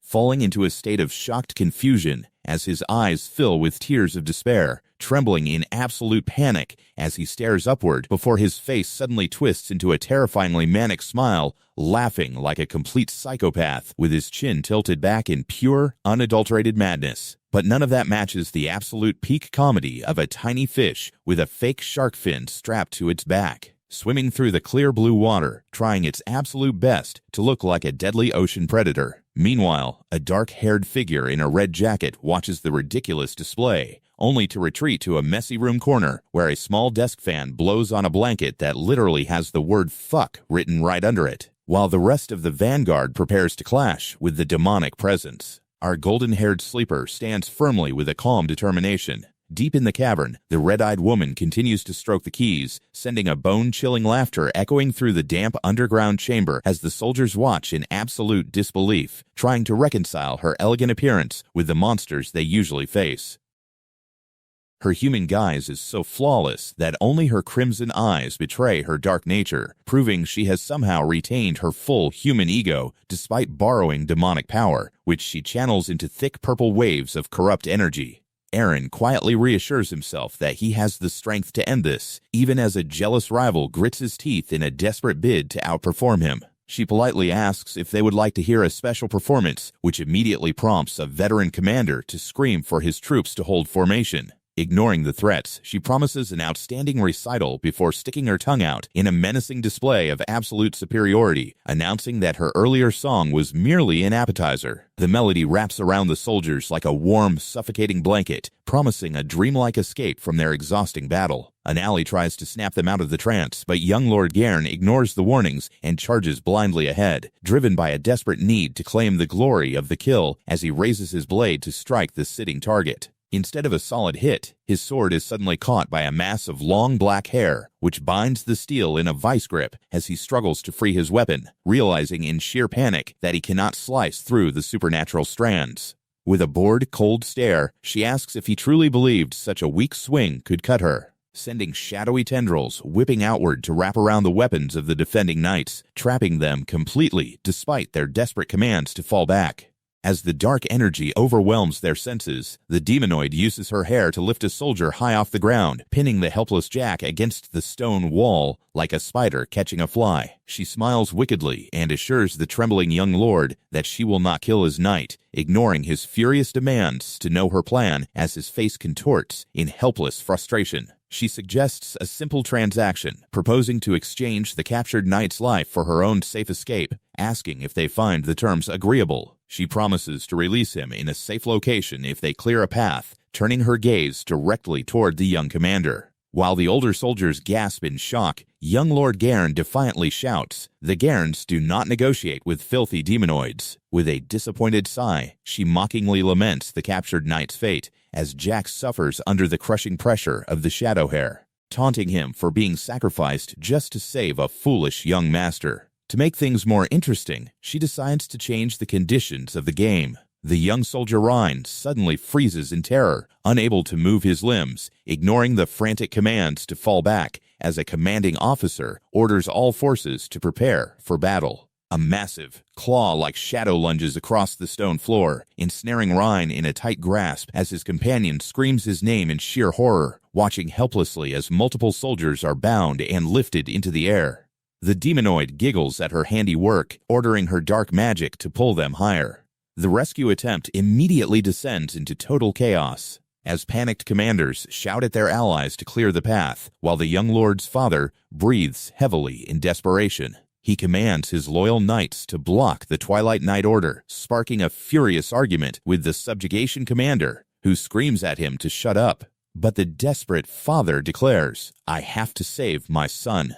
Delighted by the infighting, she confirms the deal is still on, swearing on the name of her dark master, "I swear on the name of the one that I serve, Lastro Nim." The desperate father demands his fellow barons lend him their strength, but the subjugation commander uses his authority to issue a counter-order, commanding his men to cut down anyone who interferes with the subjugation, regardless of status. As a knight screams in pain during the scuffle, the demonoid laughs hysterically at the beautiful chaos, cruelly mocking Jack's insignificance compared to the noble's son, eagerly waiting to see what foolish moves these desperate humans will make next. She turns her head to invite her quiet observer to enjoy the show, only to freeze in sudden confusion, as she notices our formerly lazy lord standing perfectly still while a confused soldier asks, "Since when has he been like that?"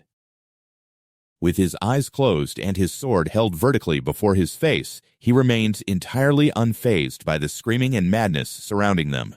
The demonoid wonders what he could possibly be planning, just as Airen opens his eyes and unleashes a blinding flash of golden light. His strike descends with the crushing weight of a collapsing mountain, revealing a brief, intense crimson glare. as the powerful shockwave hits the demonoid dead on, blasting her backward through the air, while our sword-obsessed sleepyhead stands immovable amidst the debris. Inside the lingering shockwave, the heavy, scarred warrior from his dreams appears, clad in dark, blood-stained iron, crushing the shattered remains of his old laziness under a heavy iron boot. The demonoid's mental illusion begins to splinter, leaving her internal spirits crying out in sheer terror, unable to withstand the pure concentrated force of Airen's soul. Her grip on the dark magic slips away as her shadowy hands fail to maintain their hold on the physical realm.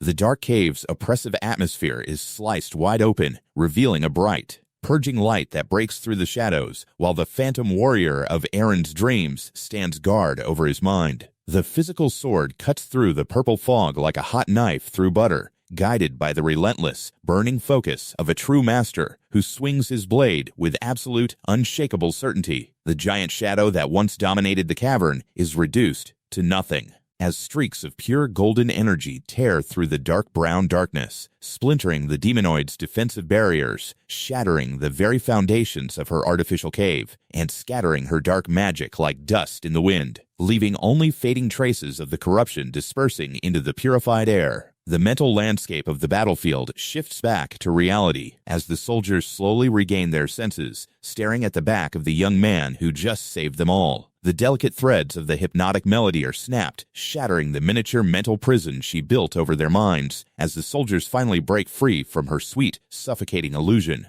The shadow of Airen's sword swinging giant stands tall in their minds, its dark banner waving over the battlefield, bearing the heavy, ancient texture of a warrior's resolve, firmly rooted amidst the crumbling ruins, reinforced by years of solitary swinging, welded into a weapon of absolute purification, honed to strike down any demonic influence, leaving an indelible mark on everyone who witnessed it. The young commander stares in stunned silence, remembering the arrogant deals the monster tried to make, which have now been completely blown away. A small, dark shadow of the demonoid spirit tries to flee, clinging to her shoulder in desperation, but Airen's golden energy continues to expand, reaching out to dissolve her remaining corruption. A final, brilliant explosion of pure mana detonates, creating a chaotic shockwave of light as a glowing magical seal purifies the dark chamber. Airen calmly adjusts his collar, his hand still glowing with residual blue mana as the bright light fully dissolves the shadow magic. The demonoid woman, now completely stripped of her power, looks up in tears, her dark collar stained by her own defeat.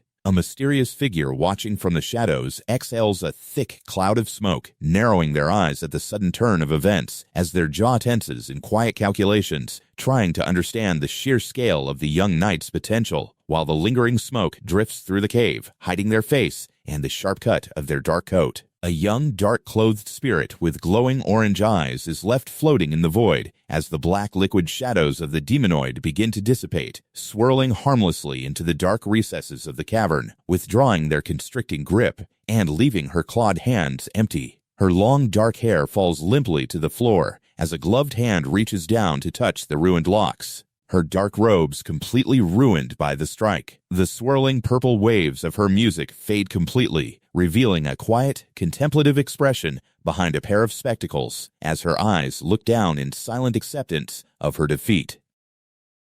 Back at the camp, Freya sits with a wooden mug, completely unaware of the massive battle that just took place, as an onlooker's eye opens wide in absolute awe, staring at the incredible, reflective light of Airen's soul, unable to look away from the young man. Meanwhile, the defeated demonoid screams in agony as her power is burnt away, raising her hands in utter despair, her face contorted in a final painful cry as she disappears into the shadows. Airen stands panting through the smoke, his face caked in dirt, but his eyes are fixed entirely on the piano-playing demonoid, who watches her illusions shatter into splinters under a massive glowing strike that tears through the cavern, unleashing a violent shockwave that leaves the surrounding soldiers completely stunned. As our blunt-faced swordsman turns his head to press the advantage, the red-eyed monster drops to her knees, coughing up blood as she realizes her body is rejecting her own healing magic. Desperate to buy time, she cloaks herself in dark energy and prepares to grab the hostages as human shields, hoping to force him to hesitate, but our heavy-handed trainee doesn't break his stride. Leaping into the air to deliver a brutal downward slash,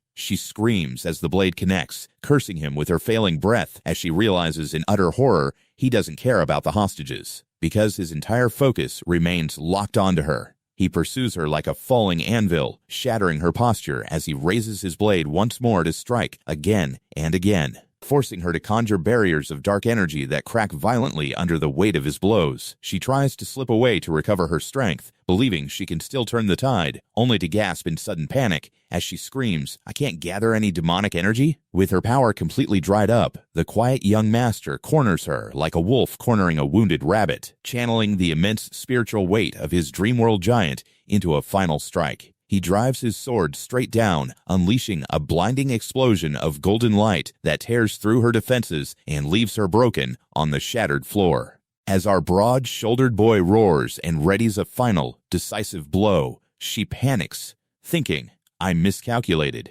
I can't beat this guy," knowing that one more step will mean her absolute end. The remaining energy blasts tear up the earth, completely engulfing her. But before he can strike, a masked golden warrior dashes through the blinding dust, leaving the watching commanders utterly paralyzed with shock. Leaping with feline agility, this mysterious ally delivers a lightning-fast strike that cuts clean through the smoke, leaving the demonoid to look down in horror as she realizes her entire lower half has been sliced away, before receiving one final devastating blow that forces her to desperately crawl away in the dirt. She scrambles to escape, making a sharp turn into the shadows, only to see a terrifying silhouette loom over her with a single eye flashing like a struck flint. Trembling in terror, she can only watch as a massive pillar of light energy erupts from the ground, tearing the surrounding space apart and shredding her physical form as she weeps in absolute disgrace, whispering, "What a disgrace," as her body crumbles. But as the dust settles, we find our red-headed noble standing in the dark, surrounded by a strange green flame that wraps around his hand, making him gasp in agonizing shock as something dark and heavy begins to settle deep inside his chest.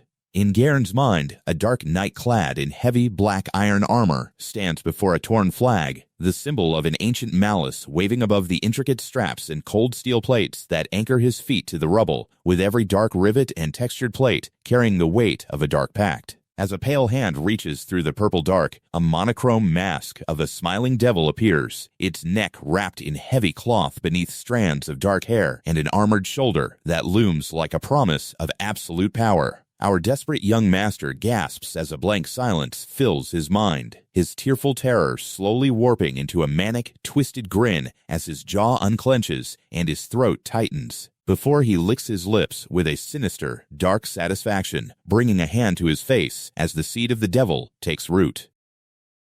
Meanwhile, the quiet peace of the capital remains undisturbed as people sleep soundly throughout the quiet streets, completely unaware of the darkness brewing in the deep wild. Under a giant moon, another armored warrior quietly reaches for their sword, gripping the cold hilt as they prepare for a battle that is surely coming. While in a dark, stormy field, a lone figure stands with their eyes closed, chewing a piece of dry grass in absolute calm.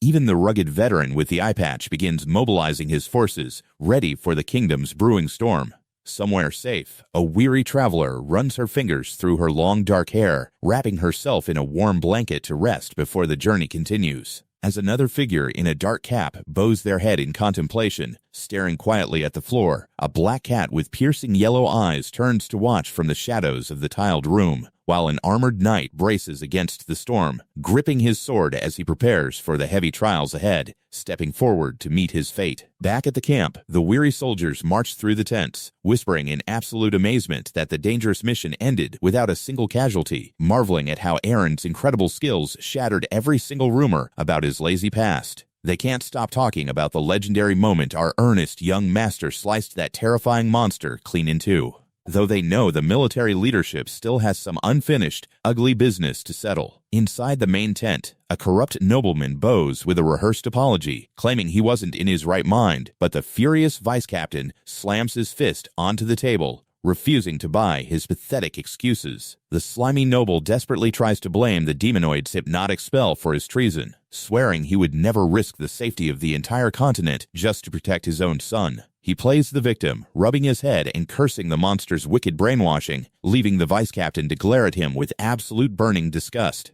The commander knows the traitor was fully conscious, but without a shred of concrete evidence, his hands are completely tied, allowing the corrupt noble to hide his sinister, triumphant smirk behind a raised hand. Meanwhile, in a quiet, lavish room, our waking swordsman rests his tired feet on the edge of a bed, staring blankly at the ceiling, with his hands folded behind his head. He sits up with a heavy sigh, his mind completely consumed by the strange golden power he unleashed, realizing that his sword wasn't driven by a desire to protect his beloved family. His grip on the blade during that frantic, bloody struggle was fueled by nothing but a cold, instinctual urge to slaughter the demonoid, making him wonder if this dark obsession stems from the mysterious warrior in his dreams. The towering, muscular figure with the long white hair haunts his thoughts, leaving Airen deeply confused about his own identity and purpose. His brooding is suddenly interrupted by a knock at the door, announcing an unexpected visitor, and the gold-haired hardworker is surprised to see the stoic Nightjack step inside.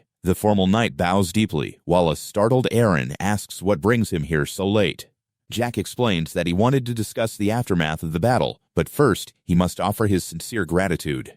Airen looks up in mild surprise as Jack confesses that when he was taken hostage, neither his subordinates, his commander, nor his own liege cared if he lived or died. But our honest young master cuts him off, quietly admitting that he didn't care about the hostages either, and only swung his sword to kill the monster. Even so, the grateful knight bows again, insisting that Airen's actions saved his life and thanking him from the bottom of his heart. Airen looks down, deeply conflicted by the unearned praise, until Jack drops a massive bombshell, confessing that he was the one who poisoned Airen's food. A heavy, suffocating silence fills the room as they sit across from each other, with Jack expressing deep remorse for committing an act so utterly disgraceful to his knighthood. The kneeling knight declares he will accept any execution or punishment Airen deems fit, leaving the young master reeling as his dark suspicions are suddenly confirmed. Overwhelmed by the confession, Airen abruptly stands up, startling the remorseful knight.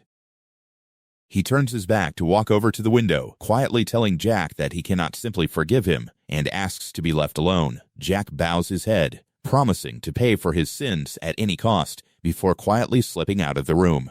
As Airen sighs, a familiar black cat suddenly materializes on his desk, and our fluffy little mentor looks up at him with wide, sorrowful eyes.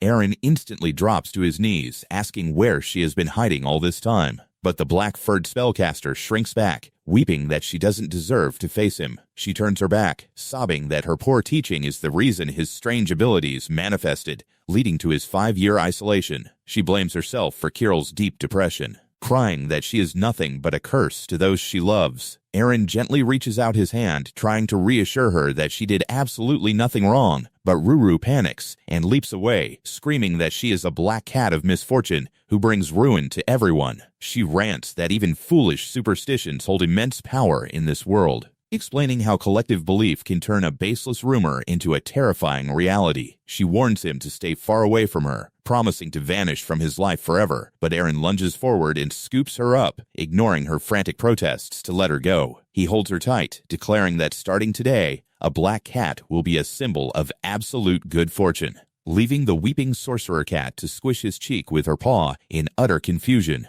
Her heavy tears finally spill over, and she buries her face in his chest, softly admitting how terribly she missed him.